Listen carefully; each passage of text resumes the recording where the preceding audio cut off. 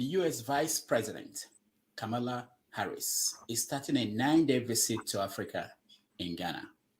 From Ghana, she will travel to Tanzania and Zambia. Vice President's visit is part of the U.S. effort to compete with other global powers in Africa, especially China and Russia. During her visit, she plans to strengthen economic ties with the continent. This is taking place in a continent that is currently dominated by Chinese investments. The struggle for Africa's natural resources has remained the primary attraction of global powers for centuries. The challenge the US is facing is that, unlike the US, its main competitor, China, does not get involved in the internal affairs of the countries where they invest. It is 5:30 p.m. in Lagos, Nigeria, 10:30 a.m. in New York City, 6:30 p.m. in Johannesburg, South Africa, and 8:30 p.m. in Kinshasa, Democratic Republic of Congo. Wherever in the world you're watching us, welcome to another episode of 90 Minutes Africa. My name is Rudolph Okonkwo. My co-host, Chido Onoma, is on assignment. On our show today is Peoples Gazette Samuel Ogundipe. Samuel will tell us the stories behind the visit of Nigeria's Chief Justice, Olukayode Ariwoola, to London, which Peoples Gazette broke. He will also take your questions about the media in Nigeria. So please join us as we welcome to the show Samuel Ogundipe. Samuel.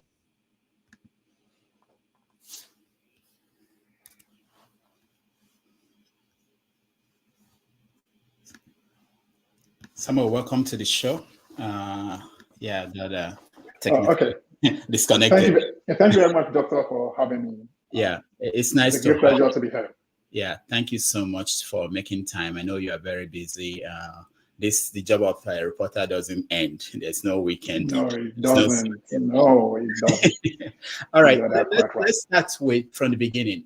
The story that we just told about Harris, the Vice President of the United States, coming to Africa. Why is she not coming to Nigeria? Do you know? I'm afraid no public disclosures were made, around why she would be visiting Nigeria. But of course, it's not inspiring any confidence, about the Nigeria's place in Africa. If someone like the Vice President of the United States is visiting the continent, and Nigeria is not on the list. I mean, there usually is a way that you want to. If you are going to Asia, you know that you must have India in mind. That's like the cradle, right? And if you are coming to Africa, Nigeria almost always should be the priority. But recently we've seen since following up. I mean, after Obasanjo, George Bush was in Nigeria about twice under Obasanjo for different meetings.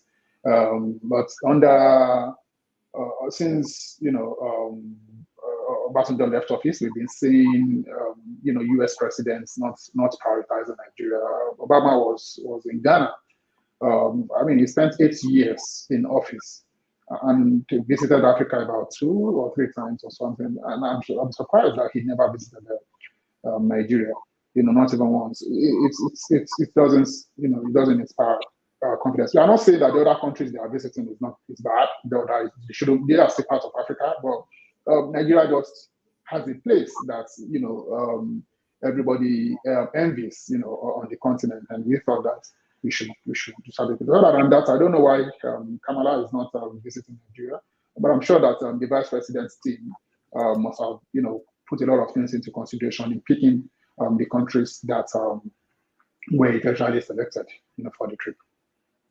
And then the other issue that the president-elect, their team, the team of the president-elect, they'll be making an issue of that is Biden not sending any message of congratulations to the president-elect. What is the issue with that?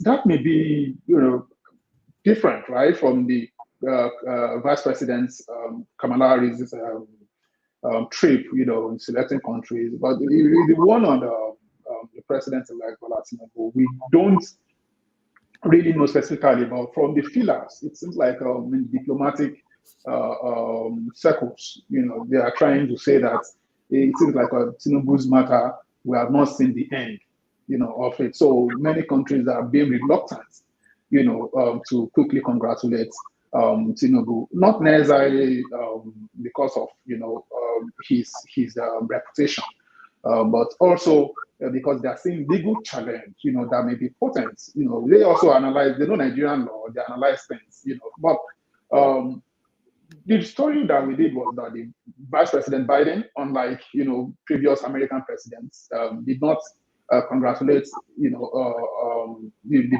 President-elect Bola Tinubu, and when we gave instances in which they congratulated previous presidents, in our country. But why is this different? Then the president-elect team, started, trying to fact check and do all sort of, nonsense in the media that the U.S. congratulated Bola Tinubu, on his election or declaration as president. But that's different from the president's office, the White House, issuing a congratulatory message. The State Department is like the foreign office. Of course, the State Department must have taken its decision, with the support. Either, it's almost default actually. The Secretary of State could, just feel like, look, it's by default. Let's just any new president anywhere in the world, as long as it's a country with diplomatic ties to the United States, they will issue automatic congratulatory message. But there's another layer, which is the president of that country, actually coming out to publicly also endorse and congratulate, the winner of our election and say, look, we look forward to either visiting your country or welcoming you to the White House in Washington and all that, to strengthen bilateral relations and all that. We didn't see that in the context, of Bola Tinubu, and it's quite frightening because Nigeria is, like the cradle of Africa. How could the president emerge? I mean, when Ruto emerged in Kenya, the Biden, there was a statement, congratulating him and all that. So why should the Nigerian president elect be ignored? So it's really disconcerting, for people who care about the place of Nigeria on the continent, at least. All right, let's look at some of the headlines in today's newspapers. One of them is the death of Olukayode. What do we know about him since he left office as Abacha's deputy?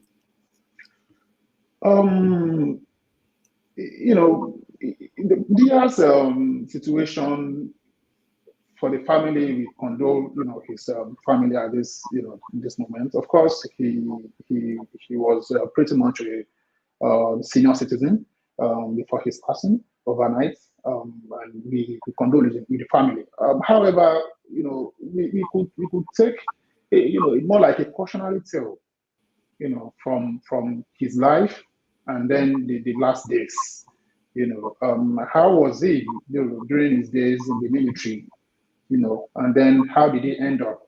It's more like a cautionary tale, from my perspective, it could have been, better celebrated, following his passing and even before he died. But he became, unfortunately, due to his role in the Abacha and even preceding hunters, before Abacha, but specifically Abacha regime, and all that. So he left office not so, he left power, he left, the corridors of power, not so celebrated. But ultimately, he while he didn't necessarily receive any accolades following after leaving office, he tried as much as he could also to stay away from controversies, in the public, even though as a former general. So I think that played to his credit, in allowing, successive administrations under the civil rule, to do things without, it's not every day that you see DR coming out to criticize anybody or, commenting unnecessarily about issues and all that. So he carried himself well in that light. But the point is, when he was in power, how did he handle power, as the chief of staff or the chief of general staff, which was chief of staff, supreme headquarters, how did he handle things? But ultimately, maybe people will learn one or two things from his life and now afterlife. Now, the other story in the news was the DSS issuing threats essentially to everybody, saying that there are people plotting to destabilize the country, and that that they are ready to make sure that that doesn't happen. What do you know about this? As far as I'm concerned, with due respect to the fact that the SSS is an established constitutional body, in the Federal Republic of Nigeria. Our prime domestic intelligence office, but it's just not, which SSS is no longer what it used to be. The SSS has become, something else, issuing statements like if you are in a fascist state, as if, you are talking about under Mussolini or, or the former Lenin or something, it doesn't, or Hitler, it doesn't even, the statements are really, to me, the statements are too pedestrian, for to be coming from an institution, a domestic intelligence institution, saying, "Oh, we are monitoring those who are commenting on social media. We are monitoring you, and that anybody who has any issue, with the way the election turned out, should go to court. And people are already in court. So why should people be commenting about the issues that are already in court in the public? It reeks of an organization, I'm afraid, that has lost, its core, basis for existence, in Nigeria. SSS is supposed to be above board. If you see a statement from the SSS, which will be extremely rare, if you see it ordinarily, you know very well that everything is broad-based. It is professional, it is necessary, absolutely necessary for that statement to come out. But that's not what we have. We now have, partisan individuals in charge of domestic intelligence office. They don't even focus on that. They are in the pockets of politicians, and it is unfortunate. It's unfortunate that, this is what we have. There's a lot going wrong in the country, security-wise, that the SSS is supposed to be focused on. But unfortunately, its budget is booted. It's so whatever it even has to actually carry out anything, probably maybe enough to pay salaries of workers. So the agency has been reduced, to be a partisan, a pedestrian organization being used in that manner. So, but of course, Nigerians don't take the SSS seriously. Even the SSS knows that it's not taken seriously by Nigerians. So that's why they just keep doing what they are doing, to also get some engagement. Now that they're on Twitter, to see whether they will get followers, to see whether their spokesman will get followers, and and also see whether how to brag about their presence. They are not creating fear in any Nigerian. They are not. And that's to tell you how sad things have become. Nigerians are just going there and even insulting them because they know that they are not capable of anything really. Now, if you look at the statement they issued, I think today or yesterday, and that of Festus Keyamo, it sounded similar when Festus was writing them to say they should go and arrest P2B. What do you think about that? One of the common things they mentioned was the issue of fake news, and they said they are going to crack down on fake news. When you hear that, what do you hear? Well, quite frankly, like I said, the SSS and the APC, people in power right now, or even PDP, it depends on which states, or what influence, you have, and how deep your pocket is. SSS is easily influenced by anybody, in the country with some resources to deploy, So SSS and statements seeming to echo Festus Keyamo is hardly surprising. They are not going to go after Festus Keyamo. Festus Keyamo is all over there, distributing false fake news, making false, statements that will inflame the quality. That's what we are seeing, with Festus. But the SSS is not going to say anything because the SSS knows, very well its own boundaries, and it's the same thing that you use. The same thing is if you go to the section of the government of the day, you see a lot of fabricated information, being circulated in their own portals around their own conversation, and that's what you see. You see this typical one from Keyamo, in which he was, accusing Labour of rigging, so that you can't say, oh, it was only APC that rigged. And Labour also rigged. That's what they are trying to say here, right? Yeah. And then accusing Labour. Yeah. This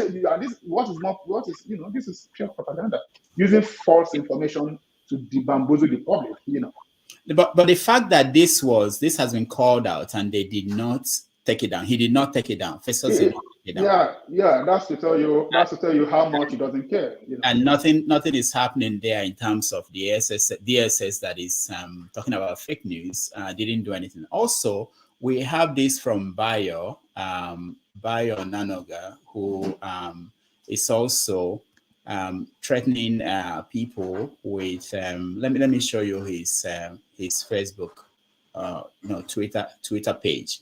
And you see certain things that he tweets. And I want to know if you think this is something you expect from someone who works very closely with the president-elect. This is Bayo. I don't know if you can see this or the viewers can see this. Okay, this is Bayo's Twitter page, and basically calling people all those sons of bitches tweeting the hashtag Tinubu, the drug dealer. Your days are numbered. Now, when you see this, what do you think about the possible government of Bola Tinubu and what it will mean for Nigerians, especially those in the media, social media, and all those?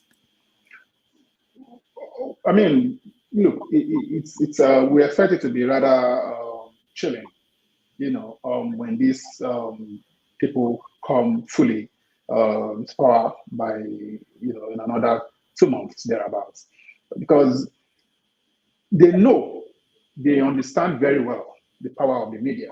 Bayo Ononuga, Bola Tinubu, these are the people who led, serious media, onslaught against the Abacha era. Don't forget, using their, different publications out of Lagos, and that's what people are saying today about Bayo Ononuga, that you were very, very much involved in the whole, pro-democracy campaign media roles and every other thing at the time. So how did you get here, right? So these people understand what it means to crack down the power of the media, and not just to crack down, and how to do it, And they've been, so far, you can see them, insulting Buhari, saying that, oh, Buhari does not know how to use power. That as soon as they come to power, they've been tweeting it. People like Bayo, people like all their supporters on social media. Their enforcers being Olorun and some of these other people. They've been tweeting that Buhari, Tinubu is not going to be like Buhari in the area of handling media, because they know the damage that the media can be used to do, because they have done it before. They've been there. So they've done it well. So they know very well what it means, and then they are not going to allow it. So they know how to crack down. They know the insidious, plot, to make sure that the media. So it can be very, very chilling how far they are going to go, to make sure that they dominate the conversation. Now, Samuel, look at this tweet. This was on March 21st. It says that P2B of Labour Party seeks the annulment of the election of President-elect Bola Tinubu, just like the military annulled MKO Abiola's election of 12th June to 1993. So, how can you explain this to viewers? There's no correlation.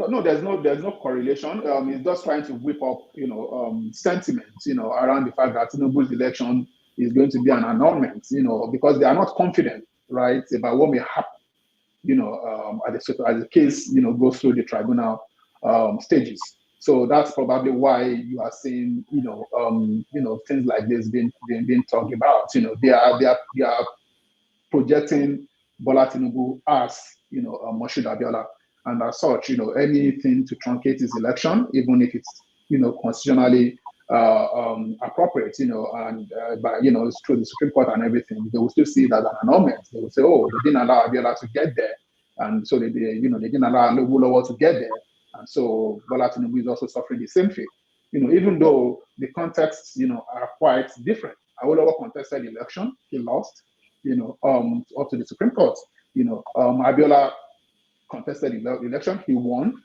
It was truncated by the military. It was annulled by fiat, the military fiat. But it's different in the context of this. Bola Tinubu contested the election. He was declared winner, and the court intervened. Through the judicial process, and the court has the final say. So the contexts are quite different. There is no basis for comparison when you look at this issues. But of course, they just need to rally their base, and they don't need facts. They don't need context. They don't need anything. They can strip anything of any context just to project whatever they want to put out there.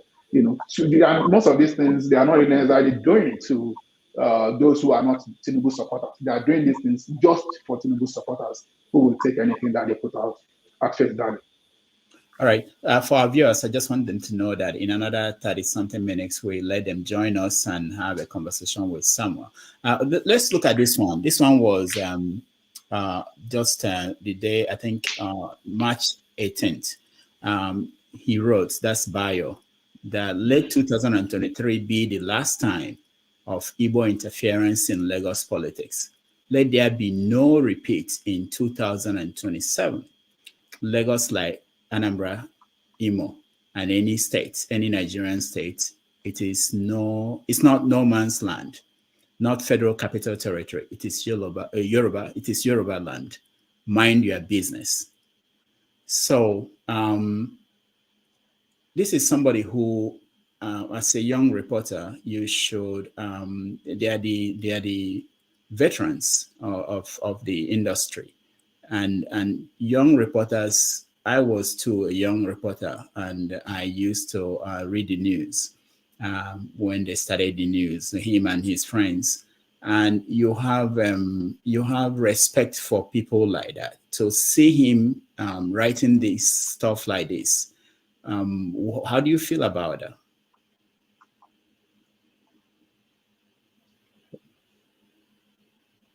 Can you hear me, Samuel?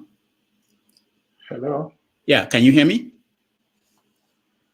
You said, how do I feel about what? About seeing this tweet that he sent out on March 18th, where he was saying, did you hear what I read it out? That let 2023 be the last time the Igbo interference in Lagos politics. Let there be no repeat in 2027. Lagos is like Anambra, Imo, any Nigerian state. It is not no man's land or Federal Capital Territory. It is Yoruba land. Mind your business. When you read something like this from someone who should be an elder, a veteran of your industry, how do you feel about that? Well, I mean, Bayo's situation is particularly, with due respect to him, unfortunate, because he's a senior citizen. He's about 65, thereabouts. So he's not somebody that I want to really cast aspersion on his character. Not by virtue of the fact that he was, a journalist as well, but that, he's a senior citizen, and one has to be, minimal in how much you go. You can only pity the situation other than that. You can only pity the man's situation. What happened to him? Nobody really knows, what's going on, So when you see something like this, the only way you could, is to offer your sympathy. That's all. Because otherwise you just find yourself, stooping to his level, to what he has decided to do to himself. Why he would do this, I don't know what is worth, Bayo Onanuga doing this to himself and his family. You have a family. And there's a way you do things, in a manner that will just extend the legacy, to your immediate family members, But when he has decided to go down this road, Nigerians should offer, prayers, to Bayo, just so that, something may happen. Otherwise, his position is not necessarily as bad as we are reading what Bayo has said, as untenable. That to even think of what he said is bad enough. To even think of it, much less actually putting it out there in the public. At a time that you have, foreign diplomats saying that, look, I would be surprised to see Bayo, somewhere in the West, like the UK or in the US, anytime soon, given what he had, probably he knows that he's been banned. Maybe he knows that he's no longer going to be able to enter the United States. So he's just doubling back. There's no point. So I should just be saying whatever I wanted to say. They banned me anyway because of what I've said. So because if not, I don't see him being able to enter those countries because he has clearly incited violence, right? He has done it clearly. So there is no way, unless he's able to appeal for whatever reasons, and then maybe he will be forgiven later on. But what he has done, I think, qualifies. And even in the diplomatic circles, they are talking about how disturbing it is. And if they tell you that what he did is disturbing, it means that they've taken action on their own part without necessarily coming out to say it, and all that. But his position, like I said, is not necessarily unique, as bad as it is. Let's pay attention. The Tinubu's wife, who is about the closest person to him alive, right? She has uttered even worse, anti-Igbo diatribe in the past. So we have to also contextualize that. So if Bayo is talking this way, Tinubu's wife cannot stand the Igbo, imagine what Tinubu is, how Tinubu feels about the Igbo. You understand? So if, by now, this man should not, there should have been an official statement, but he's still the one running the Tinubu media, coordinating the entire Tinubu media structure. That is how disturbing this is. By now, this man should have become a pariah. He should not be seen, in company of decent people in the society. I'm sorry. Bayo Onanuga should not be seen in company of decent people, given what he has put out. But because he said it on behalf of, somebody that himself, his position is clear, he doesn't, these guys, just like the president, current president, they are not hiding the fact that, look, they want ethnic supremacy. They are for ethnic supremacy. They are not hiding it. And I hope that Tinubu is able to correct that impression. Because no matter how you look at it, the way we are going, it doesn't seem like the Supreme Court is going to issue anything, before Tinubu is sworn in 2 months. So therefore, we all have to be prepared, for Tinubu's presidency. And if that's the case, then we expect Tinubu to carry himself as a leader of Nigeria. You cannot carry yourself as the leader of the Federal Republic of Nigeria and your chief spokesman, your literal face, in the public is saying things like this without any action whatsoever from you, without, in some cases, if Bayo knew that Tinubu will not tolerate this, he won't say it. So saying this in the public is because he knows very well that he is not saying anything contrary to the position of his principal. That's the only way. That's interesting. I look at it. Yeah. Now look at this way. The DSS. Forget about Tinubu. Maybe Tinubu is in alliance with Bayo, and we don't even want to talk about Femi Fani-Kayode and what that one is saying. But what about the DSS trying to plead or trying to basically threaten people, saying we want people to behave well and don't divide the country, but they are not saying anything to these actors like Bayo or even MC or Olumo. What do you think about him and the fact that they are about talking about dealing with people, but they didn't mention anybody like that, people like this in their statement? I mean, again, we've spoken about the SSS and what the SSS has become. So, it's just going to be a repetition of what I previously said. The SSS is not your typical country first institution. When you are the State Security Service, your name is clear: State Security. You are for the state. You are for the nation. You are not an individual security service. But what we have seen is an SSS that has no, it's not, it's SSS is suffering from the same thing that many institutions in Nigeria, are suffering, which is basically lack of competence and lack of, institutional backing. That look, we are an institution. All of us would rather resign than allow our offices to be used as a tool for political partisanship. We've gotten to a certain level in our lives, as directors in the SSS, that we will not take orders, a partisan order from politicians. We won't. So we have to stay above board. But that's not what we are seeing. So when you see them ignoring Oluomo, ignoring versus Keyamo or Bayo Ononuga, or the hordes of APC and Tinubu Buhari, enforcers, who are extremely divisive, very, very, very ruthless, online and all that. It's just simply because they are telling you that we can't go after these people by virtue of who they are loyal to. And Nigerians can see it easily.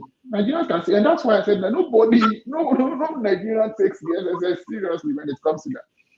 Because the SSS is invariably saying, look, we are helpless in this situation. We don't want this. We are against it. They can be saying that publicly. We are against it, but we won't be able to go after those who are actually doing it from that side. But they are condemning their action. They can see the actors, but they cannot go after them because they don't have, the strength, what it takes. Nobody wants to lose his job. There's a director cannot risk his career to say, look, I need to publicly condemn, issue a statement from the SSS, condemning, calling out Festus Keyamo, calling out, we allow free speech in our country. But these people, what they are now saying, has gone beyond. It's no longer, this is violence. This is outright demand, outright call to violence that these people are doing, which is a way. There's no sensible human alive today who will tell you that, you should be allowed to call for violence in a country, in a society. No, not even journalists like us. We won't be part of calling for, allowing people to publicly, use violence, right? In the manner that those people are doing. So the SSS cannot. If the SSS publicly names those who are committing violence, on the part of APC, on the part of PDP, on the part of Labour, on the part of NNPP, or whatever political party, as long as you do it in a balanced manner, you have no issue. But what they will do is to go and secretly carry members of the opposition, arrest them, force them to make, confessional videos, force them to do this, to try and, intimidate them, debase them, no matter how they want to do, while leaving the big actors who have big platforms to incite violence just because they are basically on the part of the government of the day. That's basically the president. Tinubu is, because he's going to be everything that the government will be doing right now. Everything is going to be tailored with what does Tinubu want. Every agency of government right now is no longer thinking about Buhari, how he's president. No, it is what does Tinubu want. They are tailoring themselves towards Tinubu, towards Tinubu's vision and everything. So they expect Tinubu to take office, right? And then they expect to be able to justify the fact that their own agenda, what they've been pushing in different ministries, with different agencies and all that, that everything is in line with Tinubu's own agenda. That's what they are doing now. They don't care about Buhari anymore. Buhari is as good as gone. Now, there's a story about the DSS and the military and Godwin Emefiele, the central bank governor. What most people don't understand what happened there. what really happened? How could the DSS be looking for the central bank governor to arrest, demanding for his arrest, and then the military providing security for the central bank governor? What actually happened for those viewers who've been reading these stories and do not understand what happened there? What happened? Oh, well, I mean, basically, it's just the SSS feeling like, look, this guy has done something wrong. Fundamentally, he went after the constitution, right? Because he was involved in terrorism, which is illegal in Nigeria, right? He was involved, financing terrorism is terrorism, right? So he did this, he did that. These are extremely grave charges, right? But because of how it came, that it came from the SSS through a section of the APC, right, that was seemed to be more loyal to Tinubu and not directly from the Buhari or not Buhari's agenda, and the entire Naira notes, because they saw everything as being against Tinubu. So they were trying to quickly do that. But the Buhari side, which is still in office, which still has powers as of today to fire anybody at the SSS, had to rein them in. So Buhari was initially looking, but Buhari's people had to come in to say, look, if you try this, we'll go and announce your dismissal from office. So they had to threaten the SSS and make the SSS cool down. So people reported this was, Sahara reporters looked into this matter, and they were able to get some information out of this to say, look, the SSS, the chief of army staff or chief of defense staff or something provided security to Irabo, it provided security to MFN when it came in, military security, right? So, and then the SSS did not want to confront the military. The military is under the commander-in-chief, and so is the SSS. So that was something like that coming is just rather unfortunate, but basically Nigerians should know that there was a serious power play then. Now we are not seeing that because we already have a president now. So if really Emefiele is to be arrested, I think they'll pick him up. But probably because Tinubu does not have his time now, Tinubu is expecting Emefiele to know his position, right? to know he knows his own, he knows his place now. So he will know how to find himself, how to find his way when the time comes. So Tinubu does no longer cares about anything like that. Mm. All right, this is the picture that started it all. This is a picture of the Chief Justice of Nigeria. So let's start from the beginning. What can you tell us about this story? That's why we have you here today, and everybody is interested in hearing from you. How did you hear about this, and whatever you can reveal? I don't want to reveal your sources, but anything you can reveal, tell us the story behind this. Oh, well, the story is just, we got the story through, similar means of getting stories, right? We are a news organization, and every now and then we have, strong sources who are in strong position, and then they feel like they have enough information to disclose about a matter. Sometimes they are conflicted, sometimes they just, they want to be loyal, to the principal, or to, just want to be loyal. They don't want to rock the boat. But sometimes they see things, that are just too bad for the country, right? And rather than keep quiet, they try as much as they could, to say something about it.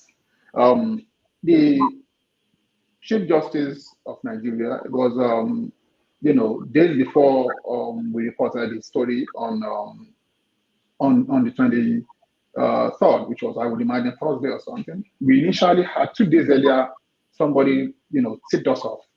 It's strong sub-person at the Supreme Court tipped us off and said, look, this is another judiciary matter had happened. That was how even the person put it, another, because the person, supplied, information to us before that we published before. Don't forget, in 2020, we reported that the Chief Justice Tanko was in Dubai receiving health, medical treatments and all that. He was not able to function. That was in 2020, around December. And he remained in office until last year, when our sources again at the Supreme Court sent information that, look, associate justices were protesting, and that they had even written a scathing petition against the CJN, demand, basically calling him a corrupt, incompetent Chief Justice. And they were saying that they wanted to demand his resignation for him to leave office.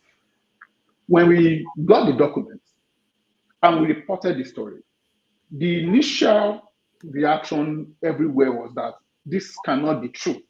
There was no way associate justices who were seeing the Supreme Court, the CJN every day.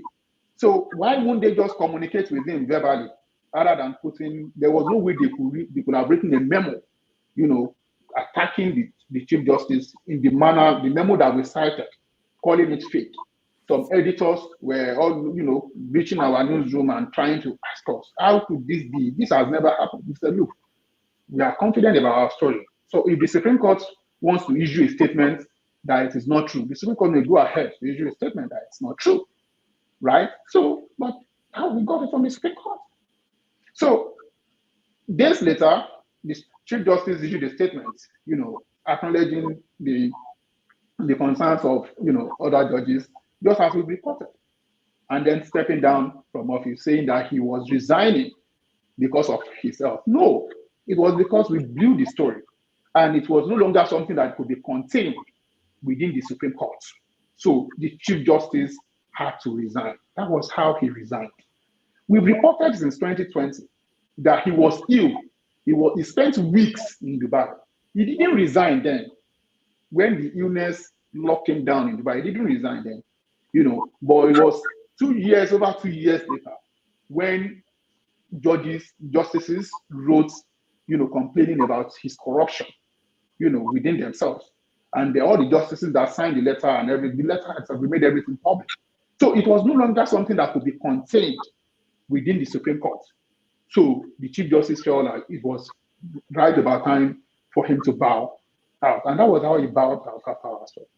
So we have very strong sources inside the Supreme Court, which is what every media, any serious media organization should be able to do once you have the capacity. So we have our sources again coming to tell us that the Supreme Court, the Chief Justice of Nigeria, this time around, Ariwoola, has been in London. Evidence that he was in London was provided. How he left Nigeria, we got the information. So after we received our information from the sources, because when we look at, because these are sources that we previously vetted, so we knew the capacity of the sources. When we now got this latest one, we still, despite the fact that these were sources that are highly confidential, trusted rather, and properly vetted previously, we still had to ask additional questions. Those questions were answered, and then afterwards, we decided to reach the Supreme Court. For 2 days, we were contacting Sodioye of the National Judicial Council and Festus Akande of the Supreme Court. These are the 2 spokespersons. Any media organization anywhere in the world, if you have a story about an institution, you contact the spokesperson for that institution. The spokesperson's role is to interface with the media, to put, if there's any information that's about to go out, the person has been contacted, the person will then go and make findings, come back to the reporter and say, okay, this is our position on this particular matter. For 2 days, we tried to get the Supreme Court to tell us what was the Chief Justice doing in London. What was he doing there? The court has been in recess. The court has been in session, not in recess. The court has been in session. why would the Chief Justice just leave Nigeria quietly? Who did he tell? He didn't tell anybody now. This is the Chief Justice. In any serious country, movements of not even the Chief Justice, judges, judges are publicly filed. Associate justices of the Supreme Court must disclose any trip. In the case of United States, over $415, you must disclose your movement to the citizens so that people can see. Transparency is extremely key. So they couldn't respond to us. And that was how we knew. And our sources were clear that they had something to hide. And we felt like, look, the best for us was to blow the meeting to the Nigerian people so that the meeting will not hold. Because we couldn't guarantee that we would know, we would have the information when they meet, where they were going to meet specifically, and then what they will be discussing. So we felt that why should this meeting even hold in the first place? If we are not going to get what specifically Tinubu, the president-elect, who is having legal, is facing legal challenges now, and the Supreme Court, Chief Justice of the Supreme Court, who is going to empanel member, who is going to oversee the entire judicial challenge to legal challenge to Bola Tinubu's victory. Why should they be meeting? And why should they not tell Nigerians? They could easily meet in public, have a handshake. There's no problem about that. They could meet at an occasion. As soon as Bola Tinubu is sworn in, you could meet the Chief Justice. The Chief Justice and the President are holding a meeting. As long as it is disclosed, I'm not sure that there's anything untoward. I'm sure that Buhari must have met several Chief Justices, in the course of his administration, that might, at the surface at the villa or something. So, but why do this abroad? We didn't know. We didn't know everything, about what they were going to do, because we didn't have that information. But what we had certainly was that the Chief Justice was hibernating, at a hotel in London for reasons that he never disclosed, that nobody knew, and that for 2 days, directors, communication directors, as in both the Supreme Court itself and then the National Judicial Council, couldn't tell us. So we felt that, look, rather than just hold this story forever, let's immediately let Nigerians know that this thing is is taking place. So immediately, of course, we gave them like 2 days. That was like 2 days in advance for the Chief Justice to know that that meeting has blown. It's no longer going to hold. So it was a coincidence that the day that we dropped the story, he was also returning to Nigeria on the same day, right? And so far, the Supreme Court has been unable to come out to tell Nigerians that the Chief Justice was away in London for so and so reasons, and then show Nigerians the documents backing that trip. So that, because it is the Supreme Court, and our role, we are journalists, we are media practitioners, we are not prosecutors, we are not judges. Our own is to see and quickly raise alarm about something that is fishy that we've seen. We didn't convict the Chief Justice. We didn't hold meeting. We never said they held meeting. We said that they were going to meet. From the opening paragraph of our story to the end, it was that, including the sources at the Supreme Court that we cited in our story, that we quoted in verbatim in our story, it was that they were going to meet, and the plan was for them to meet in London. Bola Tinubu left the country quietly, at the same time. And so we already got information that the Chief Justice was in London and that he was going to be meeting Bola Tinubu even before Bola Tinubu, before we got to know that Bola Tinubu had departed Nigeria. Don't forget, Sahara reporters dropped the story on the 22nd that Bola Tinubu had fled Nigeria. Was flown out. I'm sorry, that Bola Tinubu was flown out of Nigeria. On the 22nd. Nobody knew it before then. We got our story from the 21st. And then we reported 23rd, 2 days apart. We contacted the both of them. So everything is recorded, everything is documented. So this is how we do things here. We can't just have a school. And some people were saying, oh, we only saw a picture of him leaving Nigeria, the wheelchair picture. No, it was that, look, this man disguised leaving the country. He didn't say the purpose. He didn't disclose the purpose properly through official channels that he was taking him abroad. He didn't. He just left, sat on a wheelchair, pushed out. Everybody could use wheelchair. There's no doubt about that. That was not in the, I mean, that was not the basis of our story. The basis of our story was that when he also got one, he also used wheelchair. Oh. And sorry about that. When he got to London, he also used wheelchair to the hotel. And immediately he got to the hotel from the reception. Right? He started walking. And the next day, the day after, he was still cited by our sources who took pictures of him at the hotel, walking and was very free, doing his thing there.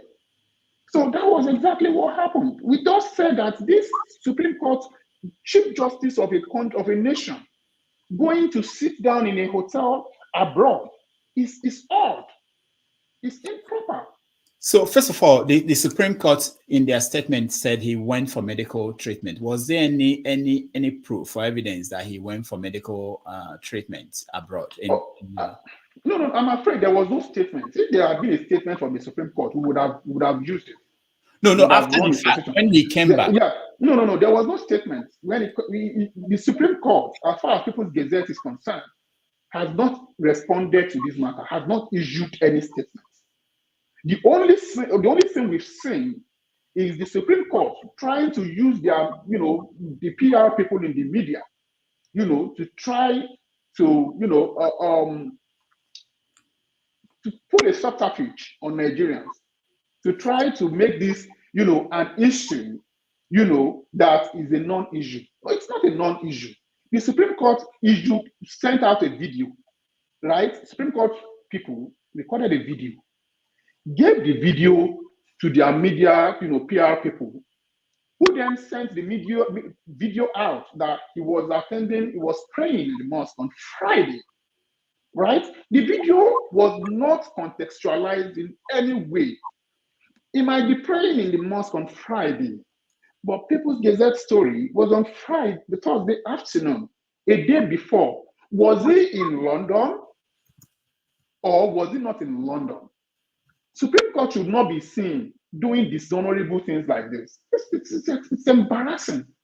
Trying to fool the public, because the only thing they said was that, oh, he was seen at the mosque, but without saying that, oh, he was in London or not the day before. So they just wanted to fool Nigerians, thinking that Nigerians, it was still in the dark days when people cannot open their eyes to know that something is wrong or to be able to see. This is a jet age. This is the age of the internet, right? People could see that. People were saying that, well, London to Nigeria is only 6 hours. You can't just put out a video and say that he's praying on Friday afternoon. It's London to Nigeria is only 6 hours. Was he in London or not? That's what we want to know. You don't use your media, PR people in the media who just to make money from you or whatever you want to give them money, who are happy to collect and do whatever they want to do. And then it was after that we were seeing different media bodies saying that the Supreme Court, the Chief Justice admitted that, oh, he was in London from March 18 until March 23rd. He came back on the same day that our story went public. Our story went live on our website. Meanwhile, we've been working on the story for 2 days, and the Supreme Court, 2 spokespersons, Supreme Court and the NJC, both of them with close association with work closely with the Chief Justice, that they had already been aware of. So it's very, very simple. The Supreme Court ought to have told us the situation of the Chief Justice, when we asked, rather than, abruptly hanging up the call and refusing to take the call again for the next 24, 48 hours. The NJC, rather than saying, oh, we don't know where the Supreme Court Justice is, we cannot comment on that, it's only the Supreme Court that can do that, should have told us that, oh, the Chief Justice was here on so date, he's at home or abroad or wherever he might be. It's as simple as that. So the Supreme Court or Tinubu coming out to deny that they had any, they didn't meet. We didn't say that they met. We said that they were going to meet, and they had that plan. That's why both of them quietly left Nigeria without disclosing. That was what they wanted to do. So this, as of yet, the Supreme Court has not issued any statement. It is just some people in the media citing a Supreme Court spokesperson, Festus Akonde, the same person that could not respond to us for 2 days about the whereabouts of the Supreme Court, of the Chief Justice. Is the same person that some people are quoting in the media as telling them that the Chief Justice traveled on the 18th and then returned on the 25th on medical, trip to London. That was what they said. But where did he stay in London? Was he at the hospital, or were the doctors coming to the hotel where we saw him and had pictures of him where he was? Were they staying there? Right? So where did they meet him? All these things must be clarified. The Supreme Court is supposed to be above board, rather than playing this, throwing religious card into it, throwing sentiments, undue sentiments, about the Chief Justice. We don't need this. What we need is actual evidence of how the Supreme Court traveled, the decision before he traveled, those who were in the know before he traveled. When did he come back into the country? And how and every other thing should be disclosed to the Nigerian people. It is the way things are done. It is the way things are done. All right. So the Supreme Court deliberately did not issue statements because the Supreme Court knows very well that a statement, it can be held responsible to a statement that it releases on this matter. That is why, and they don't know what we have. So the Supreme Court is being extremely careful. So that's why they are using media, they are, throwing money to the media to try to, downplay the story, using their own narrative. That's what they are doing, rather than focus on responding to the actual issues surrounding the Supreme Court, the Justice's trip, the Chief Justice's trip. They are not doing that. What they are doing, basically, is trying to pull wool, in the eyes of Nigerians. And people are, of course, people could see that for the charade that it is. So the Supreme Court should issue a statement saying this was the Chief Justice traveled. He was not in London to meet with Tinubu. He was in London to receive medical treatment. He received medical treatment at so hospital, and then he moved to the hotel, or he was not even at the hotel at all. Maybe they want to come and claim that. Let them come out and tell us. They know that they will be held responsible. People will say, oh, so you were actually in London, truly. People will see that. That's why they didn't put out a statement, because remember when they put out a statement that Chief Justice, the same Chief Justice, that was earlier this year, that he was not, or was it late last year, that he wasn't with, he didn't say all those things that he said about praising the G5 of the PDP for, how they are working to sabotage the PDP from within. All these things definitely work to favor Bola Tinubu, right? It was clearly, they issued a statement denying that there was no such, meeting, and that the Supreme Court Justice did not say anything. I mean, that the CJN did not say anything like that. Only for a video to come out showing that Supreme Court, the Chief Justice actually said worse, and that there was a recording of it. They didn't know that there was a video when they denied that, a couple of months ago. So they are being careful now of putting out a statement that they can be held to account for. Now that's what they are. So that's why they are hiding and trying to use their, anonymous, lackeys in the media to try and sweep the narrative and everything.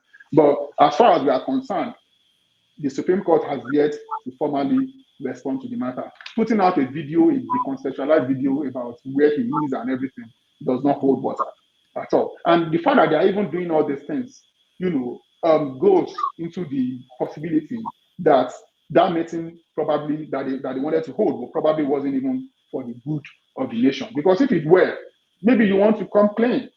If you are so reluctant, if you can go so far to try and manipulate the situation, it means that you have something to hide. Why should you? All right. Thank you so much, Samuel. It's a 1 hour gone, and we're going to let some of our viewers to join us. Thank you for that explanation. But before we do that, let me ask you: are you looking forward to doing your job under the presidency of Bola Tinubu? Do you think it will be? No, absolutely. I mean, we have only one Nigeria, so I am a citizen of Nigeria. I mean, I'm a citizen of Nigeria first, right, before I am a reporter. So Bola Tinubu, Muhammadu Buhari has not been able to stop me. Muhammadu Buhari has a reputation of, being extremely vicious, and ruthless against journalists, right? He has not been able to stop Samuel Ogundipe and Peoples Gazette. We launched about 2 years ago. Basically we are going to be 3 years by September. But thankfully Nigerians have been highly supportive, and Nigerian public, they know. The public, Nigerian people, they know where to get actual information that is helpful to them, that they can use. And they know that People's Gazette, has emerged as a major, outlet for such information. And we really, really appreciate that. As far as Bola Tinubu is concerned, he's welcome. If legally he's the president, he's the president. We are all working towards the advancement of Nigeria. We hope that he will use his presidency to advance, to take Nigeria to a level better than where we are, because nobody is happy where we are right now as Nigeria. We were just talking about Biden, not congratulating him, and then talking about Kamala Harris visiting Nigeria visiting Africa without, a wild step in Nigeria. We want to make sure that Nigeria's place is elevated. That's going to be the focus, and that's what we look forward to reporting. But to say that maybe Bola Tinubu's government will be riddled with scandal and People's Gazette will not be able to rise to the occasion, of revealing, insidious activities there, or activities that are against Nigerian people. No, at People's Gazette, once we have the information, if you are able to do it and we don't have the information, we don't report. But if we are able to get information from actual people who actually know, people who know what's going on inside that region, who are in a position to know that this is what's going on and are able to supply evidence to us that this has happened, we will definitely let Nigerian people know. We don't hold anything back at People's Gazette. Truly, we vet our information. Some information we get not accurate enough or not strong enough to be in the public domain. We can take months working on such information.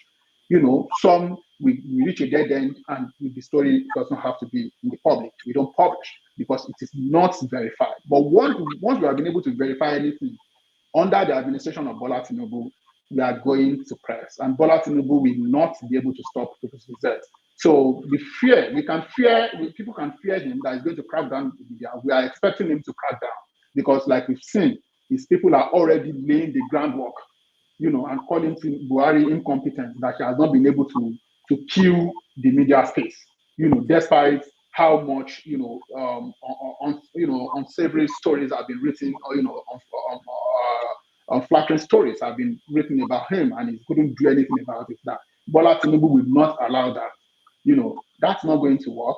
We have the entire drug issue that Bola Tinubu has on our website. We uploaded the entire document on our website, and people are continuing to download the documents. We will not remove the document. We will, if there is a factual issue, Bola Tinubu might have become a better person ever since, but it is now left to him to show Nigerians that he's a better person, and he's no longer, he should not be seen anymore as a drug dealer, provided that the Supreme Court, is able to affirm him as the president of Nigeria. But for him to say that he wants to crack down on the media and People's Gazette is going to be at the top of his list, he's only going to be making a mincemeat of himself, because People's Gazette is not going anywhere, and not even Bola Tinubu, no matter how powerful he might see himself, is going to, because it's Nigeria. Bola Tinubu is no more a Nigerian than I am. He's no more a Yoruba than I am. And he's no more a citizen than I am. So we are all, it is our country. We all have a role to play. while he's playing his role, at the presidency, we will be playing our role in the media space. All right. We're going to go to our audience. But one last thing before, and I will still have the right to ask you questions as we go along. How is it that the president-elect could leave the country without anybody, any media reporting that? How did that happen? Was it that he left at night? No. Things happen a lot. Quite frankly speaking, the United States, is a far more open society. But we've seen American presidents traveling, making secret trips, right? That the media will not know until they've gotten to the destination. Right? So it happens. The only difference, though, I must mention, is that they always go with pool reporters. In the case of the last trip by Biden to Ukraine, the secret trip to Ukraine, they had a Wall Street Journal reporter, right? To give entire pool reports to others, relay information. But of course, it was a secret thing. She knew of the secret, but she couldn't report because it was a top secret thing. But a reporter was at least still carried along, just to show that somebody who is independent knew about it, if everything was not entirely done secretly, so that people will not know in the public. It is just that when should they know? So now, the point I'm trying to make here is that all the time, these people travel. They can travel that we will not know in the media. It is very, very possible. All the time they do it, it's a private jet. You might even be thinking that he traveled with his own jet. He might not. Maybe there was an executive jet that just came in from La Lube, or from Europe, from Asia, or anywhere into Abuja, or into Lagos, or even Kano. You may not know. He will fly out with that. Then his jet will meet him in another country. If necessarily, he must use his jet. Even assuming that he used this jet out of Nigeria, we are not all tracking his jet every other minute, every other hour. If you are sleeping as a reporter, you've gone to bed at 12 a.m., usually the time that our reporters sleep in Nigeria, right? If you have gone to bed, and he left Nigeria at that time, he would have been in Europe by the time you woke up. He had already left the country. And the first thing that is on your mind will not be to go and check his plane. It was just silly on the part of, I'm sorry to say, his media handlers to think that he can travel for so long without it being detected. No, it will be detected. It might take a 24 hours, maybe 48 hours, but it will occur to somebody to say, where is Bola Tinubu's private jet? Because he's the president-elect, all eyes on him. So for them to think that he could fly, he could only be abroad for so long before people would know that he's out of the country. In 2017 or 18, Buhari left Nigeria. I think I was still at Premium Times then. Buhari left Nigeria. He left the United States. He left the Joint Base Andrews, after a meeting in Washington. And the people that he was on his way to Nigeria. 2 days later, he was not back in the country. Nobody knew. I just happened to be at the office that Sunday evening. I was trying to, do something at the office, and it just occurred to me, where is the president? The next thing, I checked his plane. Oh, this man has not even arrived in Nigeria. And that was how Premium Times did the story, that 2 days after leaving Washington, this Baba has not returned to Nigeria. And that was how his people now issued a statement, saying that the president stopped by in Europe to see his doctor and relax. So these people have ways of moving about. Tinubu might have left Nigeria to Europe. You can track his plane to Paris. Okay, the plane is in Paris. All of you are looking at it that the plane is still in Paris. Meanwhile, he had left Paris himself, through another private jet that nobody will have any idea about.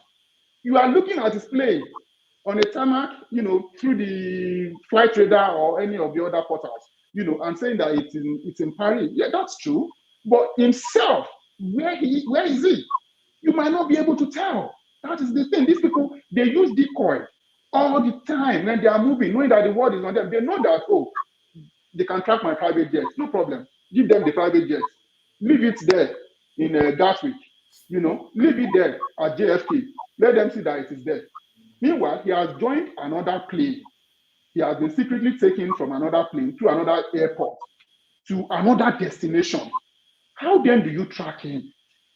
Tinubu is not American president. Tinubu is not an American president. Tinubu is a Nigerian president. How many people know Nigerian president? I'm sorry. You know, that is the so we have all these challenges. You know, I remember Bukola Saraki at home, you know, when they wanted to remove him from the parliament as a Senate president, he used the decoy. He was at the parliament. Meanwhile, the SSS, his own orderly, didn't know that Bukola Saraki was not at home.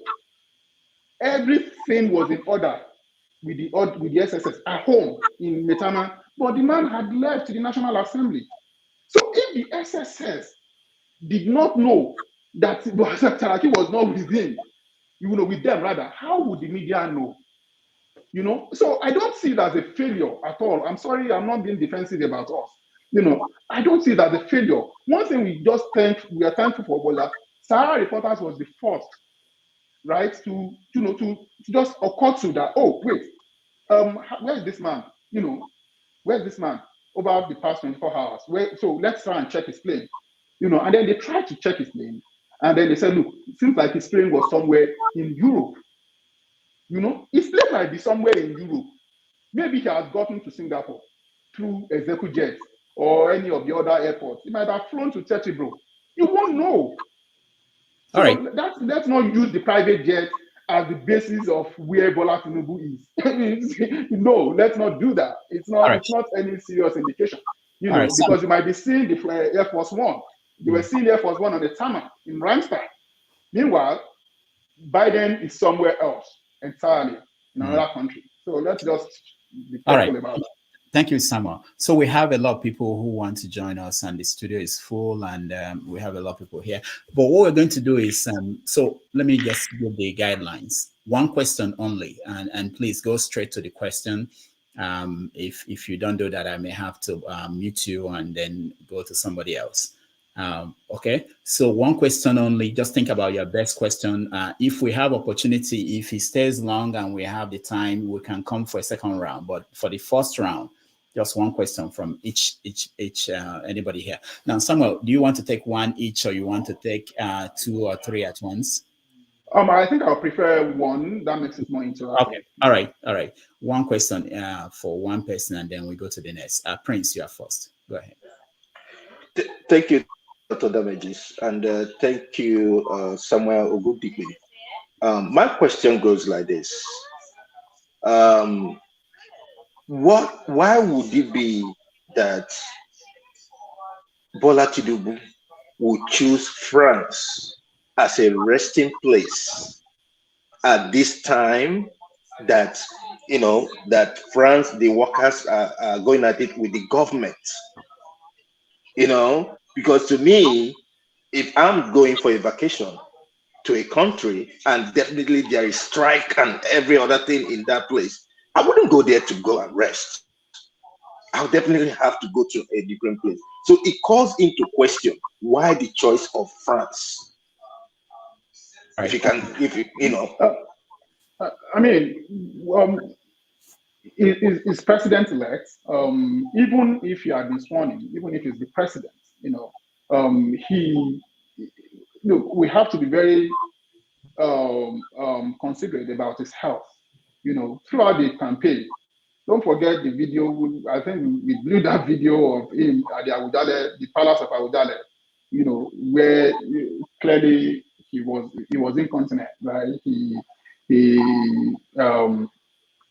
He basically urinated on his body, clearly, right? That was sad, you know. So there is nobody who is in good health, you know, an adult that will do that. So clearly, he has not admitted it. He probably will not admit it. You know, Buhari has gone for 80 years without admitting anything, and is still the president. You know, that is the society that we have. Our society is peculiar. Now, let's concede that Tinubu has health challenges, even though he's not telling us. Let's be considerate. You have it. You don't want to tell us. No problem. Now, how he's moving, when he's traveling, he's supposed to tell us. We are entitled. He's constitutionally bound, he's legally bound to tell us. He's morally bound. You are a leader. You don't get to just do things your way. You have to do things according to the people that you are governing, to the country. I'm not a family man anymore. I am the father of the nation. So therefore, the entire nation should know where I am, what I am doing, and everything. We see menu of food. Every blessed menu of the White House is subjected to FOI. It is the way it's supposed to be. It's not a security breach for me to know what the president ate last night. It's not a security breach for me to know that the president is going away to receive medical care. Our country, unfortunately, we are blaming them. They should give us medical facilities where they would also be able to receive treatment. But they haven't done that, right? Okay, let's also concede that. They haven't done that, but we have to know that they must take care of themselves. It's extremely costly for a president to die or because of lack of medical care and everything for a nation. So we don't want the president to die just because the president couldn't get medical care within the country that he's serving. Yes, it shouldn't travel abroad to receive medical care. Please, let's understand my point. I am not saying that it should be going abroad to receive medical care. They should have a good hospital befitting. However, because of the priority, right, his health comes first for the Nigerian people. Wherever he's going to get it, no problem. But he should tell us where he's going, because we are paying for it as taxpayers. So we should know where he's getting the treatment from. We don't have hospitals in Nigeria. We recognize that. You are the president. We recognize that your health is paramount. Go and take care of yourself. But tell us where you are going to. If it is Paris that he feels very well, that he was able to get doctors, maybe he had been able to interact previously with doctors in Paris, it's okay for him to go there and receive medical treatment from his doctors that he trusts. Because one thing is, we all know the role that doctors play. We all have doctors, and we know how confidential our health information is to us personally. But with that, we are individuals. We are not the president. The president should be able to be very, very proactive in disclosing information. So if he's in Paris right now, receiving treatment in the, amid turmoil and every other thing, if that's where he feels comfortable, I don't think it is particularly suspicious that he's using Paris at a time the city is in turmoil in its own. It's possible that he's there. I have no guarantees, right? As a reporter, we don't know where he is. That's what I would tell you. The fact that his private jet is there, some of his oddities might be, some of his aides might be sighted in a hotel in Paris. Not enough indication to say that Bola Ahmed Tinubu personally is in Paris. So we don't know. We can just, it will be safe for us to say that at least maybe he's not in Nigeria, but where he is specifically might be so difficult to tell. All right. Thank you so much. Thank you, Prince. Let's go to Ayo. Ayo, you're next. Ayo, mute yourself, please. Hi, Sam. Thank you for coming on the program. Before I ask my question, I want to read it to you how you reported Chief Justice Ariwoola presence in London. Chief Justice Olukayode Ariwoola has been cited in London pretending to be physically challenged old man. People's Gazette learns in what Supreme Court sources said was a clandestine preparation for a meeting with President-elect Bola Tinubu. Pretending to be physically challenged old man in preparation to meet the president-elect. This is a very categorical statement. It didn't say suspected. It didn't say alleged, but you were categorical that he acted like a physically challenged. So I was listening to you while you were doing the narration. The only thing you have said is that it was on a wheelchair. You live in New York. And a wheelchair service is for the asking. I have used it before. I was tired. I wasn't even sick. I requested for a wheelchair and they brought it for me. because I didn't want to work Lisa with him. So that is a known point. Everything that you have put together today to arrive at that conclusion is nothing more than put 2 + 2 together to arrive at 22. Did you know why I said that? You said Justice Ariwoola did not disclose that he was leaving the country. And I'm saying, as a lawyer, a practicing lawyer in America, and admitted in Nigeria 33 years ago, that there is nothing in our laws, even in American law, that says a justice of the Supreme Court must disclose where they are going.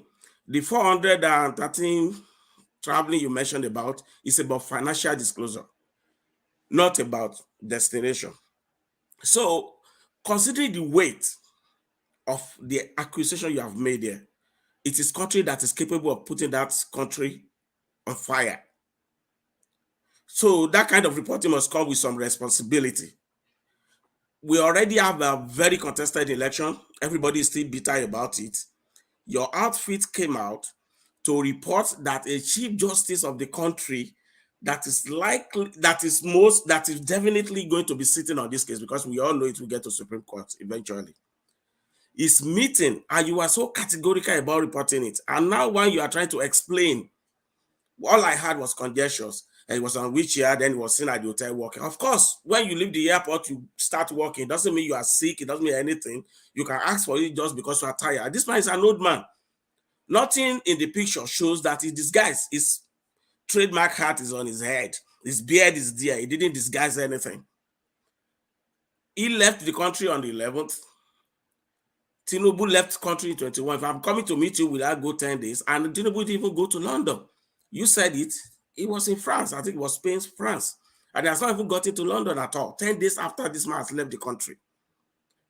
So what I see there is that I didn't see how I can put together your story to arrive at your conclusion. And I think, and it has become a major issue. And I think you still need better explanation. Because everything, the premises you are laying that he need to tell you, Chief Justice need not tell you that he's traveling off the country, especially if it's private traveling, like I was sick, I'm traveling.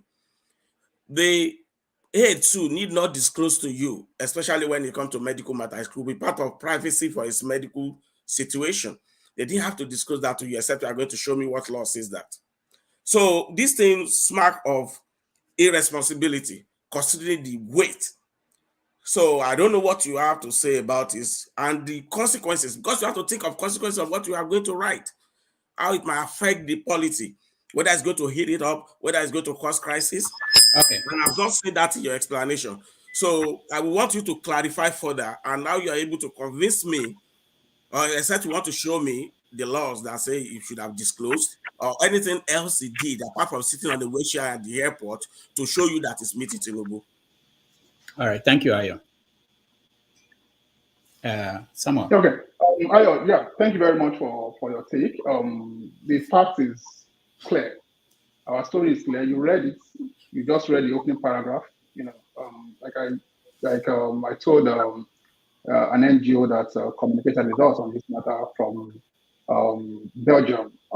Clearly, you know, what we reported, we didn't touch a single word, a letter in our story. Our story is the way we put it out. We said, you read it, that this man was cited in London, pretending to be a physically challenged old man, from our sources at the Supreme Court. And then they said I was in preparation to meet him.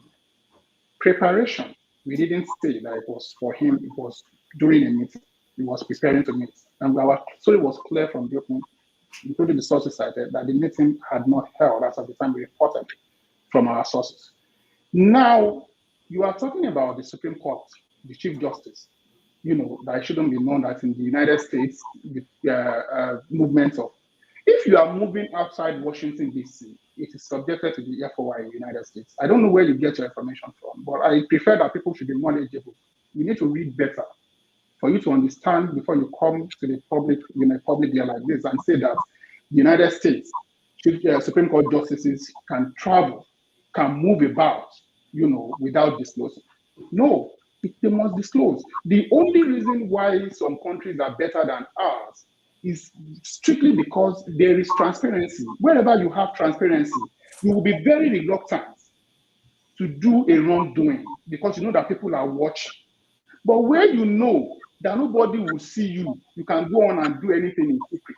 You know, it leaves room for people to do things. Our story was clear.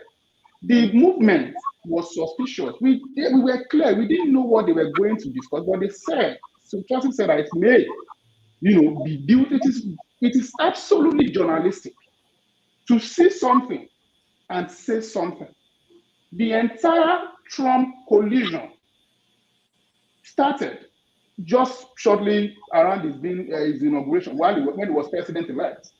He was briefed that there was a dossier put together by Christopher Steele, the former MI6 agent, about his activities with Russians.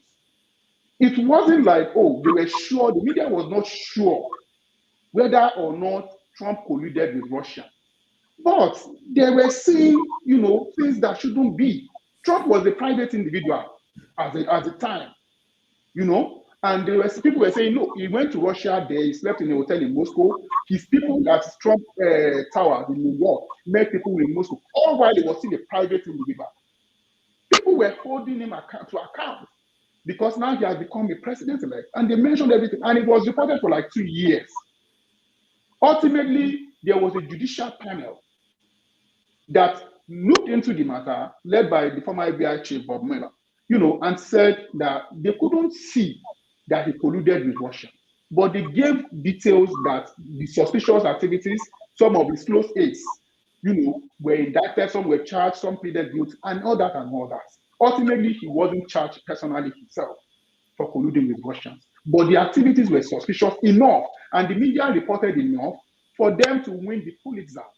The Washington Post and the New York Times shared the Pulitzer for their reporting of suspicious activities of Trump campaign and the Russians. That is the preeminent journalism award. No matter how high you rise in journalism, you cannot win more than the Pulitzer award. And the Pulitzer panel felt that it was worthy of getting an award, just by making noise that something happened so that they can be looked into. Our story was that the Chief Justice movement was suspicious. You are here saying that there's nothing that says he should disclose his movement. The Chief Justice of the Supreme Court should just be seen going into a hotel. Going into a hotel in London to be staying there and why should that be? Where do you stay when you travel? When he was, am I Chief Justice? So where are they supposed to stay? Government officials, where are they supposed to stay? Under the bridge? Right?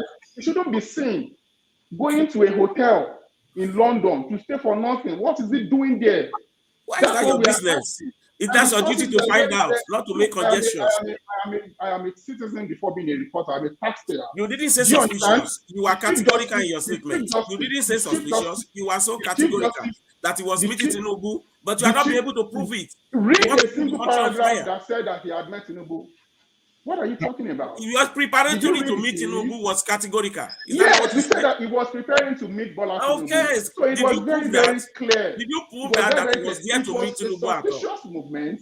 We are a media organization. We saw something fishy. It doesn't allow you to manufacture stories. If it is proven ultimately that the Chief Justice was in London, his trip was not about meeting Bola Tinubu, but about something else. So be it. We are not prosecutors in the media. Journalists are not prosecutors. All right. Journalists are not judges. We see things and we say it. That is the way we play. That is the role of the media. If you now investigate fully and you don't find anything, that is fine. But for media to see something this huge and keep quiet on it, knowing the reputation of our judges, of our politicians, of the Supreme Court itself that lied, that told a barefaced lie in an official statement that Ariwoola was not in Port Harcourt where he said all those things that he said, only for a video to come out afterwards showing that he actually did. That is to tell you how bad things are, and we cannot keep quiet. So while you may think about how this is your own personal position that the Chief Justice should not disclose his whereabouts, is free to do things in secret. I personally don't think that is proper. My organization, the Peoples Gazette, as a media organization, does not agree with you, with due respect, that the Chief Justice should be moving about without any sort of safeguards, any checks at all about his activity, and that is the position of. Hello, Dr. Damages. Nobody. No. I did. No, sorry. I just want to switch on. I did. Why is everybody talking? Hold on. Thank you, Ayo, so much for your question, and let's move to Okija. Okija, you're next. Thank you, Mr. Olumide and Dr. Damages. I think you guys kind of, from the questions you asking me, have answered my question, all the question I had about Bayo and Tinubu, what they are thinking behind why should Bayo be making such statement, and the way you attributed it to what Tinubu's wife said before, and so that shows us what's going on in the background. So, but okay, now the question I'm gonna ask you, this speculation, I want to speculate if there will be President Tinubu, based on all these things that have been said, like Bayo and other things, about people of Southeast origin, what do you think would be the relationship between a Tinubu presidency and the people of Southeast, and also in relation to like a release of Nnamdi Kanu? Basically, I would expect the Nnamdi Kanu situation is a national security situation. Nigeria considers it a national security situation. Even though substantially it's about a speech that he was making from abroad, whether he incited violence, because we've seen some IPOB elements specifically inciting violence, whether the state has evidence of Nnamdi Kanu calling people to violence, it's not, it may be out there, I'm not saying that it may not be out there, but I haven't seen. So that is, but they are treating it as a national security issue. And I think the president, if Tinubu becomes president, he will be briefed on the entire case with Nnamdi Kanu. He will see more than what you and I might have seen in the public. And then he will be able to decide, juxtapose that. We'll be able to juxtapose that with national, the national interest. Because I didn't try John to. I'm sorry. Let me take the. Okay. Go ahead.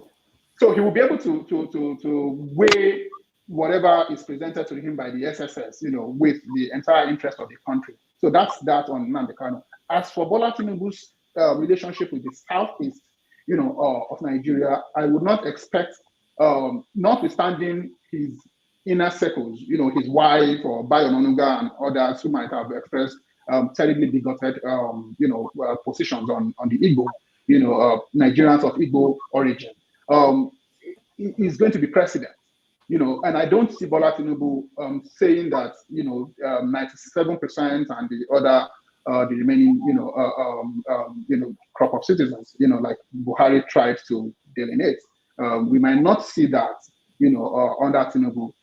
However, we should pay very much attention to how he treats the people of the Southeast. Anything short of treating Southeast people in the same way that he would treat me, that I'm a fellow Yoruba like him, I don't think would be acceptable to any Nigerian, and I think that's just fine. All right, thank you, Okija. Ngozeka, you're next. Okay.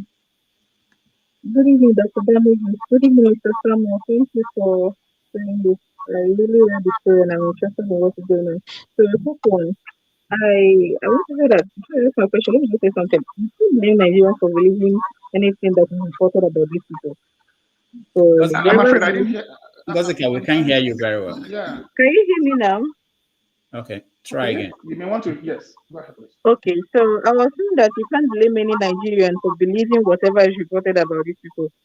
So anybody that doubts it, that's their problem, but the average Nigerian believes it. But my question is, this attitude of having our politicians, our public officials travel outside for medical purposes, especially somebody in a sensitive position as a president-elect, is it not dangerous? As in, it it won't it affect us? Can't it be used against not just him now because he's representing the rest of us? Can't an enemy country, I don't want to use the word enemy, but a country that wants to harm us, can't they use his medical record? Is it safe? How safe is it? How can we get them to stop this thing? Because I am thinking it's not safe, but I just want to hear what you have to say about that. Thank you very much. I mean, it's a very interesting question, especially from the perspective that you brought in. Look, I will be free to tell you that it has serious national security implications. I agree entirely. Why? President Buhari was abroad at a stretch, right? Was it between May and August? About 109 days, 105 days, the longest stretch, when he traveled, 2017, because when he came back was when he was, talking about what month do the Igbo want and all that. Back then, that was highly controversial. But he was away in London to receive treatment, so to undergo something fundamentally, effective, right? That almost it was basically like rejuvenated. We are very happy to see him that way. But what process, right? What did he do? What did he give up from what portion of Nigeria did he have to chip away for that to happen, for him to be rebirthed in that manner, for him to become what he is now, because we can all see that the difference is clear. The doctors that revived Muhammadu Buhari, what did the Buhari give them? This is what we are talking about. It's our country. We should be concerned. What did he have to give up to be that? We are happy that he's fine, no doubt. But at least it should come with some level of transparency. He did this in the UK. That's what they told us. We don't know whether he was actually in UK. His jet was at Gatwick for some time, or that there's one Stansted, if I'm not mistaken, airport. The presidential jet was there for months, at a stretch.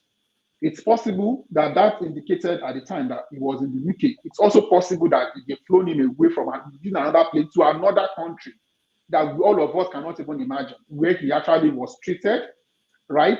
And then revived in the manner that he was revived. We are all just assuming that he went to the UK.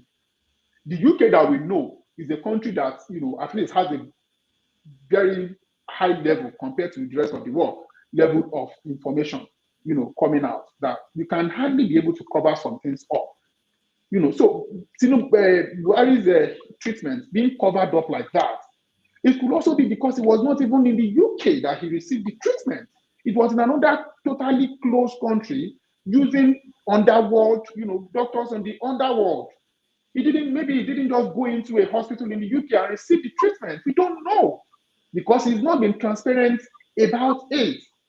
Now, if it were in the UK that he received the treatment, as they said, okay, when do we know that the UK will then be able to declassify, get the doctors, to say the information that you received, you should turn, on the treatment of Muhammadu Buhari, maybe long after he's dead, or maybe they don't even have such provisions in the law to say, well, you have to turn in some of the treatment, because whether you like it or not, it's a private information. But the president is not a private individual. So would the same thing still apply to him in the area of the treatment that he received? Because it's very, very dangerous. If we can get the UK to hold the UK to account, France to account, because these people, they don't seem to be coming to the United States. Is it because they know that the United States will not allow them to be here for so long to receive treatment here without disclosing to Nigerian people, or that the United States could easily, the government of the United States could easily be, be pressured by Nigerians, right here, to say, this man, the treatment he received at Walter Reed or any other medical facility, we must know what it was about. We are entitled. Could it be that they could be sued? Maybe they know that there is a law in the United States that if they are sued for the disclosure of the information relating to the treatment of the president, the things will be disclosed. That's probably why they are not coming to the United States. You know, in the case of France and UK, Nigerians can mount pressure on those countries to let them know that we've had enough of our leaders coming here. Or in the case of Switzerland, where Paul Biya had been for years at the hotel, you know, because it cannot work the other way around. I don't see a UK Prime Minister coming to receive treatment in Ibadan for a long time. I don't see it happening. So, no, because they know that it may not be kept secret. So why is the UK enabling this? Yes, they can receive treatment abroad. I'm very fine by them receiving treatment abroad while also making sure that they put in place good healthcare in Nigeria at home. That's okay. But while receiving treatment abroad, we are entitled to know the processes. What kind of treatment are you receiving? How much are you spending? So that we don't have a president, like you've slightly said, that could easily, that because they have everything on you, going to a foreign country, for foreign individuals to reveal such information could compromise our president. I'm sorry to say, I'm a reporter, but I know that this is a possibility. You know, there is no way in the world you will have the United States government, president, going to Russia to receive treatment. You know, it will never happen. Russian president will never come here to receive treatment. It could be used as a basis for espionage. You know, so I am concerned as well as you are that this thing, there should be more accountability. And since we know that we cannot hold our own leaders to account, we can demand from them, but they will not acknowledge us, and there is almost nothing we could do about that. But in the UK, in France, we could pressure them and they will cave because there is accountability in those countries. You know, so so maybe the pressure should shift to those countries in there, so that they will no longer, so that they can look for other places to receive their treatment. But maybe they are not even in those countries, and we are just giving, you know, they are just giving us indications that they are there. So if you are seeking information that they don't have, you know, they may, at least if they say that, oh, he didn't receive treatment in our country, at least we will know where to look, where else to look, and all that. So that's just the point I'm making. But rightly, as you said, it's highly concerning that an individual doctor or a group of doctors that we don't know in the underworld, you know, have treated the president, rejuvenated him, what cost to the Federal Republic of Nigeria, we cannot tell. All right, thank you, Ngozeka. Thank you, Samuel. Let's go to Igbo Basics. Igbo Basics, you're next. All right, thank you, Dr. Damages, and Samuel Ogundipe. I come from a historical perspective, and I listened to you talking about President of United States can travel anywhere without people knowing. And indeed, we've seen that happen. By the time, be it Trump, be it Biden, by the time there is success, we are being shown he was in Iraq. That's great, and we appreciate it because we understand that safety first. Having said that, in our own case, and what we've gone through with our current President, Muhammadu Buhari, health is wealth. And of course, we wish the health of our presidents. They are property of the state, if I use that word, property of the state. And at any given point in time, wherever they are, we ought to know one way or the other how our money is being spent. And in the publications that I run, Igbo Basics, since 1995, igbobasics.com, you can take that out. We say custodians of the conscience. And then in basicsexpress.com, which is the Nigerian space, we don't break news, because whatever news you break today, in the next hour, it may turn out to be that you broke the wrong news. except, of course, if we are there, we saw it korokoro by our eyes. Without much ado, I refer back to 1998 at the University of London. Igbo business, please. For Ogundipe. Please, yeah, let me please. for 1 second. Let me we have a lot of people, and he doesn't. That's he's my not premise. saying. Hold on. He's not saying. I know. He Dr. doesn't. My premise for the question, which is why I talked about property of the state. Yeah, what I'm. Hold on. At the University of London, give me 1 second, please. Let me ask my question. It's a historical perspective. It's not just about you. Hold on, because after you, other people will do the same thing. What I'm saying is this: we have so many people, and he's not staying for too long. So we want to get as many people as possible. So you can go straight to the question. I'm saying it's not just for you, for many people, because you are not the only one that want to give background. Okay. All right. We'll have that conversation. Ogundipe, history. Whatever we are doing today will be judged as history tomorrow. The question that I have, are you related to Samuel Ogundipe? S.O. Ogundipe, the publisher, the writer that we read when we were in high school, in elementary school, in secondary school. Are you related to the Ogundipe? All right, thank you. He hasn't answered yet. Are you related to him? He will. Oh, okay. Oh, I thought that was your only question. I was going to answer when you. Because Rudolph keeps slicing me off. I was talking about. So, no. I'm only related to Babafemi Ogundipe, the former the Agui-Rossi's chief of staff Supreme Headquarters under Agui-Rossi. Do you know about the historical writers, the people who published those books that we are reading? Yeah, of course. I know the Ogundipe. I know the book that you are talking about. I know the series that you are talking about. I think that one is Ogundipe from Oyo. I am from Ijebu. Thank you very much. I rest my case for me. All right, thank you. All right, let's go to the next person. Electricity, you are next. Thank you, Dr. Damage. Since we don't have the time, I will go straight to my question. Mr. Samuel Ogundipe, as you understand, emotions are high in Nigeria, and your reporting is I'm following up with a matter of the law. So if you can refer me to, if we are holding our leaders accountable, we are applying the law. I believe I'm correct in that. The Chief Justice of a Federation, is it required by law to disclose his movement to the general public? Please listen to my question very well. To the general public or to certain departmental in the government for security reasons? Could you refer me to the law where I can see it, please? We all, there is no actual law that's even said that the president of Nigeria must disclose his trip to Nigerian people. But we are all demanding that our president, we should know where he is. I don't know how we keep doing things like this to deflect. It has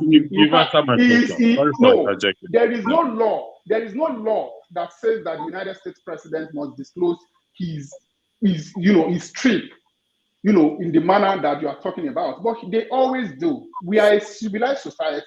There is no law that says he must do that. But we in the media, we can hold him accountable for his movement. He can be held accountable for his movement. So it is not. So the question is not about whether there is actually law. There is no law that says he must do that. We did not say that. But even if he had met Tinubu, there is no law that said you cannot meet with Bola Tinubu. So the question about whether it is on law or not is not the actual basis here. Our story was that the Chief Justice and the President-elect had an undisclosed secret meeting to meet. An undisclosed plan to meet at a secret meeting. That's all we have. If any Nigerian I understand. In that information, sorry, I don't want to drag this for my. If there's another Nigerian not interested, 1 second. I understand. Substantially, from people that I've related with, they are very much interested in knowing the Chief Justice's whereabouts. If you are not interested, it is your personal position. So I agree with that as well. Okay. Go ahead. Thank you. Thank you, Electricity, for your question. No, Rudolph, just 1 second. What I'm trying to say is this. It's my question. What I'm trying to say is this. Hold on. We may be putting the man, reporting the story, maybe putting the man's life at risk. given to the sensitivity of his position. That is just my point I am making. I believe in holding our leaders accountable. But you see, when government disguises, presidency disguises that they are going so place that they are going to be, you will agree with me, it's for security reasons. They don't want people to know where they are. And the Chief Justice position, even in the context of Nigeria, is a very sensitive position. He has to report to certain individuals for security reasons so that they know where he is. He's not exposed to anything. But for the general public, it becomes a great risk. That's what I'm trying to say. Thank you, Mr. Rudolph. I appreciate it. All right, thank you. Let's go to Ovie, you're next.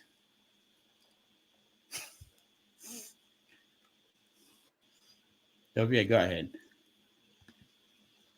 Meet yourself, Ovie. Yeah. Good morning, Mr. Samuel Ogundipe. It's Autumn Miller that said that a good newspaper, I suppose, is a nation talking to itself.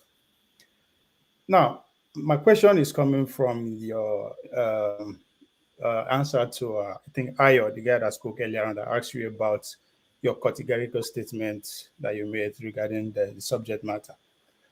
And I appreciate your response to him, but I became worried when you cited Trump as an example. I mean Trump. What happened to Trump? What the New York Times and the Red reported about Trump in regards to Russia. You also want to agree with me that was, should I use the word fake news? Because nothing came out of it, and it was clear at the end of all their shenanigans that was just politics. That was just a jamboree, and they actually demanded for an apology. Yes. Now, here you are pointing that example of something that was condemned all over the world after the effect. You are pointing that example. Are you? That doesn't mean that you are reinforcing what you accuse you of. You made a categorical statement, not finding out. I understand that you are a newspaper, but it's very important that what you are putting your name to, that if we start digging, just like what they did about Trump, that we are going to come out as what you presented. That's my question. All right. Yes. Thank you for that question. That's a quite fantastic question. My context is in the media context. Do you understand? I mentioned that the media organizations are not prosecutors. Media organizations are not courts of law. Media organizations, journalists are watchdog. A dog may bark tonight. You say, well, you look out, there's nothing here. The dog may bark tomorrow, and you find out that the dog has been trying to save your life. You know? So it is the way the media works worldwide. I was saying to you that Donald Trump, it was later found that he didn't do any wrongdoing. He didn't collude with Russia by the Bob Miller, a competent panel, found Donald Trump not to have colluded with the media, with Russia, contrary to the indication in the media for almost 2 years or thereabout. I said that. And I was saying it in the context of Ariwoola situation. The media, Donald Trump might not have been found to have colluded with Russia, but there were indications that sustained the story for 2 years. Different perspectives to the story, different meetings with Russian elements that raised questions to the point that those questions were answered in the media substantially. And then it deserved the Pulitzer, which is the greatest journalism award, on earth today. It deserved the Pulitzer. The Pulitzer panel found that story worthy because of the elements that were brought out to, and then to force the panel of inquiry, who then said, okay, ultimately, even though Trump's inner circles did this and that, himself personally, they couldn't see that he did it. Our story was that the Chief Justice is in London to meet Tinubu. We didn't say they wanted to plot to subvert Nigeria. We didn't say that he was meeting Tinubu. Tinubu will be handing money over to him. We didn't say that. We only said that these people are having a meeting that we don't know about.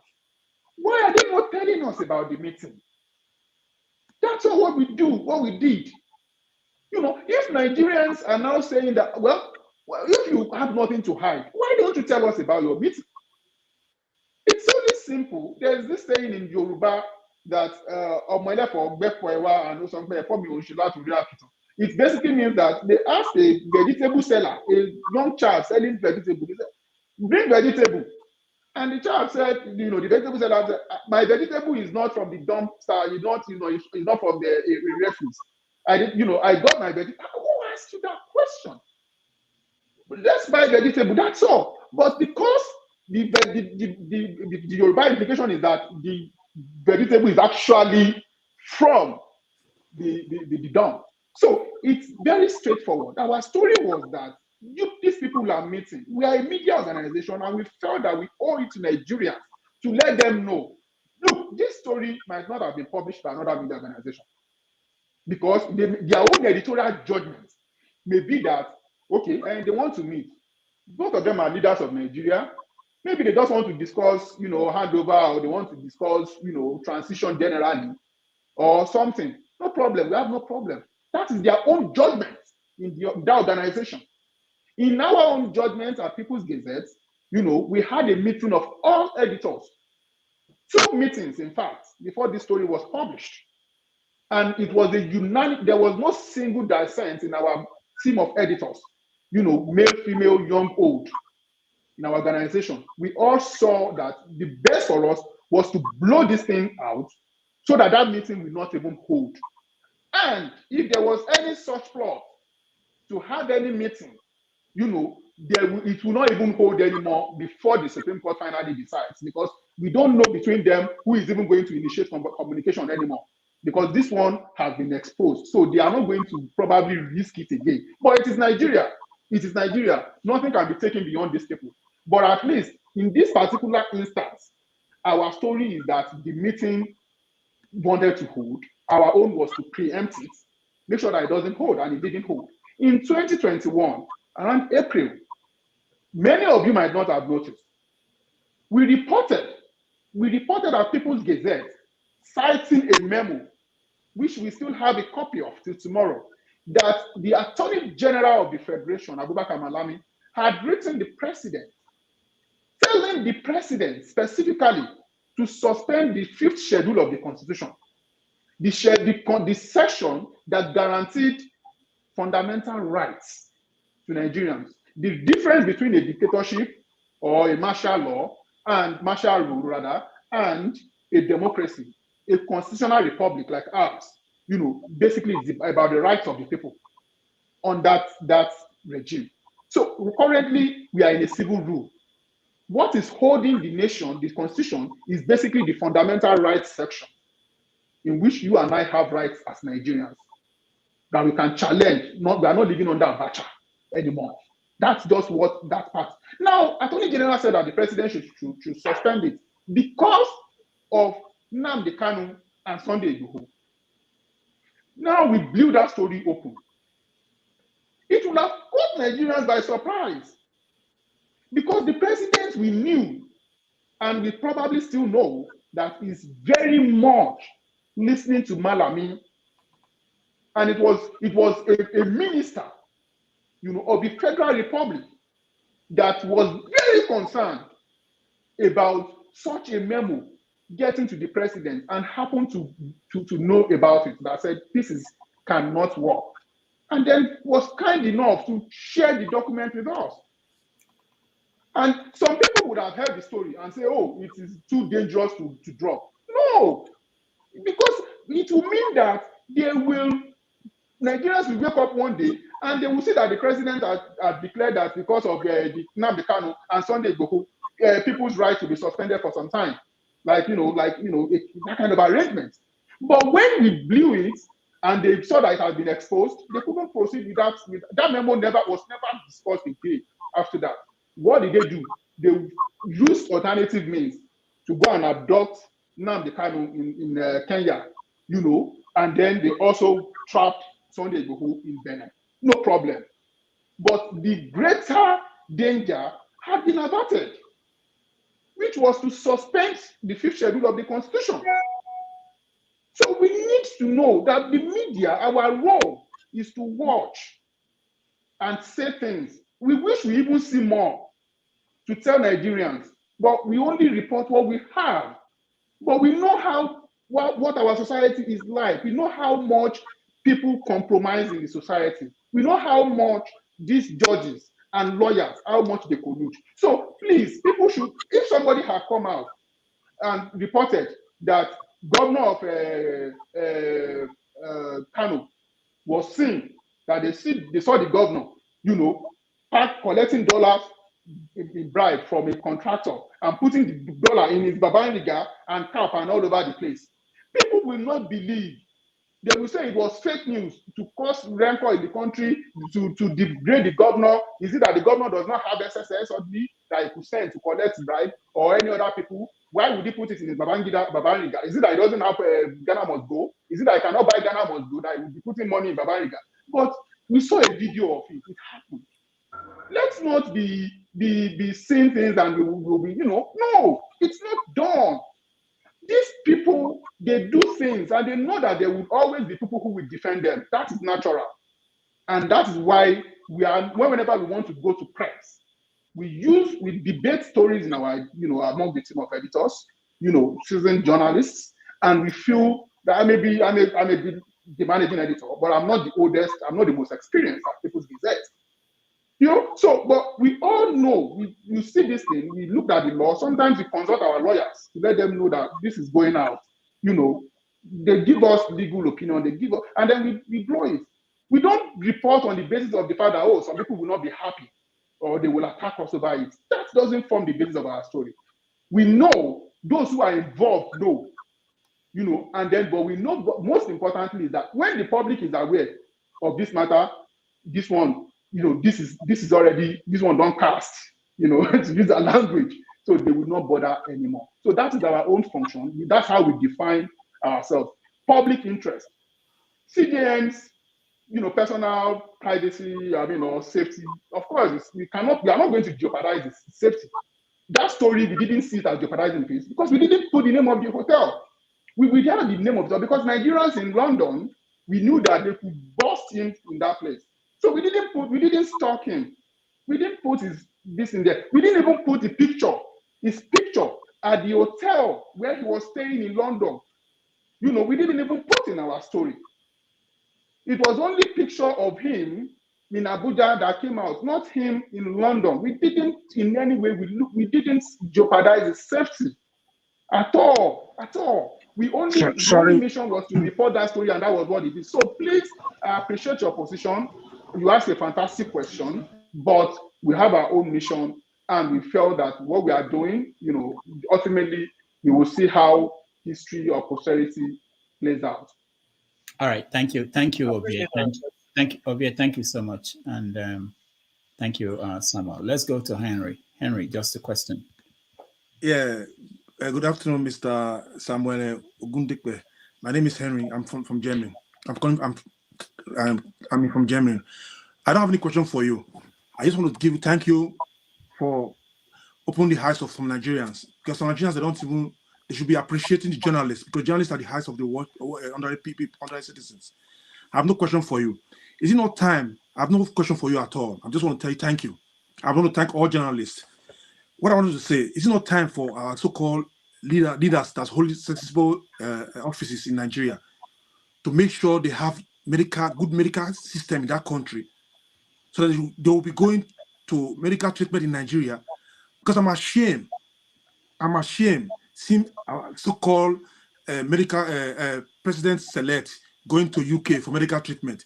I remember Buhari spent more than 100 something days outside Nigeria. I have not seen that in my life in the poorest country in Africa or in Europe. I've been in Germany for more than 20-something years. We know everything that's going on our president, our chancellor. We know everything about what's going on. everything is public. If they don't have anything negative inside what they are doing, why are Nigerians crying about this publishing? Why are they crying about it? They should be thanking journalists to bring things out. I have no question for you. I just want to tell you thank you. Thank you so much. Thank you. Because Nigeria is in pain now. Because sorry, Mr. Rudo, 1 minute, please. Because Nigeria is in pain this time. Because we have a serious issue about this election that's going on, that went on, that is in the court right now. But because everybody's a suspect. Because the so-called CJN is a suspect, because we don't know what we're going to do. The Tinubu himself is crying that we don't want him to come in on 29th of May. If he don't have any in his cover, why is he afraid? Why is he afraid? We knows, everybody knows, you knows, you're a journalist, the election was not free and fair. So I just want to tell you once again, thank you. I have no question for you.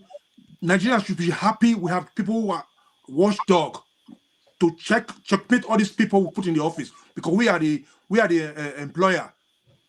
We employ these people to work for us, because they're using our taxpayers' money to take care of these people, both the president and all. We have right to check on them. So it's not a crime. Thank you. All right. Thank you. Thank you very much. Thank you very much. I mean, Germany, like you said, Germany, all public officials are easily held to account because there's transparency. It's not where you could just do anything and you say, oh, this one is in this about the state. No, we have an FY law in Nigeria, but they don't comply. Even Femi Falana could not get information from the NNPC. If Femi Falana cannot get, if the NNPC will not answer Femi Falana, now tell me who is the NNPC going to be accountable to? They cannot answer anybody. That's what it simply means. We shouldn't be. If you and I know that this money that is on this table, the whole world is looking at it, the eyes of the world is on the money, we won't touch it. But once light goes off, if light goes out, there is darkness, you can quickly say, let me take small. You two, take your own. Let's make it come out. That it shouldn't be. There must be transparency. There must be, these people, they are humans. Let's stop thinking that, they are not, susceptible to all forms of things. They are. That's why it must be the system that will check things. Don't say that the CJN, trying to make a victim out of the CJN. He's number 4 citizens. Citizen, for crying out loud. He has everything. He has everything. And in any case, we didn't put him in jeopardy at all. We only reported what he was up to, and then hurriedly he returned to Nigeria. We gave him like 2 days advance notice before we reported our story. So he was quickly able to return to Nigeria. But that meeting has been postponed till another day. And I think we've done our own job. Thank you very much. All right, thank you. Let me say this for those who are in the studio, please, if you've asked your question, please don't join the studio again, so we can make room for new people to join. We have about 40-something minutes left, and if we have the opportunity for second round, then you can come back in, but make room for people who want to. Mr. Rudolph, you go put me backstage, or I should go off? Yeah, you should go out. Go out. You can watch on YouTube, so that there will be room in the studio for people to come in. All right. Thank you for having me, Rudolph. So anytime I turn up, I often say that I wasn't intending to come on. Again, I wasn't intending to. I think really not to listen is really not for me to come on, because every time I do listen, sometimes so jarred, I feel the need to come on. So as I was listening to your guest, Sam, I had to scroll back about 3 times to be clear on what I was hearing. And when I was clear on what I was hearing, I was super chatting. You didn't highlight the super chat, but what I was super chatting is a bit similar to the stanza Walk of Shame on Game of Thrones. I'm not sure if you recall that scene, stanza's Walk of Shame on Game of Thrones.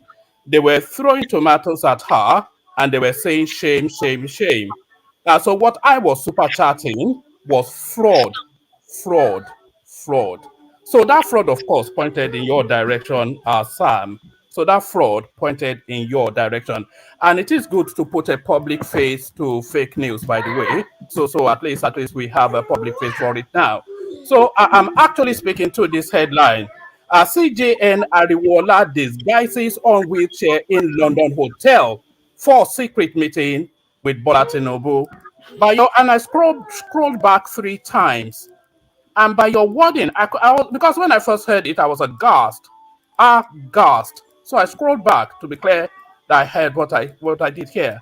And by your own admission, you said there was no substance to it. You made it up. I am aghast. So you said the guy was in a wheelchair, and that constitutes a disguise. An elderly man that walks with a cane in a wheelchair, after a long travel, that constitutes a disguise. You stated categorically that he was in a secret meeting with Tinubu. I read that article about 4 times when it was first published, and I heard your own wording there. There was no substance to it. The whole totality of that narrative was inferences and innuendos that Tinubu and this guy were in London probably at the same time, and that constitutes a myth. Aghast! I was staggered. The public face of fake news. But you know what really staggered me? It's just how brazenly you do these things. There was a public advisory published by the DSS just as early as yesterday, cautioning to this space. So my question is to you: would you, because I would invite that it does happen, would you catch you as surprised when next you land in Nigeria if you are invited to come and defend? Because this is incendiary, this is seditious what you're doing, and it can cause national chaos. Can you justify what you just did? The public face, I say, of fake news. Thank you for 1 month. Samuel. Yeah, we do respect. I don't have any response to this kind of person. I'm sorry. So you want to move to the next person? Yeah. Yeah, I don't have any response to this. Thank you so much. Paul, go ahead. Thank you. I think, Samuel, you just make my day for this thing that you did now. But one thing that I will give to one man is that it baffles me that you didn't even answer his question, because one man did not even insult you. Maybe because you're a Yoruba man like him. If you were to be an Igbo man, he would have insulted you. So you will have a C, but you didn't accept the C. I thank you for it. You are a journalist. Now, what some of us don't really understand when it comes to journalists, there is a reason why journalists is not in part of government completely. That's why when we say we have 3 tiers of government, the executive, the legislator, and the judiciary, where they call journalists the watchdog of the society, the 4th realm of the society. They don't take anything from government so that they cannot be biased nor compromised. Thank you for the great work that you are doing. Sometimes some of us don't understand the implication of when leaders travel. It's a big risk for just a colonel in Nigeria to send his kids abroad to go and school. That's a compromise. If I hold a colonel's son in America right now, I can compromise whatever he's doing in Maiduguri. I can compromise whatever he's doing in South in Niger Delta. I can compromise it because we love our kids. We can't quantify it. We can't explain it.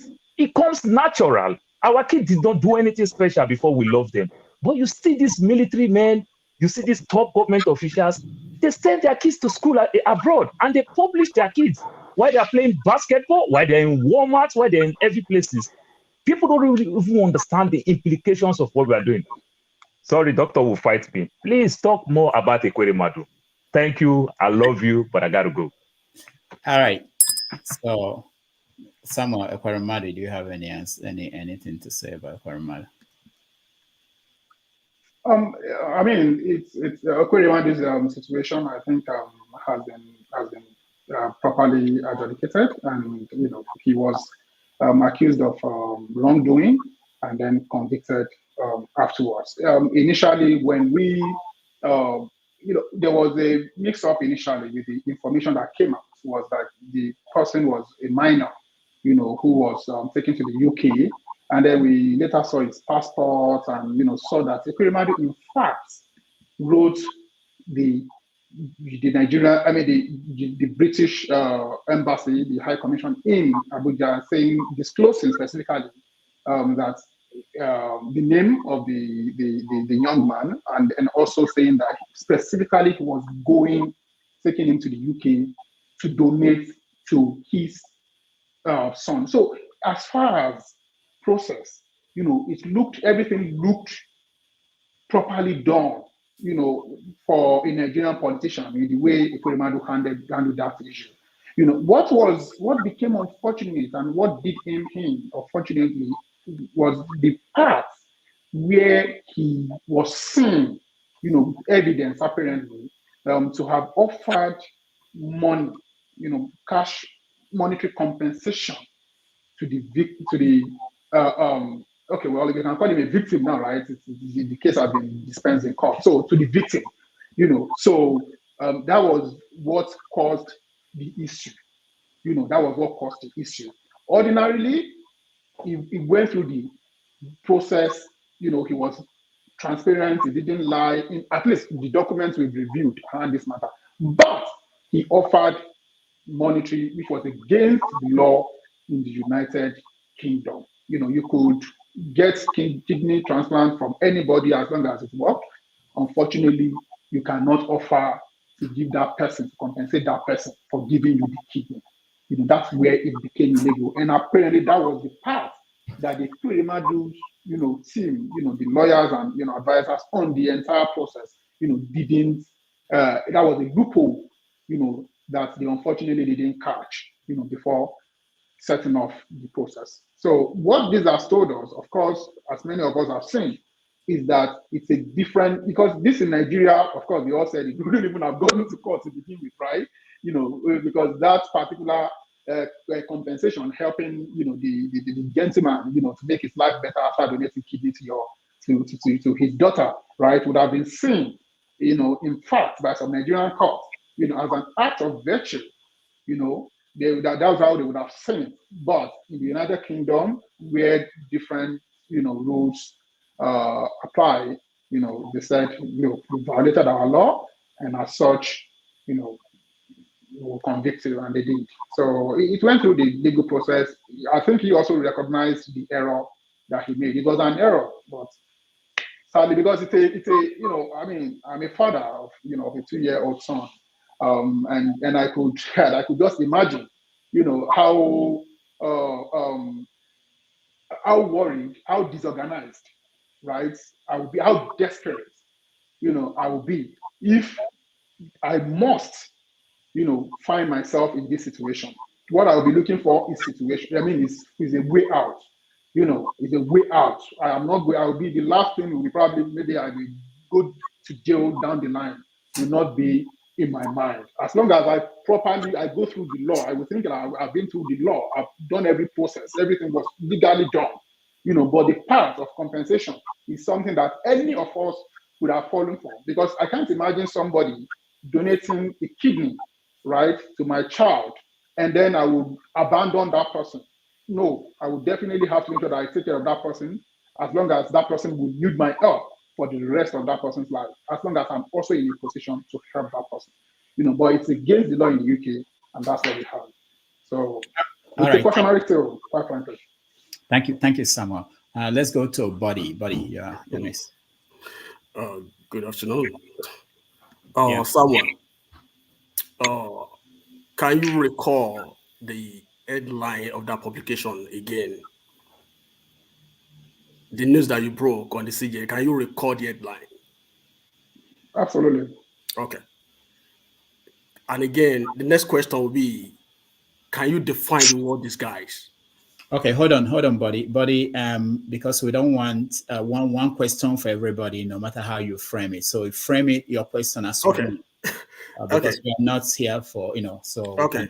The next question, my question will be, can you define the word disguise? And that will be your only question. Because no, that's not. No, then you have to, one question, please, Buddy. Okay. And my doubts stem from the timelines. If you can reel out the timelines of CGN travel itineraries and president-elect travel itineraries.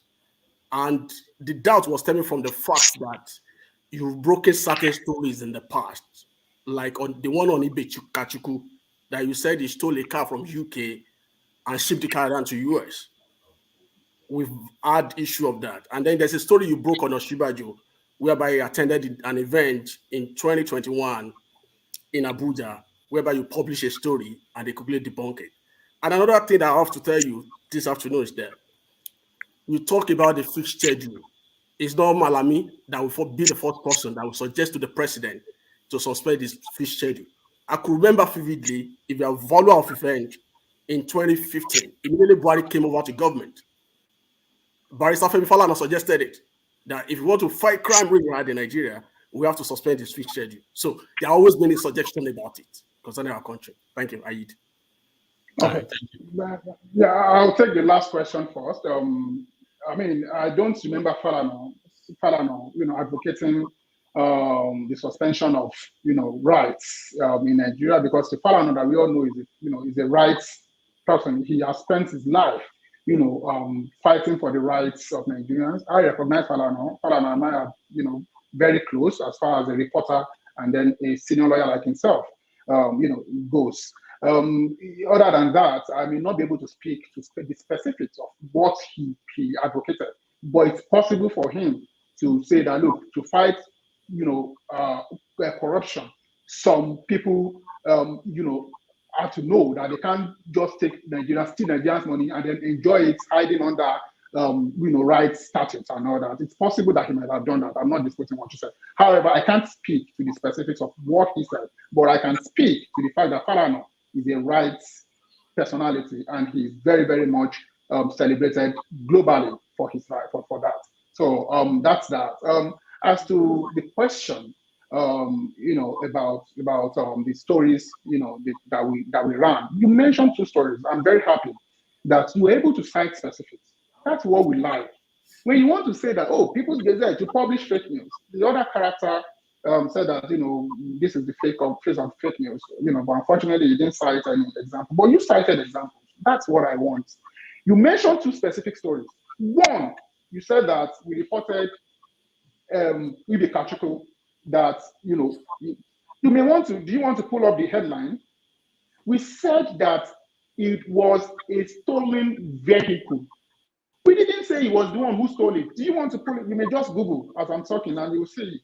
We didn't say he stole vehicle. We said he bought a vehicle. FBI, we reported FBI court documents, which anybody interested here, will see it from our story. It is the FBI that said that a vehicle, a Jaguar vehicle, was stolen, right? And then from the UK and sent to Long Beach in California. It was there. It was after it was sent, during the transportation. Not anyway, the man, Ibe Kachuku, bought the vehicle. They found the vehicle in his possession. And they said this vehicle was stolen. And then they sought the forfeiture of the vehicle. The vehicle was forfeited. So he then said that it was a dealer in Victoria Island that sold the vehicle to him, that he didn't know that it was a stolen vehicle. We didn't say he stole it. It happens to Nigerians every day. Most of the vehicles are dealership, vehicles stolen from abroad. They will bring to Nigeria and they will sell to you. You won't know. Sometimes they even, manipulate the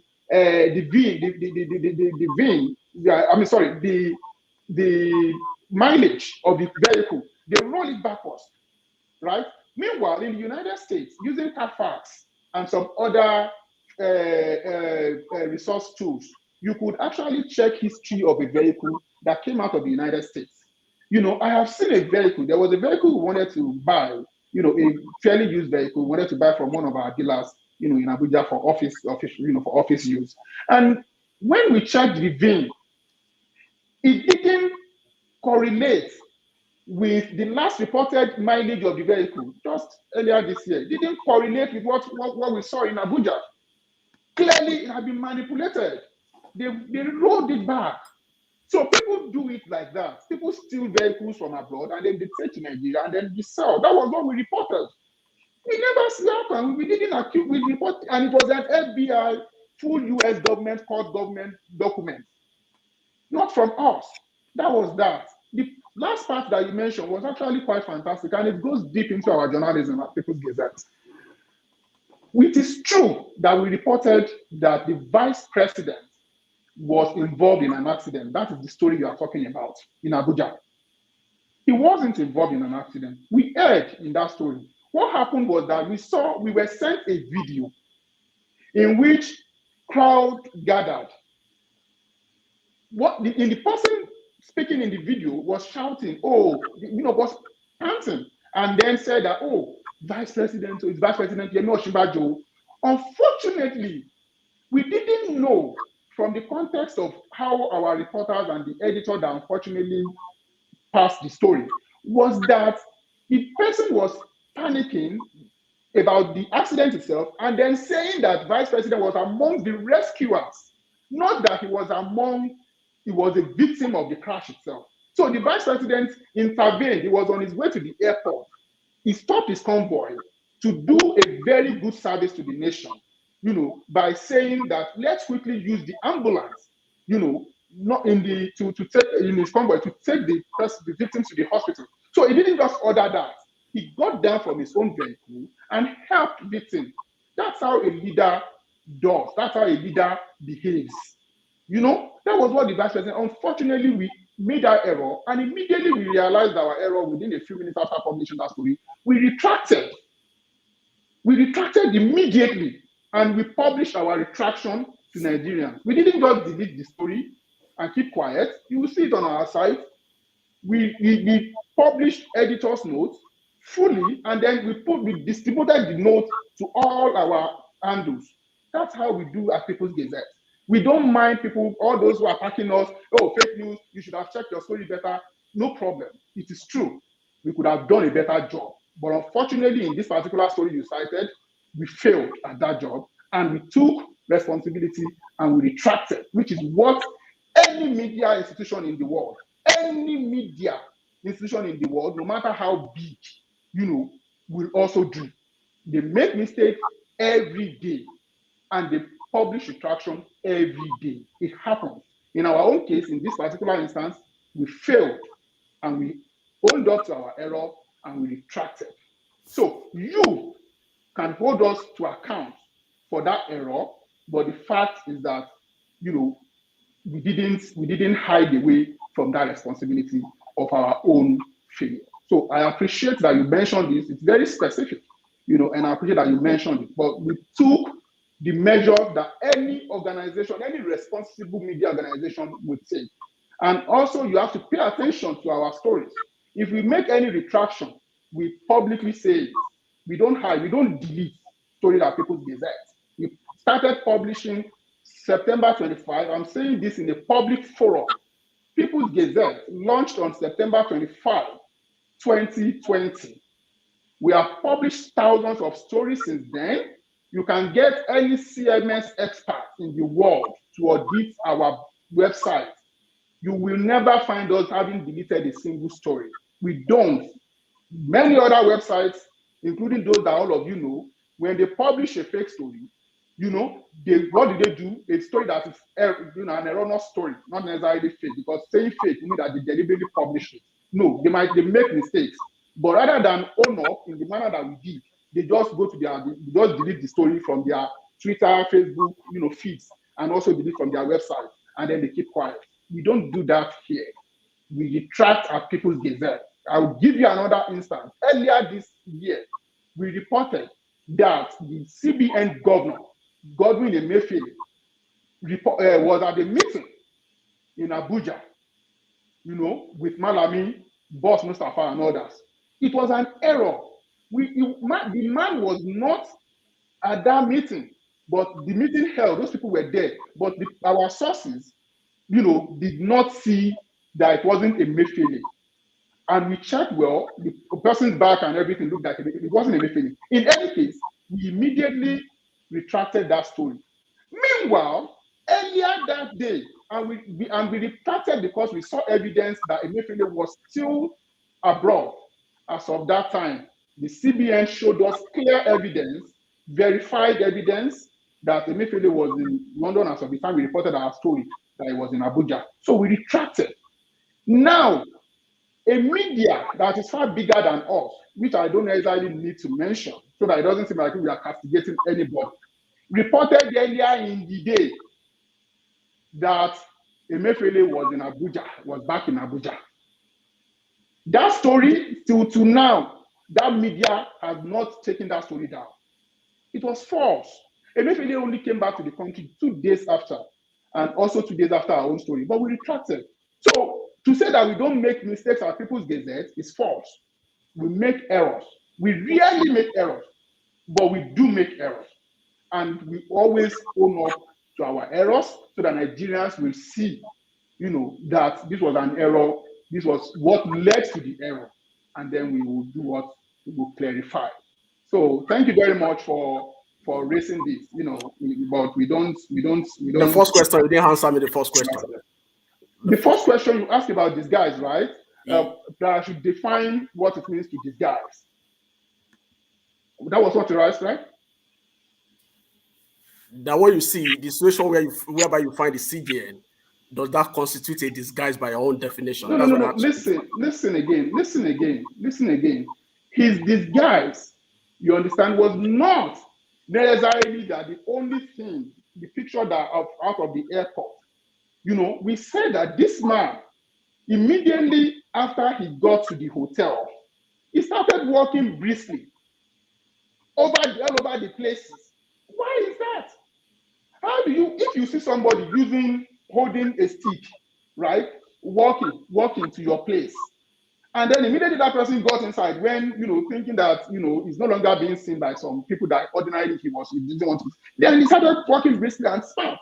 And you are going to, that's disguise. Disguise does not mean that we didn't say that he was in hood. Read our story again.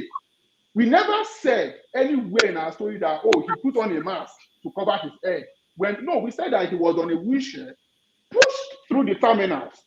That was what we reported. And that when he got to London, he did the same thing to the hotel. And immediately he got down, he started using, moving around by himself, no stick and everything. And the pictures we have, this is based on what we have seen, that this man was moving by himself without he was unaided. And that we stand by it. Your definition may be that for somebody to disguise, the person has to put on a hood that you cannot see the person's face, or the person must wear a military camouflage. That is not necessarily what disguise means. Disguise simply means, you try to pretend in a way that people may not immediately be able to recognize you. If you are going anywhere, ordinarily you are not going to expect that the person on that wheelchair is the number 4 citizen of the country. I know Rudolph, and I'm not going to be walking at the terminal at the airport and I will say, because somebody on the wheelchair is doctor. I'm not going to do that because it won't occur to me, even though it might be, but it won't occur to me. So therefore, when you move like that, and then in the manner, the entire thing was highly suspicious, and it was on the basis of suspicion. That suspicion was what we reported, and it could be there could be an inquiry in a serious country. There will be an inquiry that will either clear the CJN or say that the CJN, even that your movement, the CJN's movement was truly, suspicious, and it should not have done that. And then they will put in a better process, to guarantee, accountability and openness, transparency, so that whenever the CJN is traveling, everything is disclosed, right? If everything is disclosed, proactive disclosure, there will be no issue. There will be no issue at all, no questions to be asked because everything was disclosed. That's what we should do. So that's just the basis about this. Thank you very much for your question again, buddy. All right, thanks, Buddy. Thank you so much. But let me just say that Buddy sneaked in 3 questions as one, and I won't let that happen again. Yeah, actually, his questions, I must admit, his questions were, they were specific questions, and I think they were questions to be addressed. So I think I'm very fine by the way. Okay, great. He asked questions, even though his question might be adversarial, but they are very critical questions, and I'm happy to answer them. All right. So I thank you. And for those who are watching, if you can help us like this video, it helps for YouTube to show it to more people. Suleiman, welcome to the show, and you're on. Go ahead. Okay, thank you. Thank you, Samuel, Dr. Damages. You guys are doing an awesome job. I mean, for our democracy to improve, the conversations have to be upped, they have to be improved, and so people can get to understand a whole lot of things. Now, you could see that Buhari was able to survive a whole lot of the things that Jonathan couldn't have survived, you know, owing to the nature of this us versus them narrative in the country. So if you look at what's going on right now with this whole activities about the CGN and everything, and the whole post-election matters, you see that it's become more like an affair of certain groups down south, you know, between two groups down south. The North is doing more of a don't look on the matter, you know. So now, talking about these things you're doing, Samuel, you would see that the whole thing you're doing, as objective as it could be, and why the citizens should have interest about it. But you see that maybe it's become more like a certain tribe only supporting your work that you're doing about these matters, and some other tribe, that's your own tribe, the one you belong to, are probably even looking at you from some type of way right now. So the question is, how are you able to really handle all of this, and what's the effect of what we're doing now? I mean, this thing we're doing, as objective as to be to the development of Nigeria, considering how I gave an example of how Buhari was able to survive a whole lot, even when he shouldn't. Thank you so much. Thank you very much. Yeah, thank you. You know, the contrast really is around Jonathan. You know, I'm a reporter, and I'm very grateful for the FY that Jonathan signed into law, no doubt. Unfortunately, he was not in office long enough for us to be able to have a bird's eye view of how the FY performed under him compared to Buhari. Buhari has had 8 full years now. So we can tell very well that Buhari's government is a terribly close government. And this is the first review of the FY that we can have.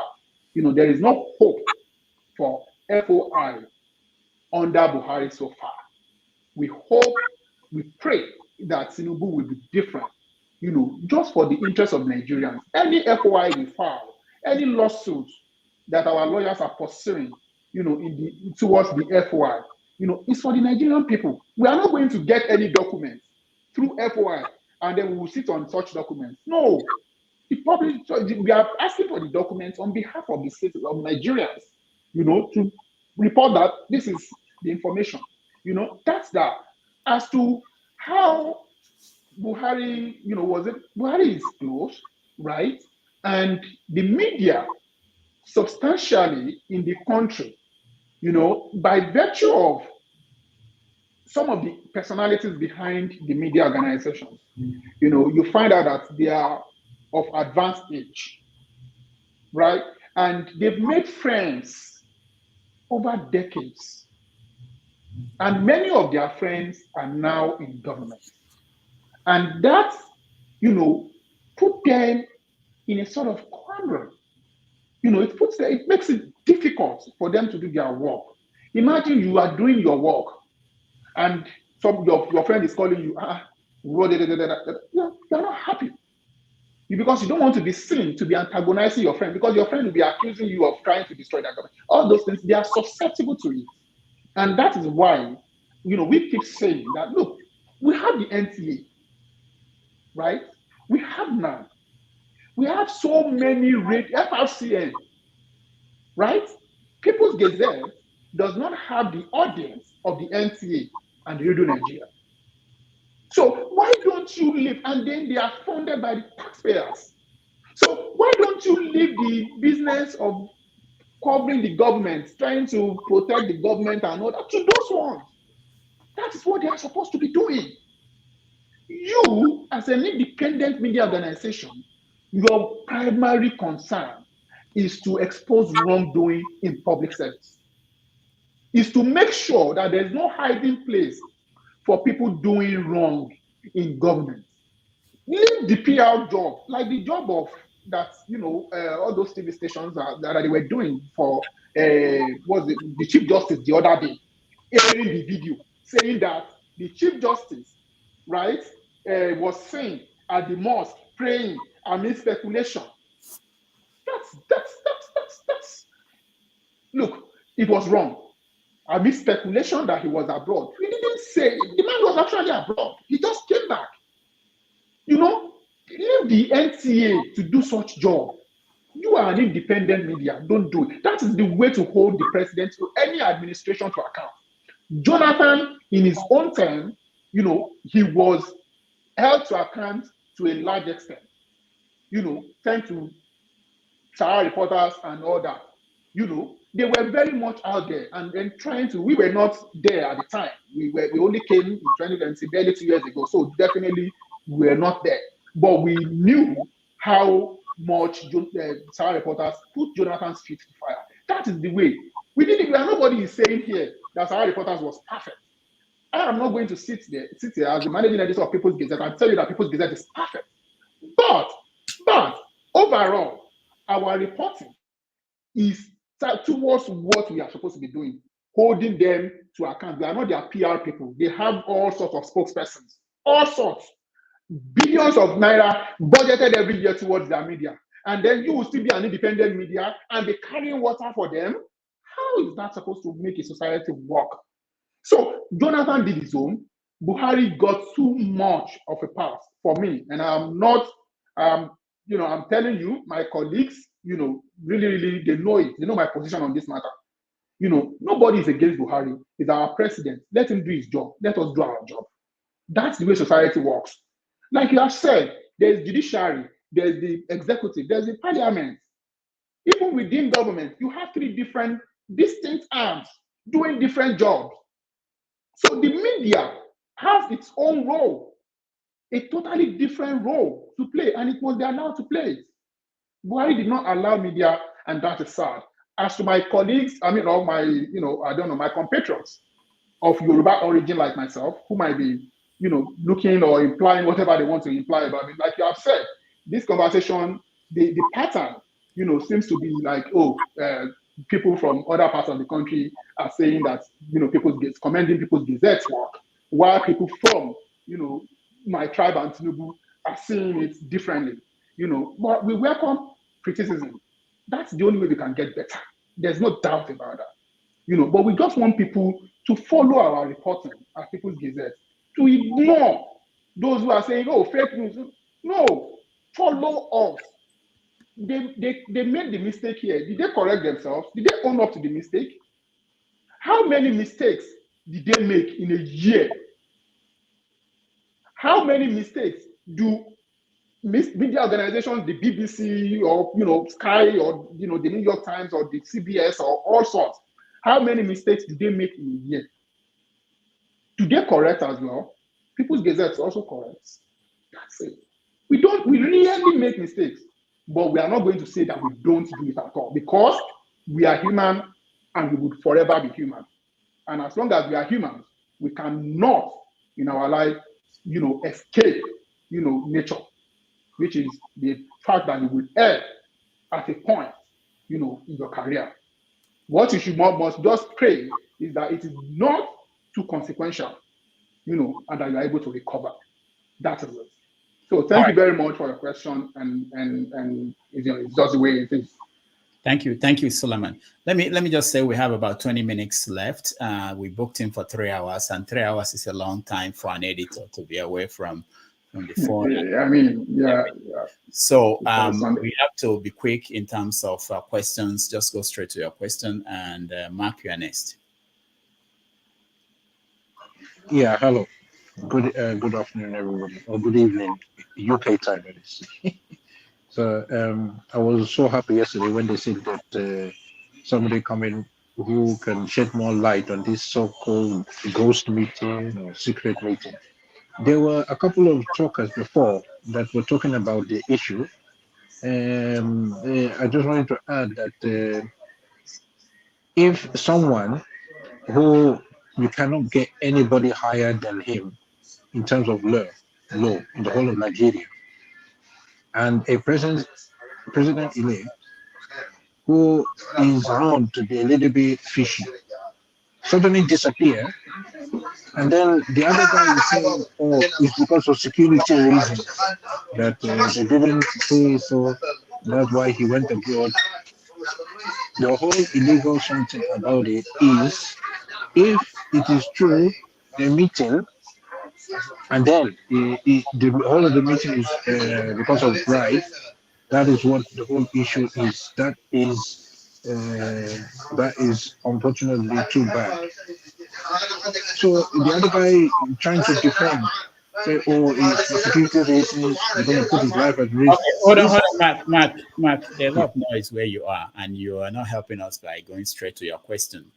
If you just go straight to your question, we can go from there. Okay, no need to give this background. Go ahead. Your question. Okay, yeah. So what I was saying is there any more information? You're like a journalist, I believe. Something like that. Do you have any more information about the authentication of the meeting or details of the meeting? Because I'm worried. If the meeting went on and it's true, then I think you can forget about the case in court, if you ask me. So that's my question. No. The meeting didn't hold. To the best of our knowledge, the meeting was preempted, and the Chief Justice, hurriedly had to return to Nigeria. And so far from indications, the Supreme Court, the Chief Justice is in Nigeria, and we also don't think that there will be, there's going to be a confusion now. Who is going to initiate conversation between the team of the All right, Samuel, I think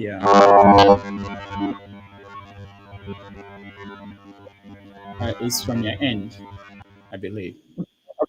Okay, I'm sorry. Yes, I was switching my AirPods. Okay. So I was basically saying that the meeting did not hold. To the best of our knowledge, it was preempted. I'm sorry to butt in. What's the authentication that the meeting did not hold? I said to the best of our knowledge. To the best of our knowledge, we preempted the meeting. To the best of our knowledge. And that is authentic. Now, it's 100% sure. I'm sorry? It's 100% sure that this meeting did not hold.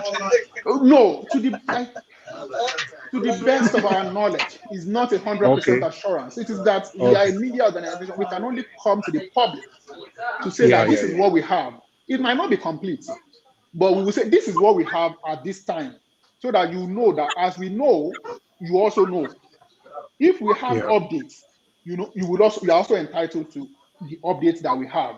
What we will not do, is to come to the Nigerian people, and publicly, for the kind of organization that we run, for us to come and say that this thing has happened, or there are chances of this thing happening, when we have not gotten enough evidence, enough facts, to come to the public with any information at all, anything at all. If you see it on Peoples Gazette, just know that we have been working on that thing for a while, because we know very well that the public will hold us to account of anything we do, and then we are not going to take the public for granted in terms of information to the public domain. So now the question you asked is that the meeting, if it happened, would have been extremely consequential. You are right, especially when it was in secret. But to the best of our knowledge, we got the information. We informed the Supreme Court and the National Judicial Council 2 days before we reported the story. So that gave the Chief Justice enough time to return to Nigeria. So that was why our reporting the story coincided with him returning to Nigeria, just hours apart, But that story was something that we worked on and had at least 2 meetings of editors, over to pull through the holes, in it, and then make sure that everything is properly neat. And even the sources were frustrated at one point. This thing, that's how hard it can be. it's not like we don't trust the sources, but we also have to make sure that this thing is going to the public. So we have to make sure that we've done our checks. So Tinubu and the man, were planning to meet. They wanted to meet. That was why the man was in England, right? But we blew this thing out. That was messed up. So they couldn't do anything to the best of our knowledge, but we are not guaranteeing, again, we are not guaranteeing that they didn't meet. But at least the public knows. Now, the public is very much aware now that either the meeting held or it didn't hold, there was a communication was established between the CJN and the Tinubu, to have whatever discussion they wanted to have. And Nigerians definitely, no matter how much anyone wants to say, Nigerians are entitled to know that information and then use it, the way they want to use it. Maybe they will keep it for now and then wait until some things will unfold in future and then be able to add one or two things together or not. But at least it's the just communication, the Nigerian people have it. All right. Thank you, Mark. Mark, thank you so much. We have to stop it, end it here. I appreciate your time. Chuks, you're next. Oh, all right. Yeah, thank you. Yeah. Okay. You wanted to cut me off. Yeah. Yeah, thank you, Samuel, for the great job. Sometimes we Nigerians we think we are educated and something is missing in our education. The job of media is to hold the government accountable and to educate the public. And that is what you have done. So for those who come here to divide Nigeria into three, one is sitting down watching, one is on your side, the other who is supposed to be on your side is not on your side. Just don't mind all those things. This is the reason why Nigeria is not growing. No, he's part of this meeting, and I'm happy he was able to join from the north. He's part of the meeting. And no, he said the north. Okay, I said. Let me say it as he phrased it. He was noticing the pattern of the conversation. Yeah, he said the north was sitting and watching. And that statement is why Nigeria is not growing. And I leave it for him to digest. Yeah, I will carry his water here with due respect. I think he's not speaking in that manner. He was noticing the pattern of the conversation, between. But he is from the north. If he just said the conversation, that they're not sitting and waiting, and watching. Sorry. Yeah. My question is, you said you gave the court, the Nigerian Judiciary, 2 days before you reported. My question there is there kind of constitution that says you must do that, or you just did it out of respect? Yeah, that's my question. Well, thank you very much. Journalism, things are unfolding. People are having different definitions. Debates are raging about how journalists should process stories before coming to the public, right? At Peoples Gazette, we are still somehow married to the traditional way of reporting, which is, you might be a digital, outlet, but we are still married to the traditional ethics. If you are going to report a story at Peoples Gazette, you must, if anybody is accused of something, you must reach that person to get that person to explain themselves to you so that you will add the person's explanation. You already have your facts. Do you get? But you still hear from that person so that the person can tell you that, even though you have your facts, this is what happened. This is why I did this, to justify what they did, which is still part of trying to hold someone to account. Justify what they did. And then you add it to your story. So it's if you don't mind me adding this. It's just basic ethics. You reach the person for comment to say, this is what we found out. We said, Festus Akonde, you are the spokesman for the Supreme Court. You are the director of communication. We understand that the Chief Justice of the Federation Kayode Ariwoola is in London as we speak, and he is planning to meet President-elect Bola Tinubu.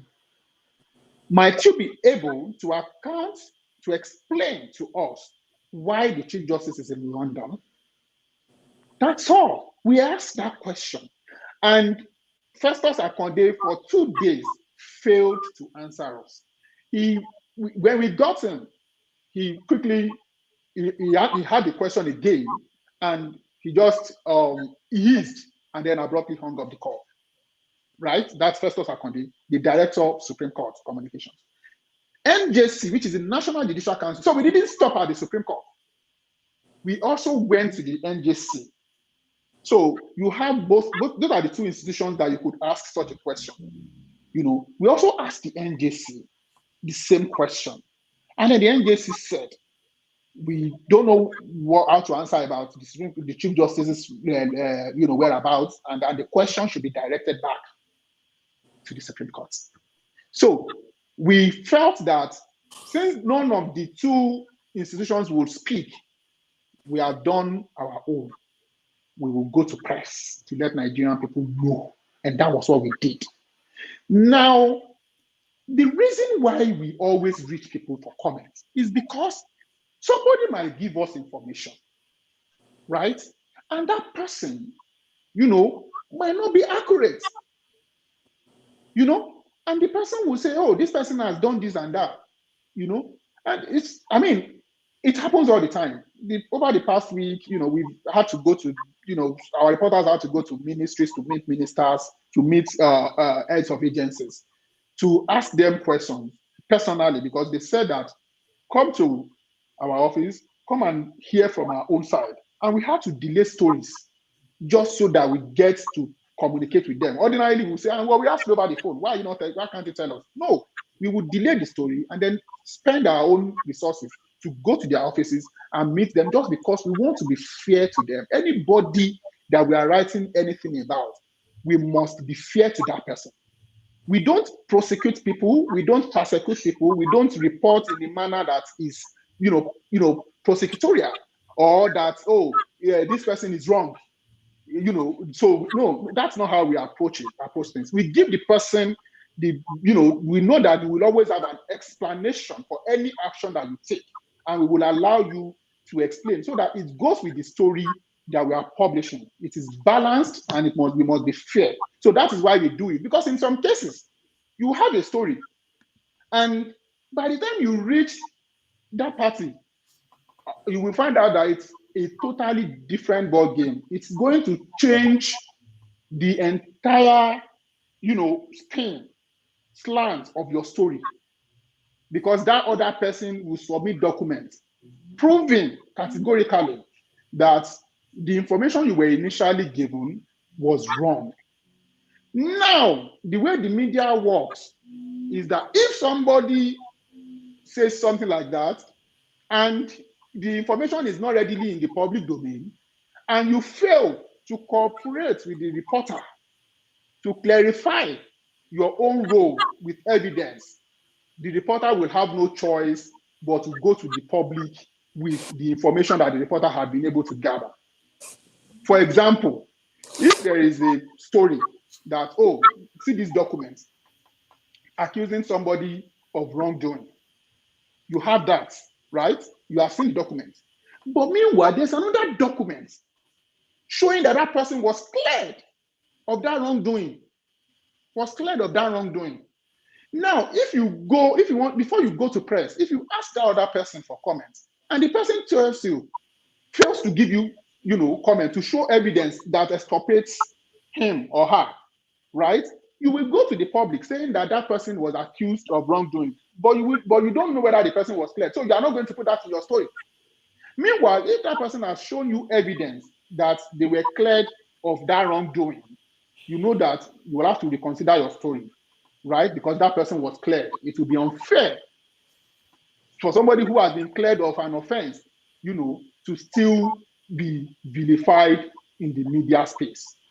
So that is why I said that media, we just report what we have. We are not prosecutors. If the matter had gone to court then the other person will know that there's something higher, bigger at stake. That he might go to jail, which means that he will produce the document, right, that exonerates him or her in court. So that's why court is different from the media. Media will raise alarm when we see.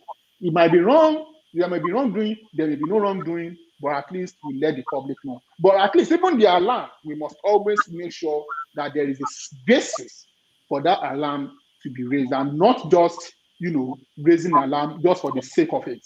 That is frivolous and that is dangerous in journalism. You don't do that. It is irresponsible, and it should never be for any serious media organization. You must have a basis to take a story to the public before you take it to the public.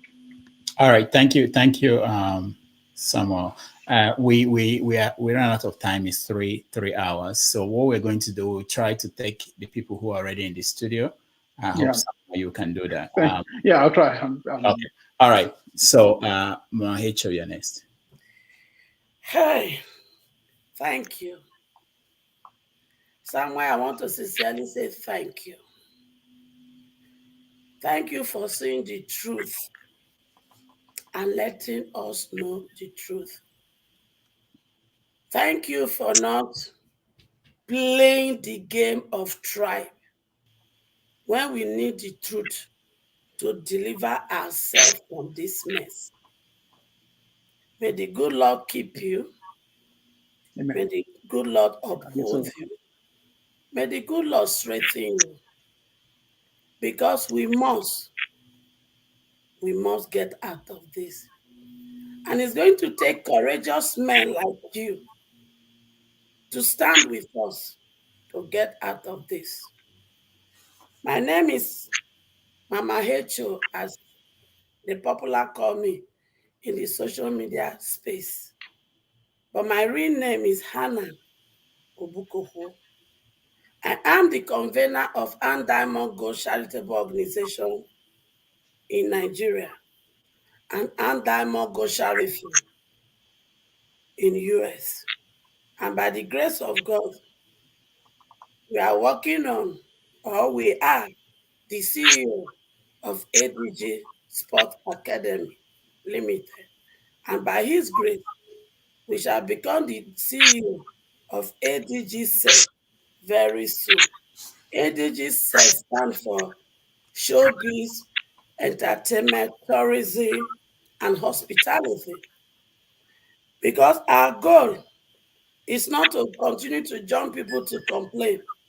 Our goal is to turn the wealth of the nation that they have turned to Yahoo boys and girls, that they have turned to hook up and olocious, that they have turned to kidnapper, Fulani herdsmen. We want to build a life out of them, because the human capital of the nation, it is the wealth of the nation. Like I call them my children. I will not join them to destroy them. And I thank you for the role you are playing. At least I have another show to work with me. Because one of the things we must do, all our stolen wealth that are stuck in the Western world, in form of bank accounts, in form of properties, in form of company, we will look for them and bring them back home so that we can use it to remove my children the condition to be on the street that they turn to agbero or thug. We want to remove them. So we will need those resources. So we want to work with you. We want to work with Sahara Reporter. So I'm here to just say thank you. I will be leaving my phone number behind. I want your number. We must work together. Together, we shall rescue our nation and build a new Nigeria and leave a better legacy for our children and our children's children. Thank you, sir. And before I leave, we are more than 900 in this place. Everybody, even on $1, buy a sticker. Buy a sticker, because this one is a bombshell. So we must buy a sticker to say thank you to Dr. Damages. Thank you to Samuel. And if somebody like One man that is so hungry, anguish, and he give us a new English language he just learned in school today, can buy a sticker to demonstrate anguish. All of you that are happy, buy a sticker. If you not buy a sticker, next Saturday, you know they call this platform. Everybody buy a sticker. Thank you. Yeah. I'll leave Thank you, Mama. Thank you. Thank you, Mama Echo. Thank you, Mama Echo. Good afternoon, Samuel. Can you hear me? Absolutely. Good afternoon. Yeah, good afternoon. So quickly, I'm just glad that in the midst of this craziness whereby we have tribalism playing a part in everything, especially nowadays, I'm glad that you're Yoruba and I'm Yoruba as well. The reason why I bring this up is because I am curious to know what your opinion is in the midst of already it's hard enough to be a journalist. How hard is your job right now as a Yoruba man, as I am, in trying to do your job and being called all kind of names by people that are of the same descent as us? For example, myself and yourself, the same ethnicity. Who think? I mean, they use all kind of names I can't even I kind of validate here. You know what I'm talking about, and it's annoying because it's difficult for you to like discuss with people when all they see is you got to fall in line only because you're Yoruba, rather than to see fairness for what it is and report it as it is, irrespective of tribe, religion, or race. How hard is your job at this time? Thank you, Femi. Thank you very much, Femi. I've always been somebody that it has nothing to do with ethnicity. I really don't understand why, why we still have this. It's still a feature, right? Unfortunately, I'm so sorry. Yeah, because it's still a feature of our society. This issue of tribalism and everything.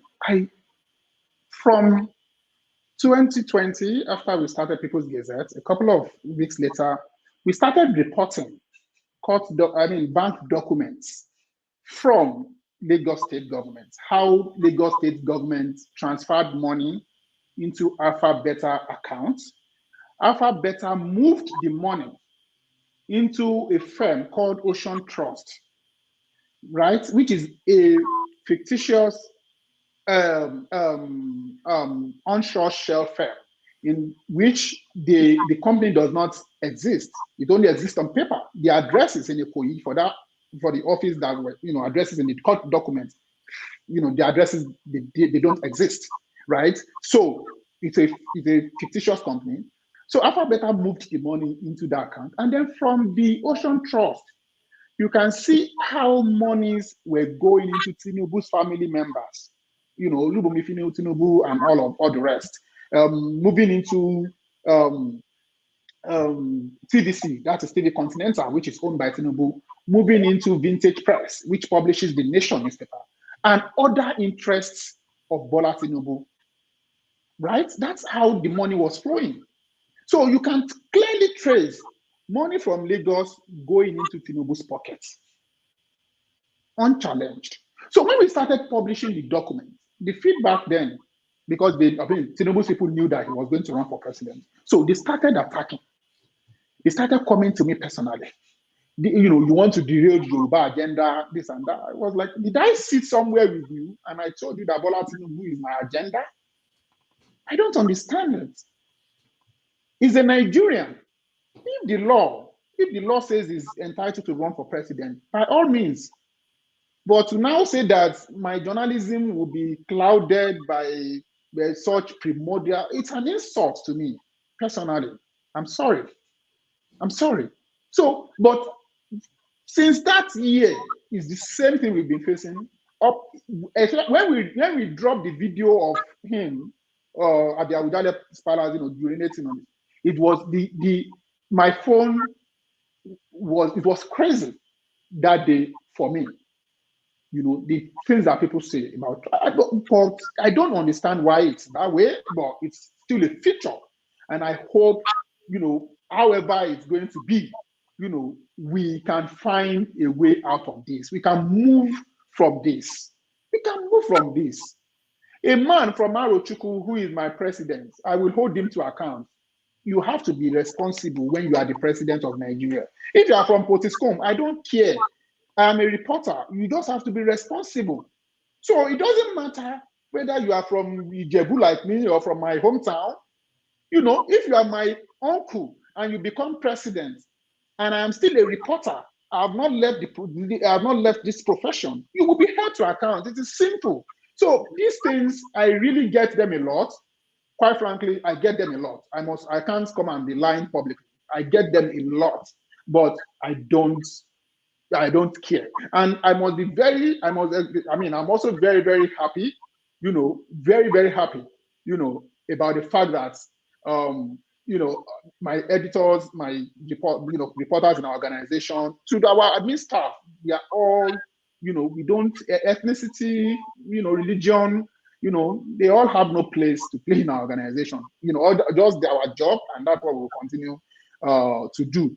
So that's just the point. But yeah, it can be very, very bad. I mean, from when, you know, Buhari and all of them, SSS coming after me, and the police arresting me, and all the, you know, all those things that I've suffered, you know, in jail in Nigeria and all that. I really don't, you know, I don't care. They don't define me. You know, it's just for me to continue to do my job, you know, as a reporter. And that's the most important thing.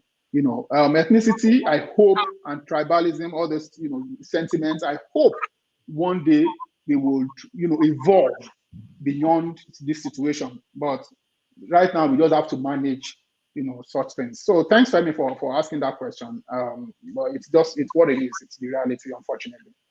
All right, thank you. Let's go to Ralph. Ralph, okay, we skip. Hi, thank you, Samuel, and thank you, Rudolph, for bringing me here. Greetings, Samuel. Appreciate your work that you've been doing, and yes, I understand the whole attacks Nigerians, well, not Nigerians, the supporters of the usuals.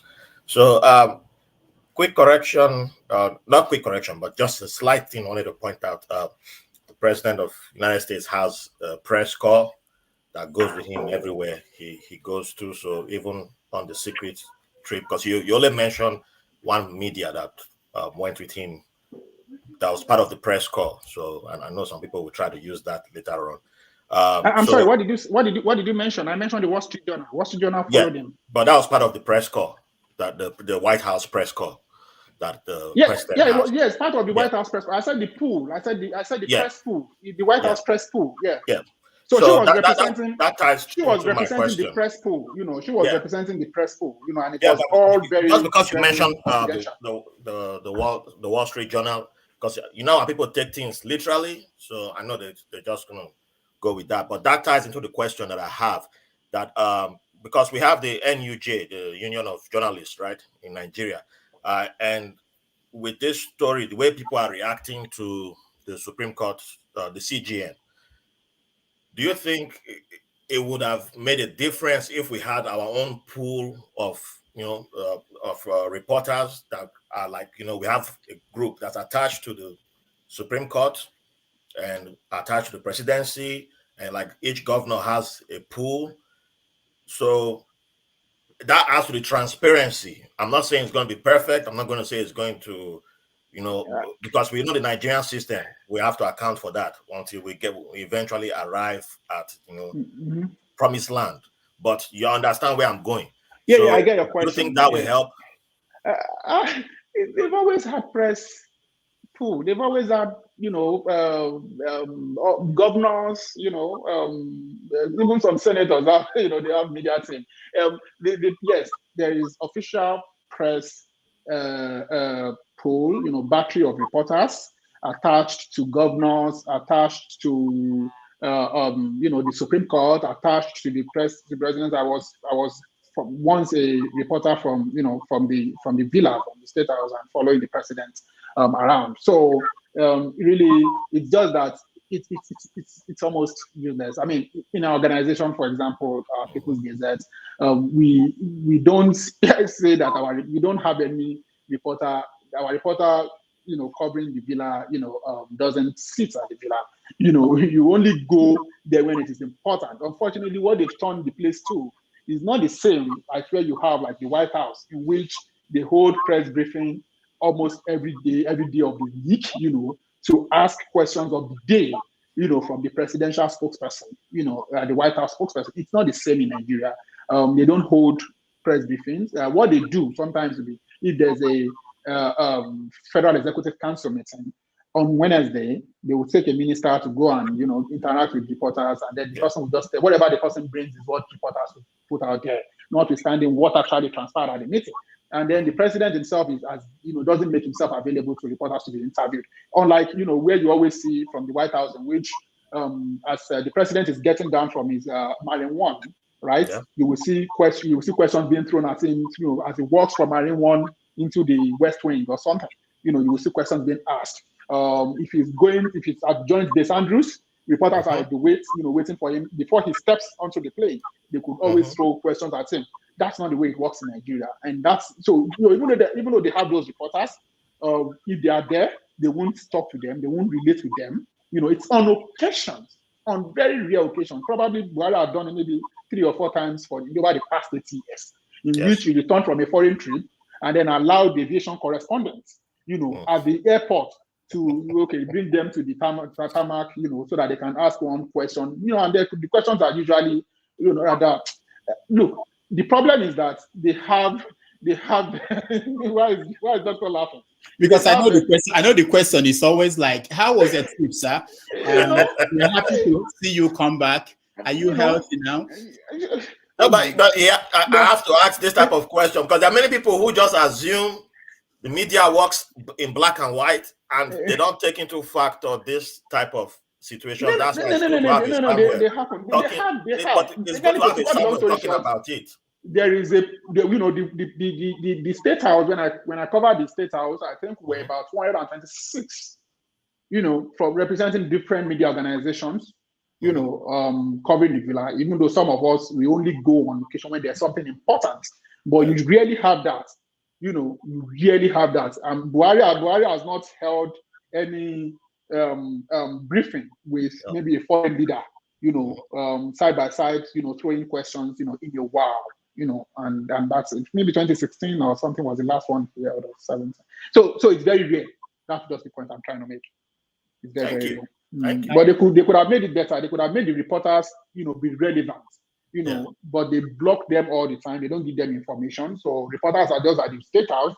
They don't give them information. And even when State House sources have information, they give to, other organizations outside that they are not even inside there, to report. And that's why you always see, what our reporters were doing back then and what we are doing, and, Premium Times and all that. We don't need to be there, but we get the information more than those who are actually even sitting there warming on the chair every day.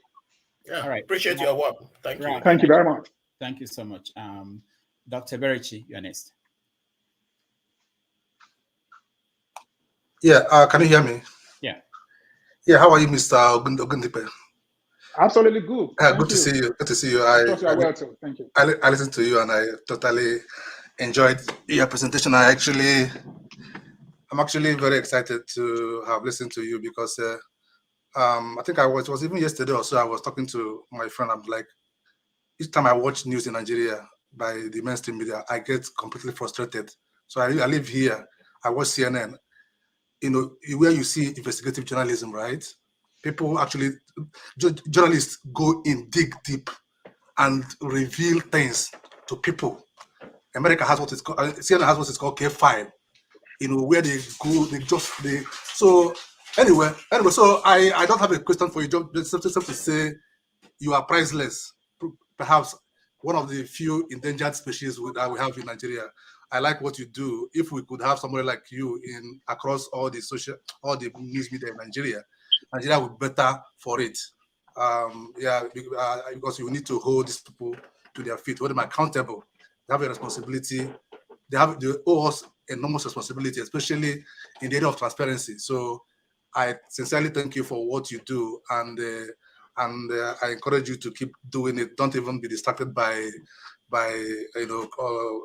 what people who are not as informed as others say about what you do. Just keep doing it. Thank you very much. All right. Thank you, Dr. Berichi. Let's go to Sam. Sam, you are next. Can you hear me, please? Good evening. Yeah. Good evening. I'm Samuel as well. I'm from where you're from as well, from Ogun State in Nigeria. And I'm not saying this or going out to attack your person or your personality. You do what you're doing. Every work is a work. A hustle is a hustle. But I'm totally disappointed because from all I've listened to in the last 1.5 hours, I joined this program. This is reckless and irresponsible journalism. Why do I say so? We all travel around the world. The size of the Qatari airport is different from the Heathrow's airport. The size of the airport in Scotland might be different from wherever. You don't expect a 70-something-year-old CJN, okay, to trek some up to 20 minutes distance, sometimes 15 minutes. And if they ask for a wheelchair to be pushed around, how does that mean that it was disguising? Because I listened to you carefully. We are all students of English. You said disguise. Is that not prejudice on your own part? Are you trying to just clout chase, or you need the traffic to your website? Because I don't really understand what is on here. And I'll tell you what I think.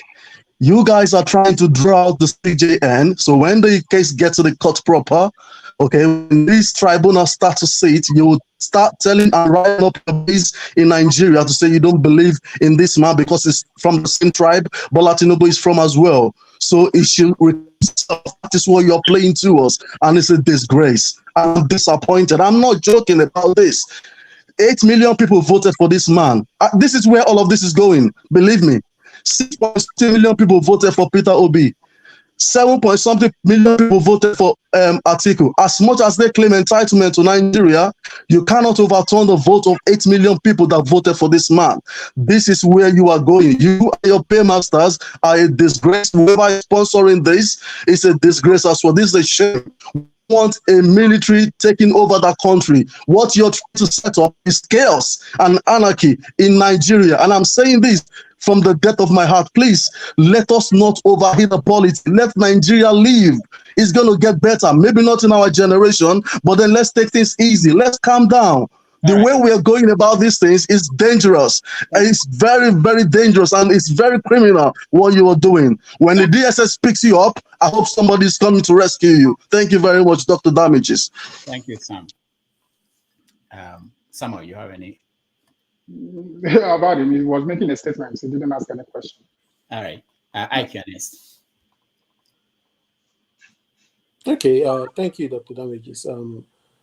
My question is really simple, right? I know people have come on here to say, "Oh, he did a fantastic job" and all that. Point is, it's not the first time something similar has been shared, right? So my question is, what is the point?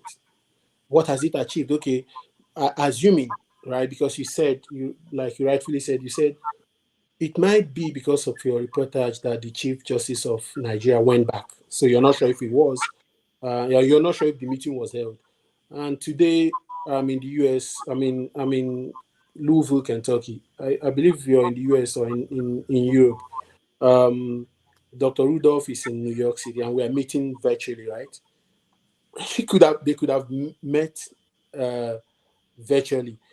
He could have met him. He could have spoken to him through another person's phone, intermediaries, and all of that. So I'm not questioning the propriety of your reportage, but it does raise some issues about all of that, right? But the point is, Nigeria over time has gone into tribal, in quotes, and ethnic trenches.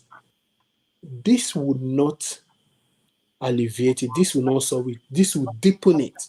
Because remember what Asiwaju said. He said, Yoruba local, Emi local. So it's about Yoruba and about him. So, and that's how this has played out. One man went to Mo, Mark, Sam, everybody who is Yoruba, except the other gentleman who spoke with an accent, have basically condemned you the way they condemn Rufai in channels. It is going to deepen the crisis. So the question is, what's the point? Because at the end of the day, it is not about the personality of Tinubu. If P2B won, probably I bet he will not do well because it's the structure. So my question is, what's the point? What did you achieve? What's the whole point? Oh, well, I mean, thank you very much. I think your question is about the inspiration, right? Like, if ultimately this is what we're going to get. But I mean, it's a potent question. The thing there is, it's journalism. It's journalism, and journalism is not, it's not something that it's defined, not as something that, when people see it, they'll be very happy. Everybody will be happy. No, it's defined as where you're reporting something that somebody out there does not want you to report. That's just the simple definition of what constitutes journalism. So if the Yoruba, they are very passionate about this situation. I mean, we've seen the cross-section of those who spoke here. And if you try to measure those who have spoken on this forum, and compare, also try to align those who also spoke on social media, the backlash, sort of against People's Gazette on the social media, you would also see that it's coming from a specific section of the country, and that's not how we operate. That's not how we operate. The way we operate is that we look at the story, we look at the elements of the story, and we feel, look, do we have enough facts? Is the story in public interest? Is it factual? Can we stand by it? Can we defend it? Is it in public interest? Once we have been able to do that, we leave all the how people react, the sentiment, how discouraging it might be. I mean, at this point, people like the character that I just spoke now, and others similar to that. I'm not going. They are the least, of my concern as a reporter. My primary concern as a reporter is to be able to achieve a kind of an open Nigeria, a society that is open.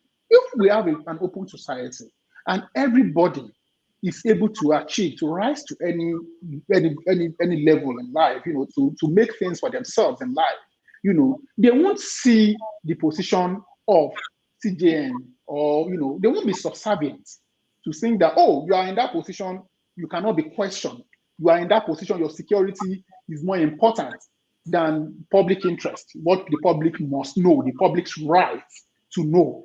People will be thinking that way. So that's the concern. We get our information. We don't, we are not bothered at all. The vitriol that I suffer personally, it's quite enough. But thankfully, as long as my family is isolated, from such vitriol, me personally, I am fine. And so are my colleagues, across the offices. They are very, very much upbeat about our journalism. We can defend our journalism anywhere, because we know that the best is for us not to be beholden to the powers that be. What we must do is to only be accountable to the Nigerian people. Among those Nigerian people are also those who are questioning, who are criticizing. But I've seen some of them here, and I've been very happy to respond to actual criticism, actual question, bordering on our journalism. It's not something that we see every day. What we usually see, is people who just say, oh, it's fake news. They have no credibility. And then people like, the last character that just came, in which they will make they will say all sort of vitriolic, diatribe, just for the sake of it. But I understand their position. But the fact is that Bola Tinubu is Bola Tinubu. Bola Tinubu is somebody who has a reputation of drug dealing. There's no doubt about that. It is in black and white in the US court document. So anybody who finds a drug dealer, in the manner of Bola Tinubu, as a leader, as somewhat of a mentor or somebody worth leading a nation, the person by all means should feel free to do so. We are all citizens, But this is not my personal opinion. This is a matter that is in the public interest. This is a matter that is already in the public domain. So that is so people talking about how this story could be, Bola Tinubu is no longer somebody that you can be talking about defaming, because it doesn't have the reputation, that could be defamed, anywhere in the world. So that is just the fact. And I'm a reporter, but the fact is that I'm a citizen of Nigeria, and as such, I am entitled, to say that this is our position on things. But then it has nothing to do with how we reporting. People have criticized us that, we are APC propaganda, it's all over somebody, people were tweeting that all over the place, that we are APC propaganda, outlets and all that, because they see some stories regularly that favor Tinubu and all that. What we just do is to report randomly on issues that are in public interest. So if anything that we report favors Bola Tinubu, so be it. If it favors Muhammadu Buhari, so be it. If it is Peter Obi that is on the receiving end, so be it. So our own is just that we have information and we report that information to the Nigerian people. So notwithstanding the ethnic or tribal proclivities that we continue to see in our country. All right, Samuel, thank you so much. Let me say before you go, there were some questions on the comment section. I didn't get a chance. Oh, okay. But just two of them. I will paraphrase what they were trying to say. One was saying, are you suggesting that the Chief Justice should not be part of any judgment now that will get to the Supreme Court? Is that what you want? And that's a question from somebody, I don't remember the name. It's been a while that I saw that. And there was another person who said, is there any way to support or donate to your organization? So.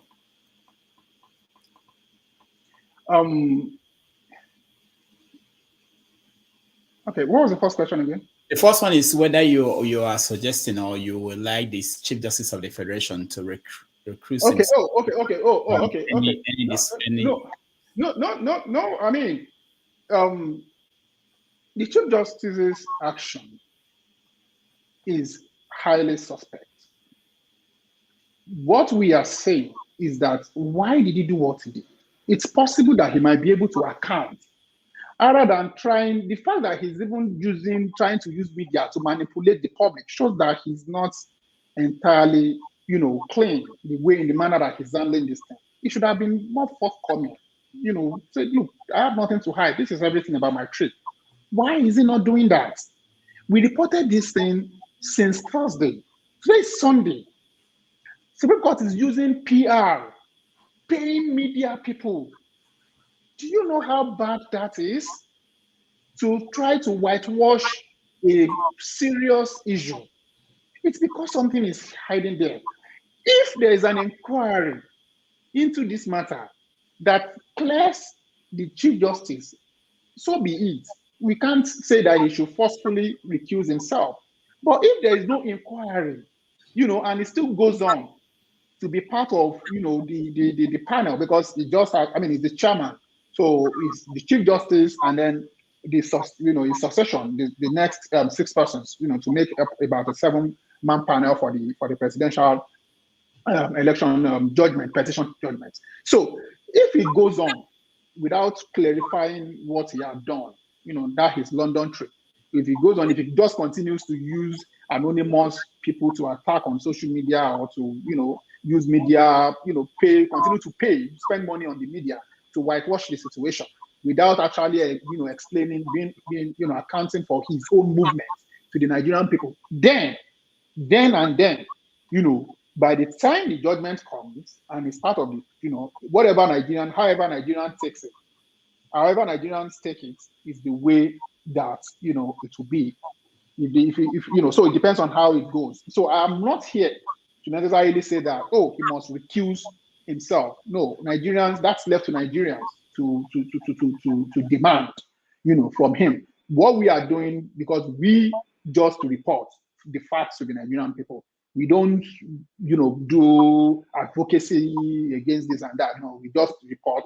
Then Nigerian people will use that information, to go and hold them to account. So Chief Justice, in my opinion, in order to make himself more, his position more tenable, to the Nigerian people, he's supposed to clean himself, explain everything with facts, documents backing everything, and then putting it to Nigerians so that people can say, okay, well, it seems like maybe after all, he could still be part of the panel, notwithstanding how the judgment goes. Because what matters most is that Nigerian people, no matter how the judgments go, at the end of the day, are able to say that they have the confidence in the Chief Justice. Because what you can see the narrative from the other and Tinubu's people, is that this is an attempt to put the Supreme Court in a situation in which the court will have no choice but to overturn the election, knowing well that the results, anything short of overturning that election that brought Tinubu into office,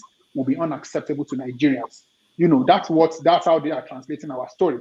But we said we only preempted the meeting from holding, not necessarily how the Supreme Court's judgments out the Election Petition Tribunal would go. But if they want Nigerians to believe, if the Supreme Court wants Nigerians to trust the judgments on this particular very serious matter of national presidential election petition, then the Chief Justice must come clean on what he did in London. That's one. As to the second question about donation, we appreciate people who have offered to donate to Peoples Gazette, and the thing there is that we have not rolled out, because we felt that we have only launched a year, 2 years ago. People have been asking to donate to us from the get-go, but we felt that let's still do more. Let's do more, because it's a very, very tough media environment. Independent media is extremely difficult to run in Nigeria. I will admit that. And the reason is because when you run a story that is highly critical of people in power, people around them, would then start being afraid to bring business, because they will see that, you just ran a story about somebody. And then, because when they see the business, in the case of Lai Mohammed, the information minister saw a banner ad on their website and then called the person up. You are getting federal contracts and you are giving adverts to People's Gazette. So the business had to call us and say, look, we get the audience, the views, we appreciate business with you, but the government is not happy. The Minister of Information is threatening us about this matter. So therefore, we can do editorial partnership, in a manner that it won't be a banner on your website that people can see and then target us. It will just be like an editorial partner in which we can then pay you. You can use our material if anything comes, from it. So in that manner, people do it just to say that, so that they don't run away entirely, because they like our journalism. They want to continue to use their adverts to support our journalism because it's crucial, but they are afraid they are being targeted by the government. So that happens. But we just said, let's wait for some time, to do more work before we then start asking Nigerians for donation. So that way we can then say, look, see our bona fides. This is why we deserve, your support in order for us to continue to run an independent journalism, fearless. Our slogan is truth, courage, or nothing. Is either we are telling the truth courageously, or we are not even in the media business at all. We are not even in the journalism business at all. So if we can't do those two things, we are out. We should just pack our business. So that's why it's seeming like, we are this. No, but we are doing our own thing. Other outlets are doing their own thing. So for people saying that they want to support us, we appreciate you. We will receive support from you in future, but we have not rolled out the process, the entire structural policy around accepting public donation at People's Gazette. Everything is still pending, but when we roll such things out, such solicitation out, then we will put it, in the public domain for the public to see. And then how we use anything that is donated to our organization will be published every quarter or annually for Nigerians to see the report of our expenditure so that they know where the money they donate to us, how it is being spent. So that's how we do. So we are not too big. We are, in fact, about the smallest in the country, But the Guardian in the UK is taking donation, about £90 million the previous year. And that's to tell you that this thing is not unique to us. If you come to the public that we want donation, It's because we actually need the donation. We need the public support. We will roll it out, but it is not right now. But kindly watch out for when we roll it out, and we would appreciate how much, however you want to donate to organizations. So we appreciate this question, and we get these questions regularly. Okay. Thank you so much for spending over 3.5 hours with us. We appreciate you and what you do, and we hope that you will come back in the future to join us. And I like the way you actually explain the workings of the media, because I get that all the time. People don't actually understand, especially now that people consume media for free. People don't pay for media, and they don't seem to understand the cost involved in, they will say things to me like, why didn't this reporter go here? And they don't understand that if you want to fly a reporter from Lagos to Ebonyi State to cover something, how much it will cost. And it can be a very high. It can be a very high budget. I mean, we're looking at our books over the elections. It was quite expensive. It was a lot of money. But we had to do it. It's just what has to be done. All right. Thank you so much for coming, and keep doing the work you do. Thank you very much, Doctor, for having me. It's a great pleasure to engage with your audience, and I hope we will do this again next time. We will. So when we come back, we will do a recap with our guests, or with our audience members. The guests will leave us by then. So let's take a little break, and then we'll be right back.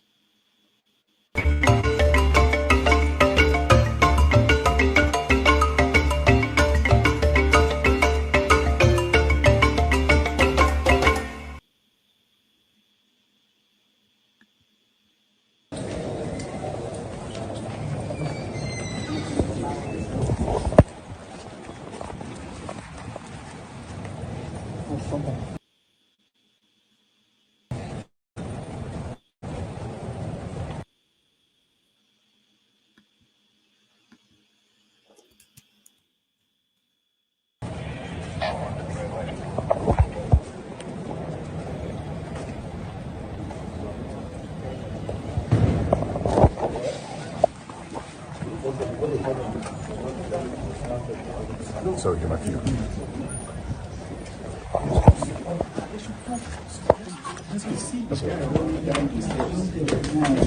Imam, let's go. Imam? Where's Imam? Okay. Imam? Where's Imam?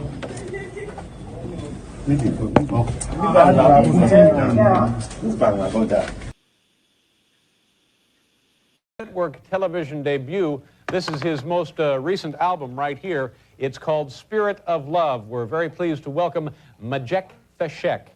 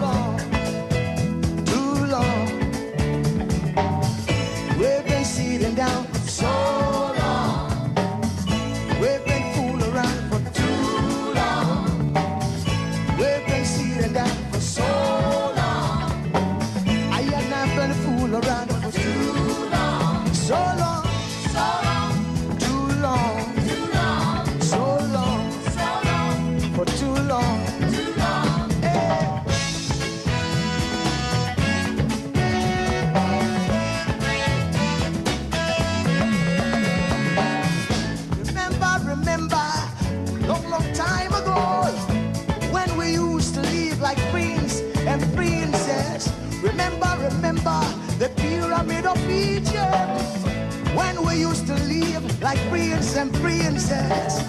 Remember, Marcus Garvey, who are the dream for New America. Oh, remember, Martin Luther King, who are the dream for New America. say you are black. They say you are brown. They say you are black. They say you are brown. Only the angels of Jah is white now.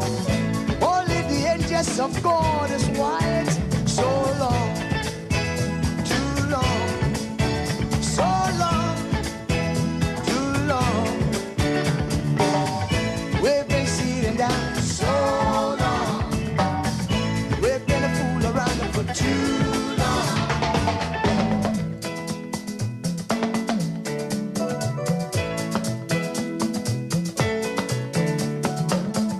Arise from your sleep, Africa. Arise from your sleep, America. There's work to be done, Africa. So much work to be done, America. But if we unite, hey, we will be free so long, too long, so long, too long. Press down for so long.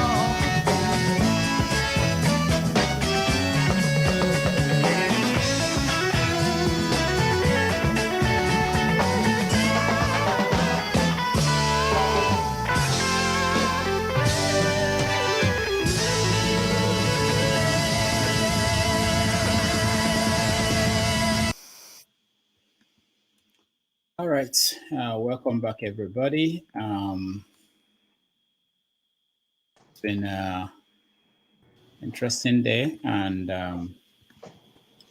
we want to spend probably an hour to recap on what happened, your impression, and everything else. So let me start with people who didn't get a chance to talk to Samuel, and which is not my fault.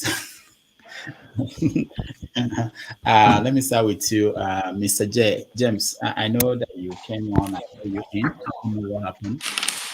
But, Please just kindly excuse me. Okay, can you hear me, please? Yeah. Can you hear me? Good. I decided to sign out because the question I had in mind was answered. That's why. Oh, okay. Good. Now, I just want to make a statement before I leave. From what the gentleman has said, the narratives he gave, it should brace up for a very difficult times in Nigeria. I remember the case of Emmanuel Noriega in Panama. I can't remember the year when the U.S. forces invaded the country because Noriega was involved in drug trafficking. I do not know how Nigerians will feel if we wake up one day to hear that the US government or the British government or French government or Russian government invaded Nigeria and cut away the president of the republic. I do not know how we are going to feel.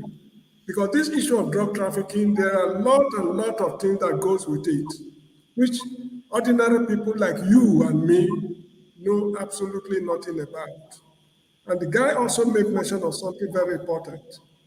These people going abroad for medical treatment, are they signing away the integrity of the country just for them to get well? For example, Buhari staying there for over how many days? Do we know if this guy has signed away some oil wells in the Niger Delta just for him to be rejuvenated? Nobody knows. So we should brace up for a very, very hard time to come. I'm saying this because about a year ago, I said on I think Symphony platform, Symphony TV online platform, that this election should be called off. The country should be properly organized before we conduct the election. But anyway, I was a voice in the wilderness. Thank you so much indeed, Dr. Damages. I want to sign out again. I'll be with you on YouTube. Thank you, James. Ariwoola, you're next.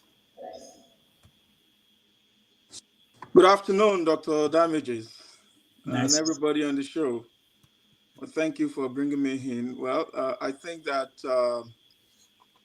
Samuel Ogundipe, the guy from Peoples Gazette, has done the job that a journalist is expected to do. I don't know why, people are hungry that, a journalist is just doing his job, reporting what they suspected to be a foul play.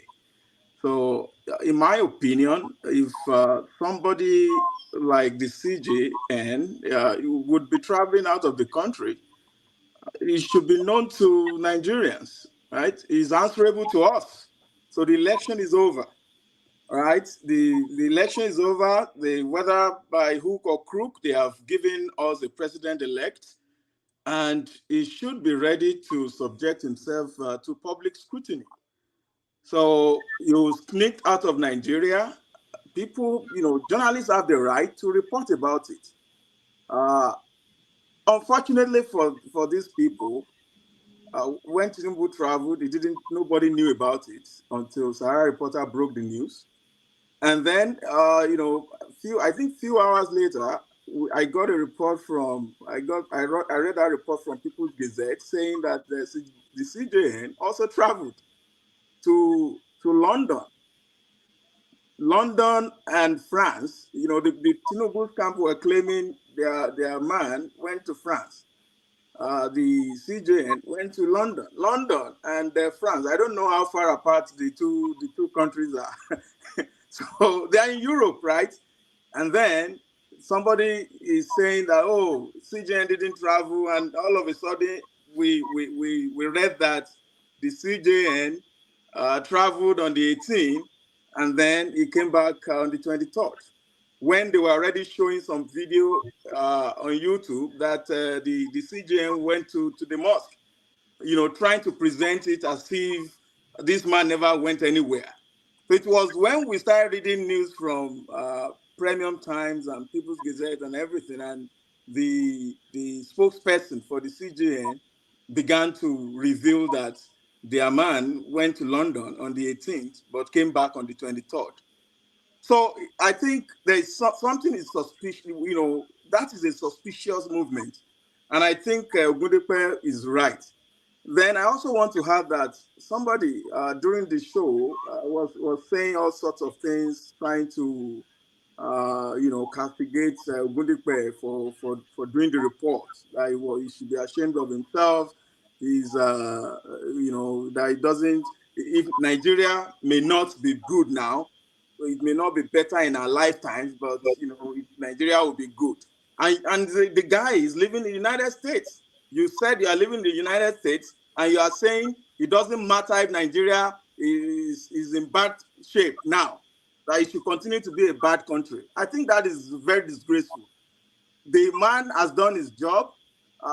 Tinubu, when he signed up to become a candidate in that election, and he knows the desire of becoming president, he also signed up to the fact that he was ready to subject himself to public scrutiny. So he should be ready for it.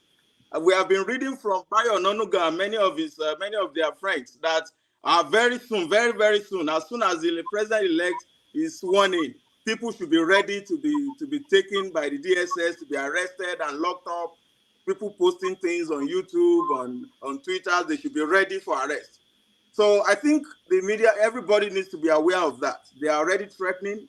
We may be in for something even worse than we experienced under Buhari. Everybody should be aware of that. But we should not be afraid. This is their way. And I think, people pushing that kind of narrative at this time should be ashamed of themselves too. So the man has done his job. Kudos to him. I love the job they are doing.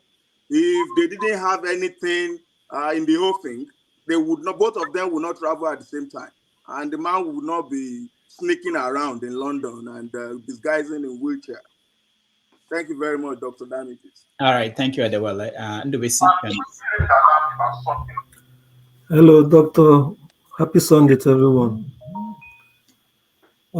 I joined late. I just came back from Mass. So by the time I joined, I think the last two panelists were asking questions, Mr. Ike and one other person. Well, the journalist has done his job. We're in a critical period in Nigeria. and every movement should be reported. Even if they just saw him at the airport, it should be news, because this is a very this is an unusual period in Nigeria. We know how the election went, and the man INEC declared the winner. We know his antecedents, the way he does his things behind closed doors, here and there, secretly and all that. So, like the last speaker said, we should brace up for a more difficult time. I mean, like Adewale said, if Supreme Court turns their eye the other way and allow him to be president, because his men, they are specialists in spinning news. They are the chief spinners of news under Buhari, trying to propaganda and lies are what they eat with. They know it very well, and though others know it, they are not the only ones that know it. But what we know is that they will go all out to guard the press, to guard the Nigerian public, and to do things the way they like. They claim they are progressive and they are Democrats, but they started showing what they would do when they come in. You see that Mr. Bayo Onanuga saying all he's saying. I'm disappointed. That man is one of those who people saw as those who fought the Babangida regime. In fact, after Newswatch went off the scene a little, news took over, and they were telling us, giving us reports of things, and he was one of the arrowheads. For him to come this time around and be making all kinds of comments, even hate speeches, and even asking the DSS to beam a searchlight on those who they feel are opposing Tinubu, and trying to spin the court, the tribunal appeal, Obi and Atiku has taken their matter to as a ploy to annul the election. You can see the West is using annul, as if trying to make it look like June 12th. Those younger Nigerians who didn't even know what happened during 1993, we think that, oh, they're trying to annul Tinubu's election. This is completely different. These are contestants who normally are not satisfied with the INEC ruling or INEC decision that Tinubu won, and they are going to court. Onanuga is going to tell us it's an annulment. They're trying to stop his inauguration and all that. You can see what he's saying. And the DSS that they said should arrest Obi and his running mate are keeping quiet. They did a lot of things, they are keeping quiet. So that apart, what I feel is that more searchlight should be beamed not just on the Chief Justice, but other Supreme Court and even the Appeal Court judges, justices. Let us know what they are thinking, because this has gone beyond the level that everybody just sit on the fence and say whatever they do should accept it like that. We should know what they are trying to. They should do the right thing. They are feeling the pulse of Nigerians. They know where the people's mind are, and they should do the right thing. Anything beyond that, I don't know. Nigerians may not take it lightly this time. It's really, really sad. But I pray that Ogundipe and his crew, his team, will continue to dig deep to really know if Tinubu and this man really met, and probably what they discuss. Doctor, one more thing I want to add is that it's unfortunate that currently now in Nigeria, some sections of the press have taken sides. The press is no longer the press we used to know during the military rule. Some of them maybe fear of being hunted down, fear of being closed down or taking their salary stopped and all that. Everybody is being cowed now. I'm urging all of them to come back to what they used to be objective. Doesn't matter who is involved. If it's Obi, if they have anything on Obi, they should say it out. They have anything on Atiku, they should say it out. They have anything on Tinubu, they should say it out. Nigeria should be seen to grow beyond the level we are. We are now a laughing stock in the world. Thank you. All right, thank you, Ndubisi. Let me go to Austin. I'll come to the people who were here before. Austin, go ahead. Austin. No, I just had to tune in, and I saw Ndubisi talking. Really, maybe I just need to wait a little bit for some few minutes, then go with the flow, because I wasn't here to listen to Adewale about the story that came up. So I'll just stay at the background. Maybe in the next 2 minutes you can ask me. Okay. All right. Thank you. Mama Echo.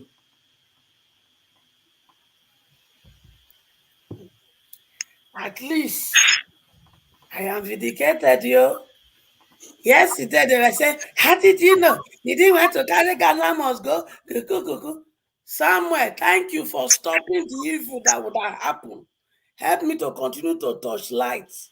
Touch light. They're going to expose them. Now the beginning of disgrace and shame. You people put shame and disgrace upon us with the work of Tif Tunubu and Emso Luomo. We've not cleaned that up. Baba went carry white wig for head. He won't come add your journal. Abba. You people are in for serious wahala. Now tell us, when my children and myself we small, una say the young shall grow.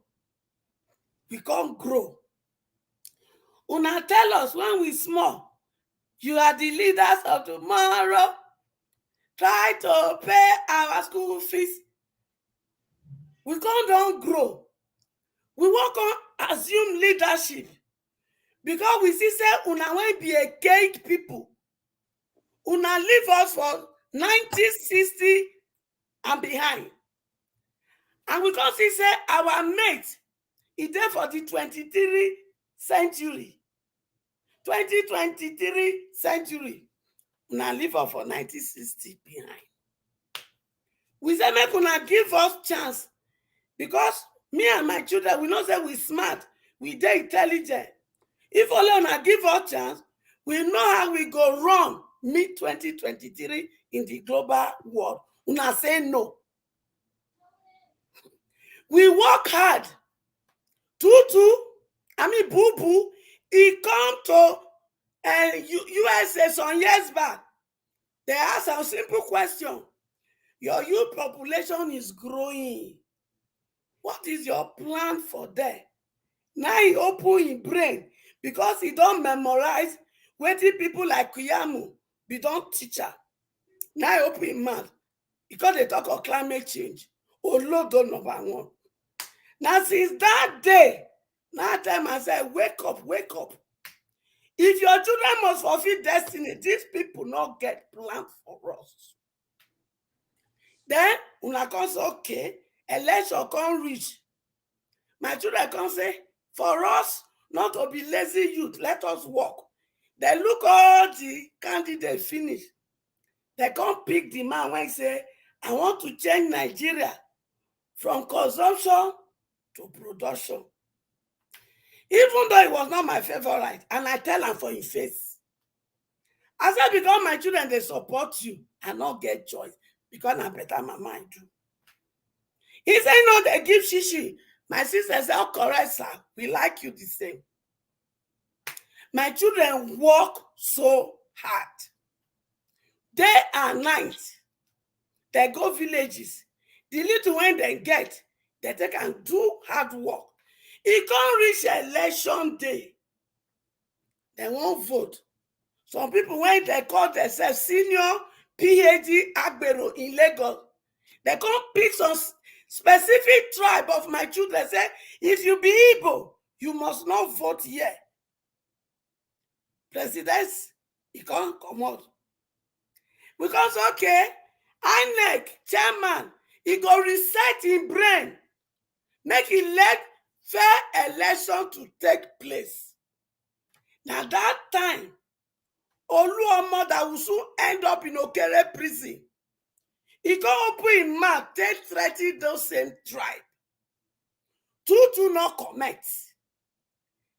Someone go not comment. Then the useless policeman, when he call himself commissioner of police for Ogun State, he come open his mouth say, now play the play. The next day, witch cry in the night. Begin they die during the day. Because they make them keep them for inside, let it be. Then fire come they tell us, say, since the day when they born her for his mama womb, then I rigging when they take rule us. So therefore, it is a normal thing.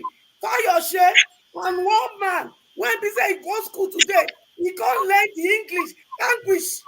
Welcome. Because they donate £2, £2. Come out £2. Now I got they donate to my picking. Dr. Damaging for all the work when they work. If you sabi they donate, why you not give us £100? Just in fact, be like that of a Miloko. You people, it's not business as usual. You see this one day, it dey hot for my hand. We go collect them. Because if we allow this drug barrel called with Tunubu to rule us, hey, all the drug barrel all over the world, they go come collect their position in Nigeria. We not go gree. Enough is enough. This Thank one you. is a done deal. Thank you. Thank you so much, Mama Echo. Dr. Berechi, you're next.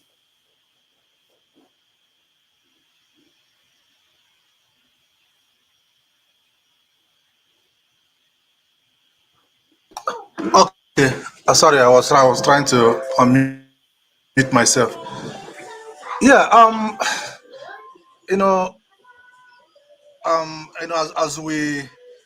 as we make effort to perfect our democracy, one of the areas that also has to change would be the media, especially in Nigeria. And so that is why I think Mr. Ogundipe and those who are like him really have their work cut out for them. They are playing in an environment where people are not really as informed, do not even understand how journalism works. I recall in 2008 or 2009, there was an issue between Obama. I think there was a political furore over what the way Obama characterized the treatment that was made to one Harvard professor, a black professor. And so they had what they call a beer summit at the White House. That was just shortly after I left Nigeria for my master's here in Canada. So what I found unbelievable and very, very fascinating was that for a number of days, the media in America, especially the CNN, was digging to find who paid for the flight ticket and the beer that Obama and this professor from Harvard drank when they had their summit in the White House. As a Nigerian, I was wondering what a waste of time. Like how could this even be newsworthy? But so it took me time to understand that that little things you would ordinarily consider as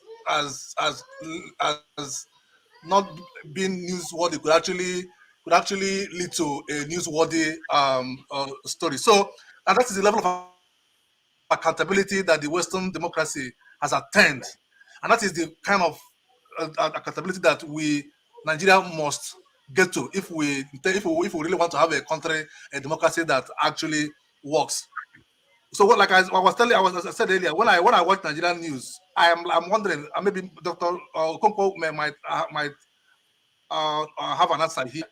Is it that the Nigerian media do not really have enough money to employ investigative journalists, or is it that they don't have the manpower in that area in Nigeria is very, very poor?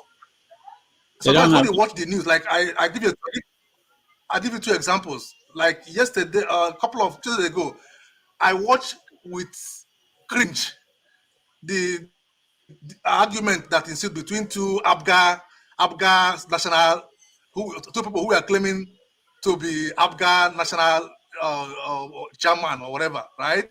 The issue was the interpretation of a Supreme Court order that they had just obtained that merely corrected a slip in its previous judgment. So these two guys went at each other just over what was actually what the ruling really was. And I'm like, Channel TV should have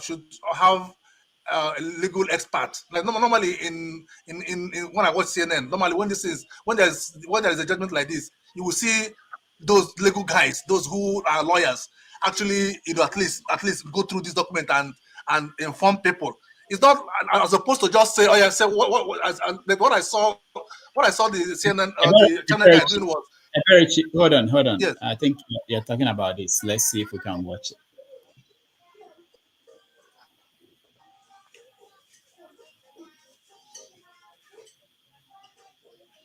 Jigawa as national chairman of the party. And when I was removed, my deputy took over and brought the candidate who was recognized by APOGA in the 2021 elections. All right, please go ahead, Chivoy. Please, I'm happy he's here.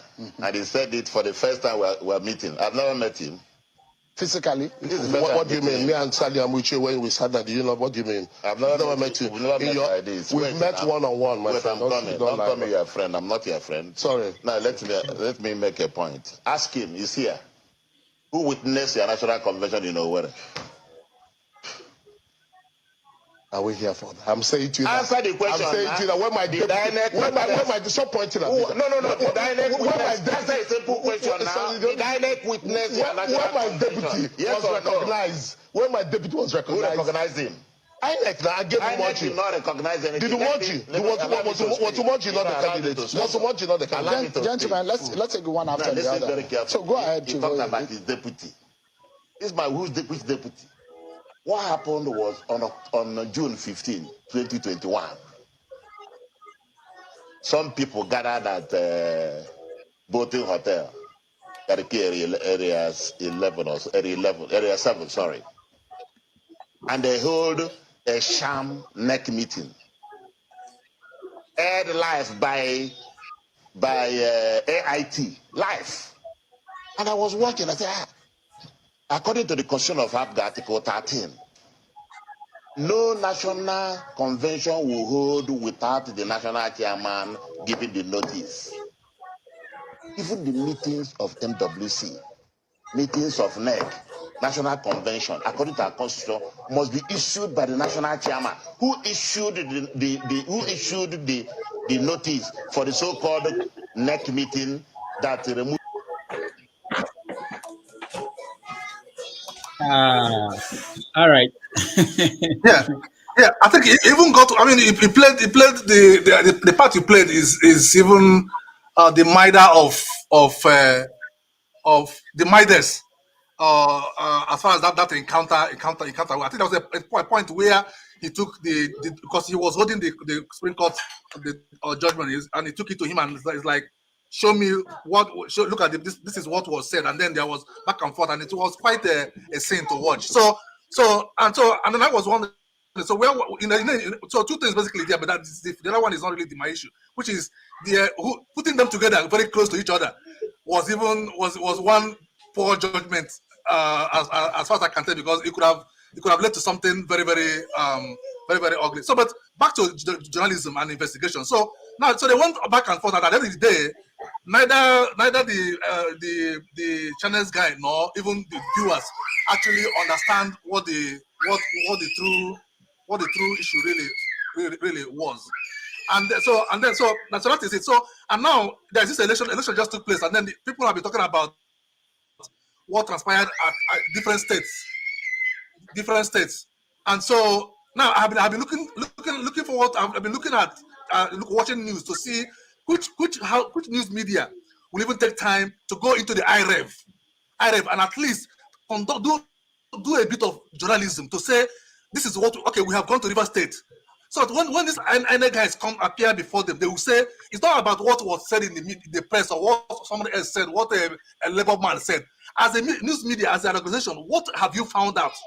What I mean, at least you could actually have gone in and put a result and based on your own findings as a news media, interrogate people that come before you. So it's always when they go, it's always, so I don't see that in the media. It's always when they come, this one will say his own mind. Another person will say the media, the news organization does not have any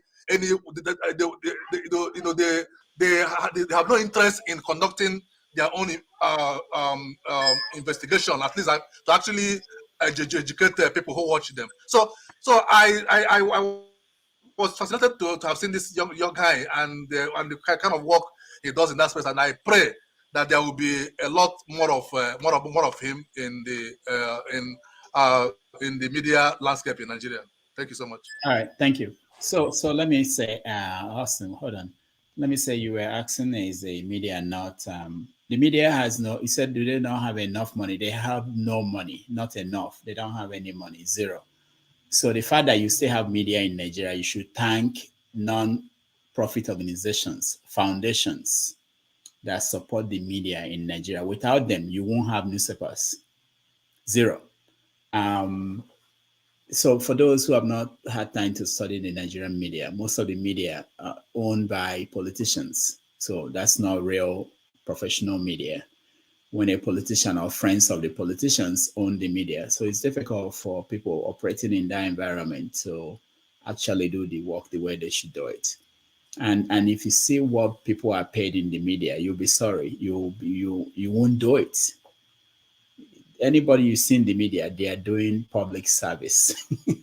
Nobody who will do it, So it's a long conversation. One day we're going to have that conversation here because people sometimes sit down at home and expect magic from the media, and they don't pay for it. They don't ask why are you paying your staff?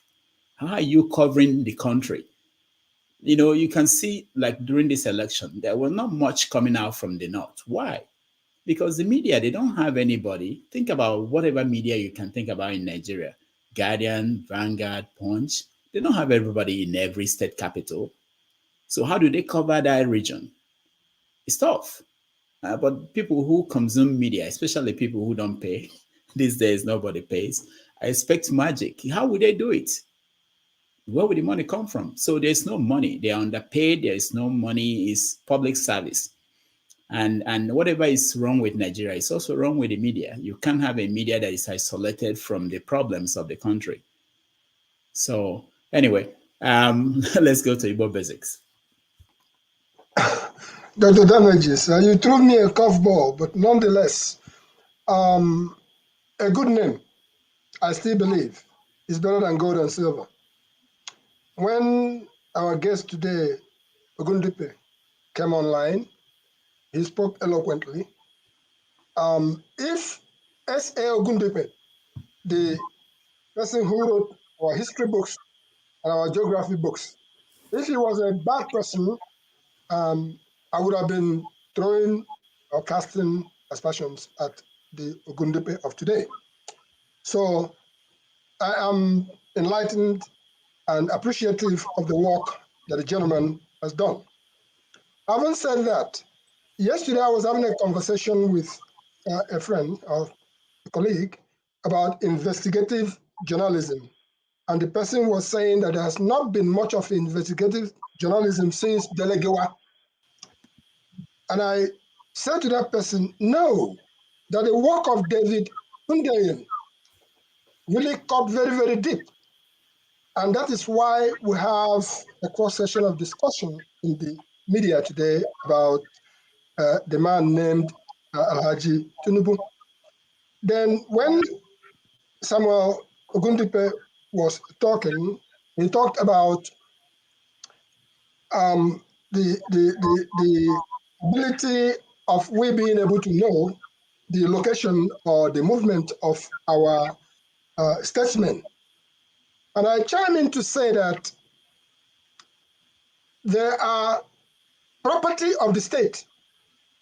And I was about to say something about what happens when a public figure comes out. And I said in 1998, at the University of London, Aton Zeribe, he spoke at the stage. That was at the World Igbo Congress, 1998. After he finished speaking, he disappeared. I was in the midst, and I wondered, I looked around, I didn't see him come down. I realized that the man must have left the stage. I quickly left the scene, went to the streets of London, and I saw Aton Zeribe walking down the street. And I came tiptoed right by his side. And I said, Wan Nakedu. He almost, that is, Yekujala. What am I trying to say? Is that while we are looking at this mirage Chief Justice, travel, travel. Let us look behind because there is something else always brewing. And I will bring in the quote of my good friend Ken Okorie, the former Secretary General of World Igbo Congress. He says that every business decision has legal implications. So for every move and everything that Samuel Ogundipe presented here today, I see a situation. One of the reasons why we write the way we write at Igbo Basics or Basics Express. We write certain things, and we write from the mind frame of we can write a story, and by that I mean the place where they write Biro. Now your name where they write there. So we can tell a story, and the story we tell, it is only those who have committed the act that has been painted in the story that will come swinging. We didn't name them. We didn't name Okafor there, but the Okafor who has stolen our wealth will come out and say, stop it, you are doing this, you are doing that. Let us brace up. And I challenge all of us and all Nigerians, more so to the journalists who are in Nigeria. It's a labor of love.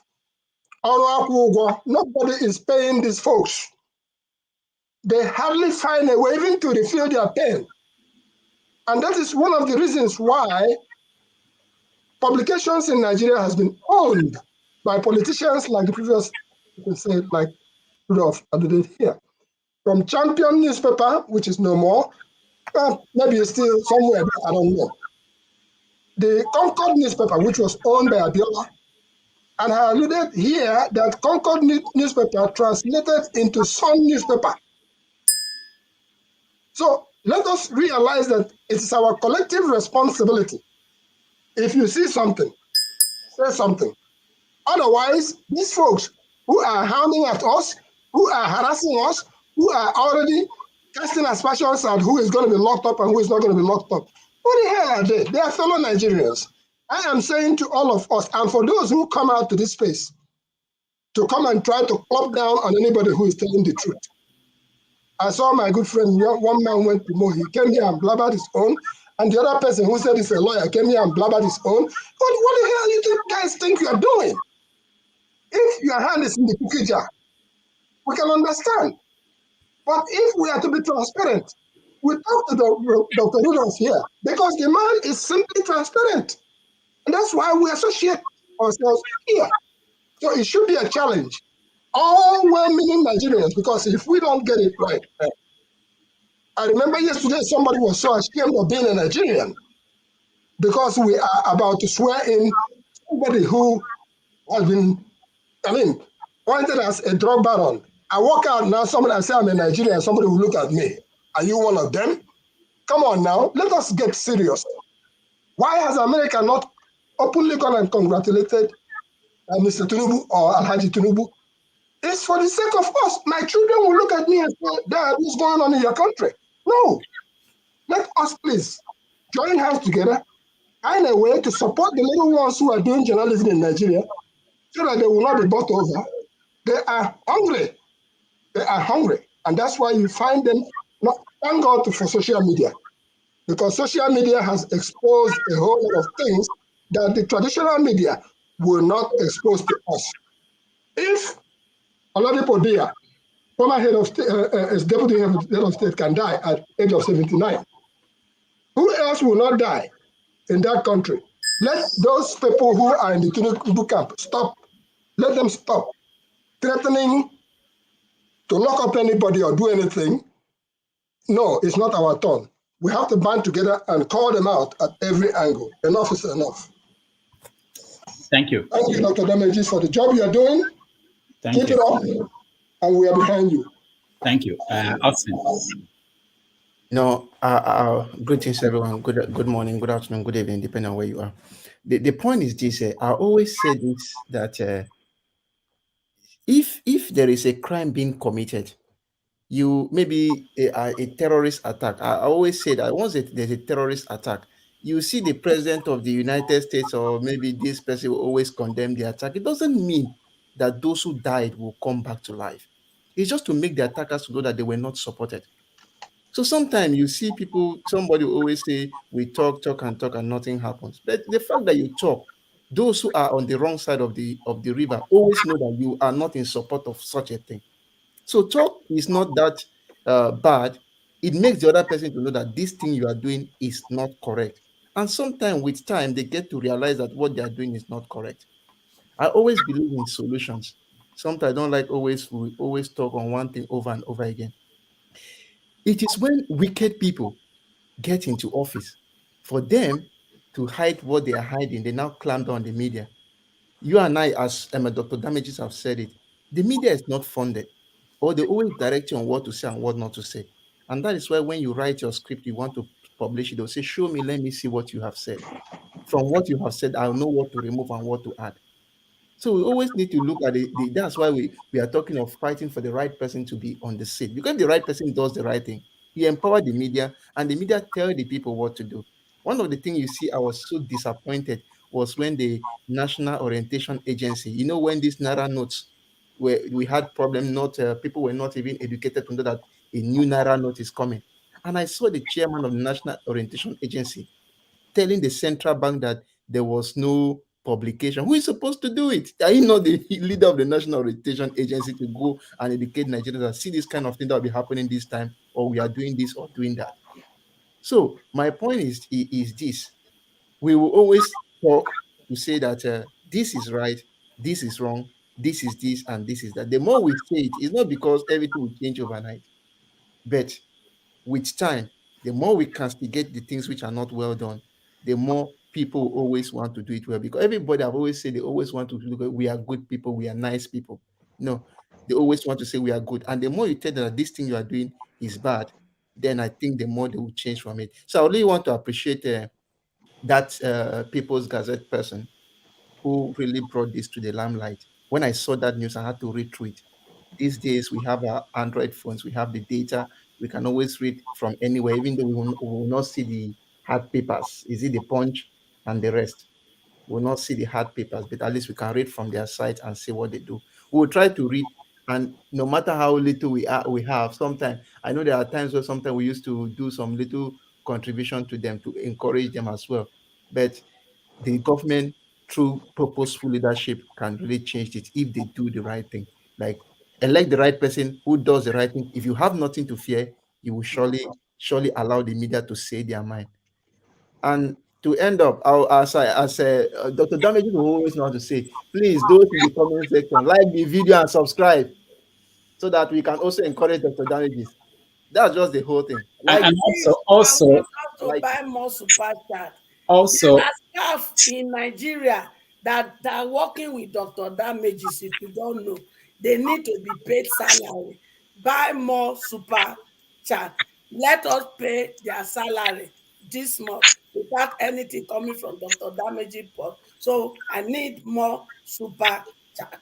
All right, thank you. Austin, the other reason I was told, because I don't understand some of these things, is that if we have enough people like the video, YouTube will show it to other people. The most important thing is when we bring a guest that shed light into certain things, we want more people to see it. It's not just the people who are watching it at this point, but also more people to see. And all it requires from you is to click like on YouTube. I think anybody can do that, but that's just a recommendation.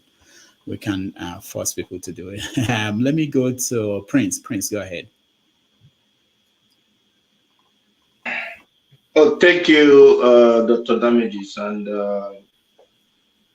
good day, everyone. It's just a minute to 12 here in California.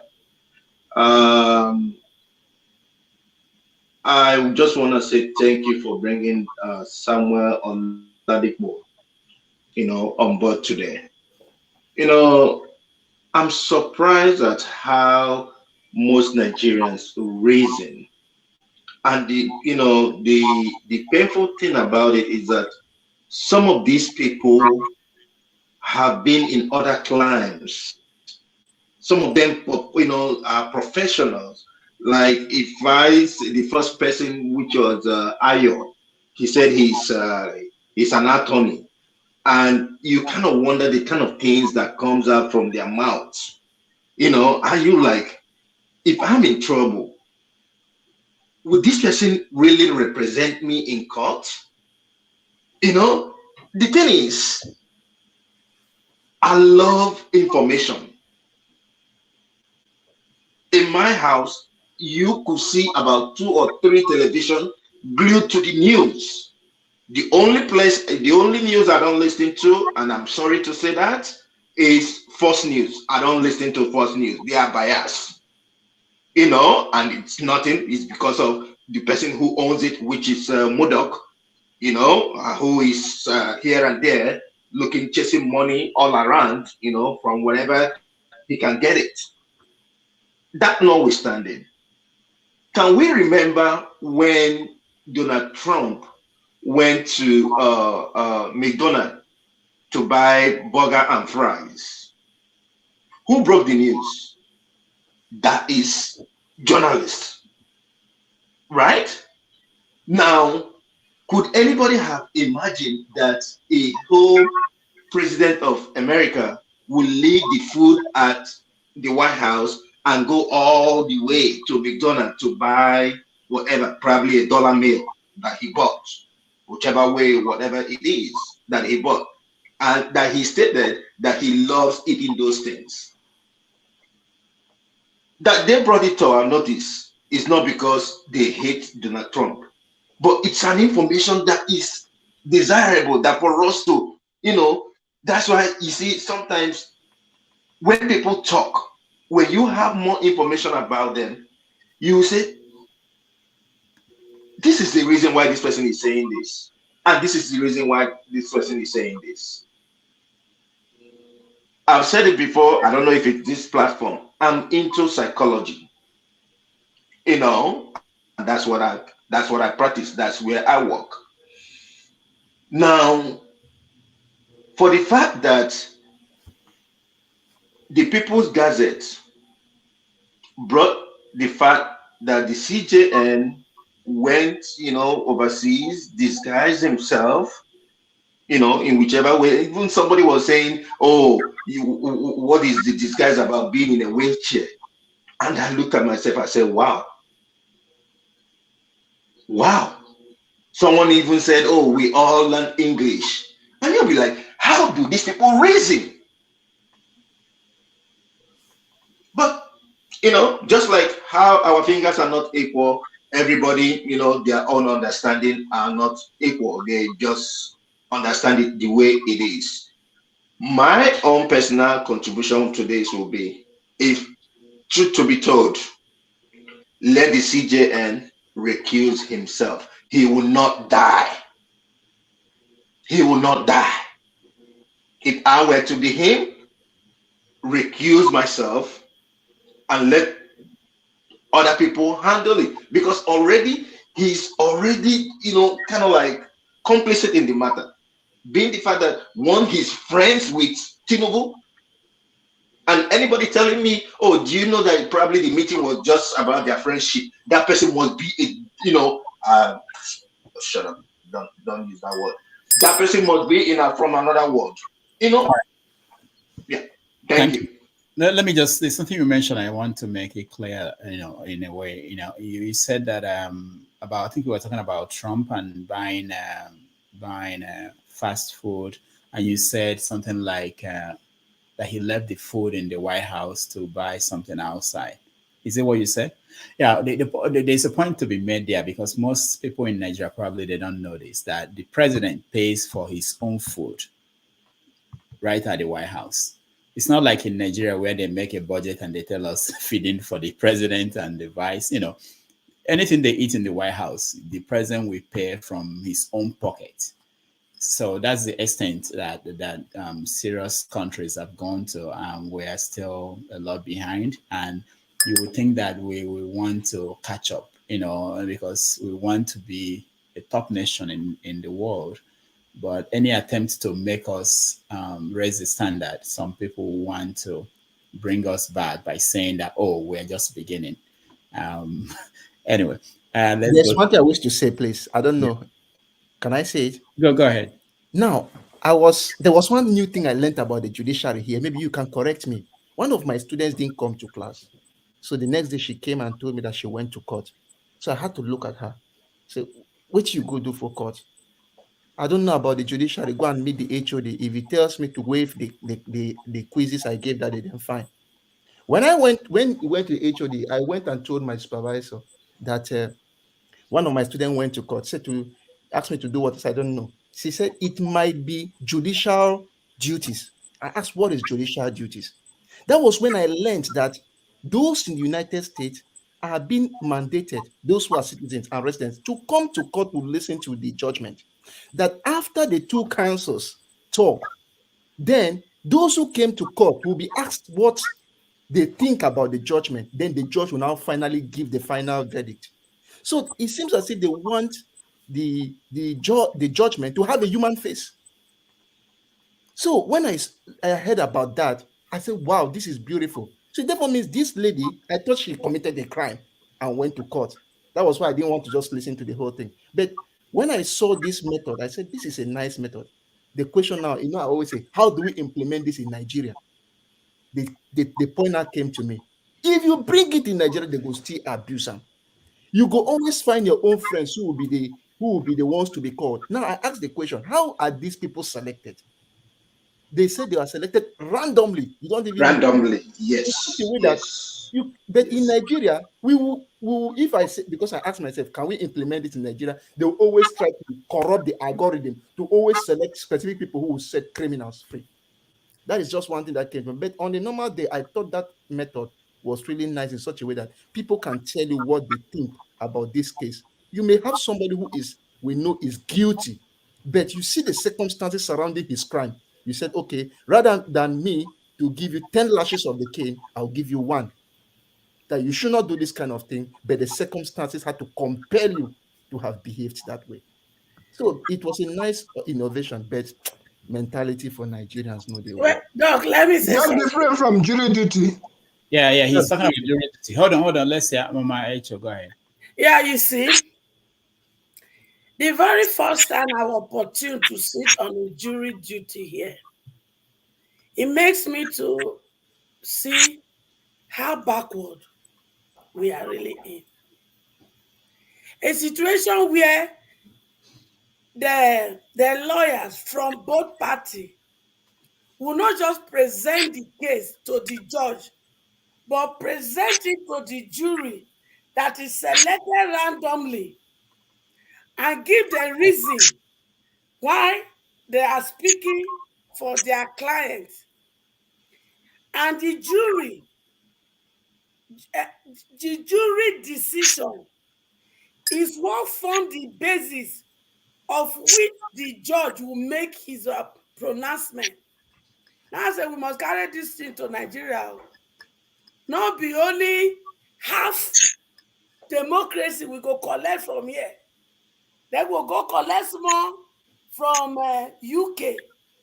Then when they go first talk, America, this is but the real cocoa that makes America to be great, we are not ready to practice it at all. Now the one when it favor our corrupt practice, now we go carry put for head.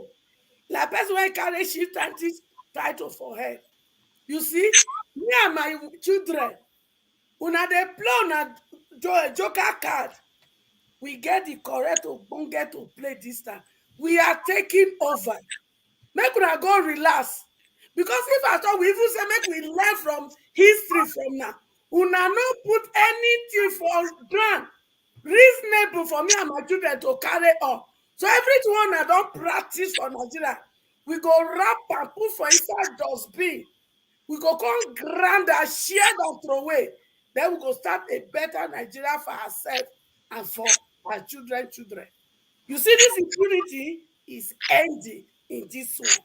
We now get my children to contend with us, and we are ready for the fight. Thank you. All right, thank you so much. Let's we have to round up in a short while. We don't have the whole day today unless I get any help from somebody. Bas, go ahead. Unmute yourself, please. Yeah, thank you for the opportunity to be here tonight. This is like my first time I've actually come into this space. Yeah, Nice to see you. and I've actually listened to most of your broadcasts, and yeah, but I I've been listening especially to what Mr. Sam said today, and I think the major problem we're having is that public servants refuse to be accountable to the people. And the problem with that is that your salary, your welfare, everything is actually paid by these same people that you don't want to be accountable to. And that's a very big problem in that kind of society, whereby you have been selected or allowed to hold a position of high esteem, where you have been placed such that people will look up to you for maybe how do I put it, for you to be for a level of integrity, and then you act in a manner that that is questionable, and you expect people that pay for that same position not to question it. It's like I don't understand why people think like that. For instance, somebody have asked, oh, why did they publish this and why? For instance, Mr. Ruford, if you have a case in court and you, for one reason or the other, have information that the same judge that is going to judge that case is meeting the opposition or something, how will you feel? Will you trust that court, or will you trust that case is going to be judged in a manner that will be fair? Of course, you have doubts. And that's the case of this same issue. You have just the way it looks, the way a manner, you traveling, or even just knowing that you want to have a meeting enough has caused doubt already. And you expect people to just look the other way and not want to ask questions. That's not fair. And we have to, as a society, to decide whether we want to hold these people accountable, or we just want to have this banana republic where people can do as they wish, and we just let it be. I'm in a country, I'm in a country whereby every public, I'm in UK for it. I'm in a country whereby even the prime minister violated a rule that he set, and he was actually fine. So I'm saying that at what point do we hold these people responsible? At what point do we decide, okay, my child will grow up in a country whereby he feels safe, or he feels that he can say things and he will be defended? How can I go to a court and knowing that the other opposition is in the meeting? All right, I think Bas just his computer is frozen. Let's go to Mark. Then I'll come to Olabode. Yeah, hello. Yeah, go ahead. Yeah, I think this session is like just a roundup, isn't it? Roundup. Yeah, roundup. Yeah, we're rounding up. Yeah. So I wanted to add that I don't have any concrete conclusion as to, or whether maybe the conclusion is still in the pipeline. They haven't found it yet, as whether the meeting transpired or not, and whether it was bribery. I don't have any conclusion yet. Okay. All right, Mark. Thank you. That's good. Bas, you want to finish up your thought before we go? Yes, like I said, I'm just Mr. Rudolph. Just tell me, at what point do we, as a country, decide we want the rule of law to be rule of law? And that's it, because we can't keep living like this. We can't keep doing this to ourselves. Thank you. This is my personal opinion. Okay, we are building a critical mass. This is what we do here. A lot of people are watching this. A lot of people who probably will not have thought about things this way, the way you are saying it. Maybe they will come to your side and buy that viewpoint. And when we have that critical mass, maybe there will be change at home. I don't know, but that's what we hope for. And the fact that more people are leaving the country, they are experiencing another structure, different structure, and they are beginning to say, why is it functioning here, but it's not functioning where we come from? And they may come to the same conclusion, and then action will follow. Olabode, you're next. Yeah, good evening, my brothers and sisters. I believe we are hearing each other. Yeah. Yeah. Olabode is my name. I live in the Europe. Actually, I'm presently in France, and I just came back from Nigeria. You are in France? Yeah, presently in France. Can you go to the airport and... I'm just kidding. I'm 2 hours away from the airport. I'm just kidding. Okay. Brief one, a quick one. I just came back from Nigeria about less than 3 weeks now. I make sure I voted before leaving. My own conclusion, or let me brief what the other the media guy has been saying the other time. For CNJ to disguise, that shows the man has something in his cupboard. He has skeleton in his cupboard. Anyway, we have a country. I've been in this country for almost 30 years now. Even I'm older than the president of France, Emmanuel Macron. He's just 40 years old. He came into power at 39 years. The prime minister in Finland, this lady is 35. So what is happening that we can't entrust our economy, our country to a young man? I spent almost 4 months before coming back. I left since last year. This wala of petrol and using naira to buy naira, I experienced this nonsense that even on my way coming back to pay my excess luggage, I wanted to pay the lady euro. The lady said no, she preferred naira. I say, hey, no be small matter. Sir, I traveled sir, I'm sorry to bother you with too much story. Go ahead. I traveled from Ibadan to Shaki. It's less than 3 hours journey. I spent 50,000 naira to fuel my car, sir. Sir, then I was coming back. Because I have small fuel inside my car. So on our way going to Shaki, we bought 20,000 naira. So getting to Shaki, coming back to Ibadan after about, when we finish all our 5G like that, we just a little bit away from Iseyin. Fuel turn red. We have to fuel the tank again. We go on petrol station. The guy say, no, we know they collect card. They want cash. We don't get cash. Until finally got on airport, we see one station. We give them card. They say, yes, we go collect. I say, put 30,000 naira. The girl and the other guy was looking at us and say, Oga, we are not putting fuel in the jerry can. We are not putting fuel. I said, they sell, they go now. Brrr, 30,000 inside fuel. That is a day journey from Ibadan to Shaki. I spend 50,000 naira. How many people can afford it, sir? Everybody was looking at each other's face. Anyway, don't let me bother you too much. I spend all this while I do too much. I'm a Yoruba man with my name, you can see. I do a lot of Faji, NUJ in Ibadan. We go to recreational. Anytime I stood up to talk, they will say, this Shure man, na Rabu Raza man. They say, now only you from diaspora want Shure.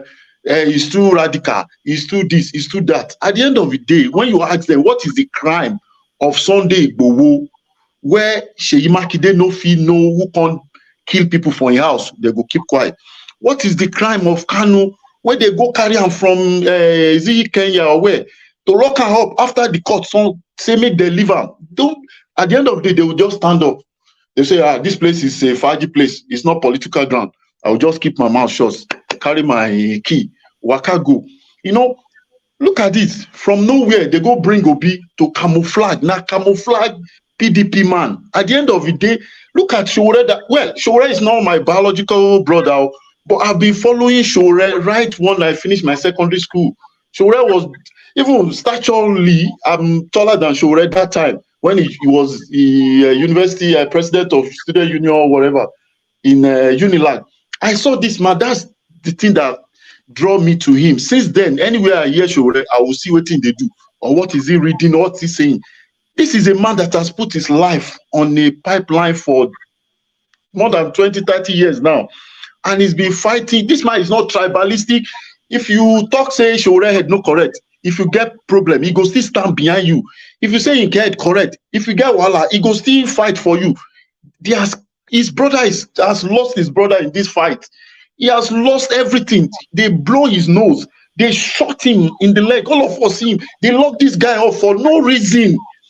They go carry him with pajamas. All of us see him for hotel. The man did for pajamas. He they sleep jeje. Assuming woman did there now, so they go expose him. Say maybe they carry in trousers, they go down. He won't do the thing way man they do. Now so they go pour him. Person we no get jackknife. They carry gun, go William, like say now Osama bin Laden, they won't go carry. At the end of the day, they don't get reason to carry this man. And this man say nobody, they can't take Obi camouflage. All our youths, they can't swim behind Obi. Me, when I tell them, I say na camouflage PDP ma be the Obi will no get guts to go show himself for Anambra where he stay for 8 years.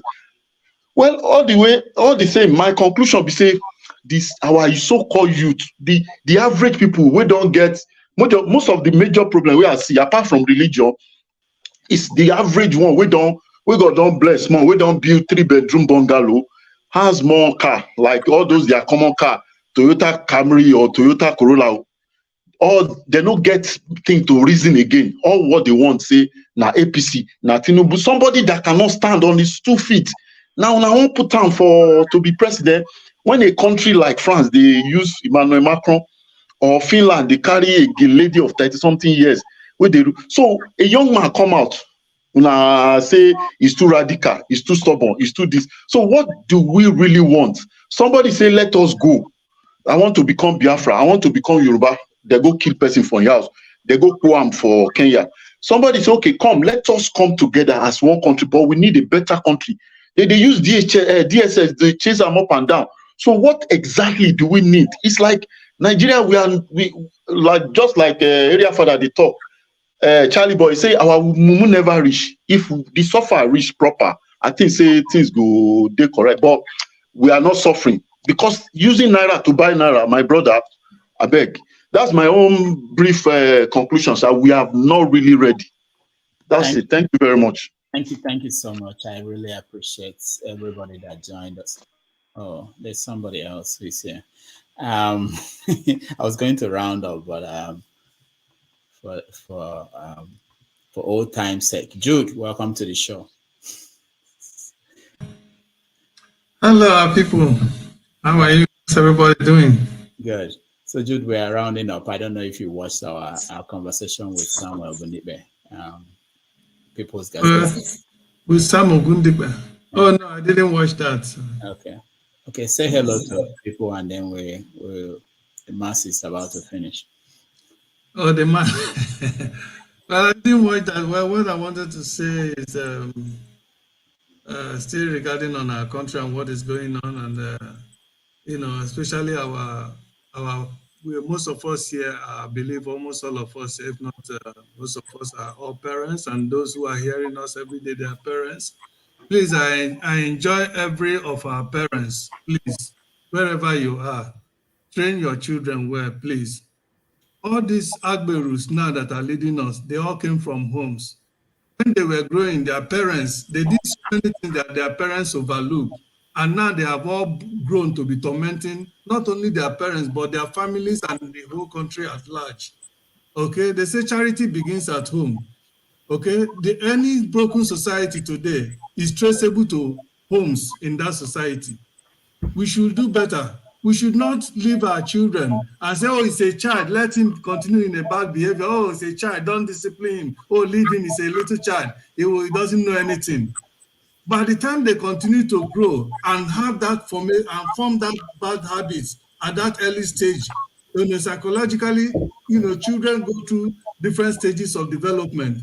And once they have imbibed, once they go through that early childhood without any correction and they're allowed to stray, to do whatever they like, there is no way you can change it when they have grown to become adolescent and then adult and so on. Okay? Tinubu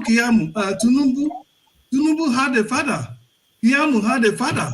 all these people that are considered nuisance that have become thorns on our flesh today, they all had parents. They grew from home. They didn't start this thing today from home.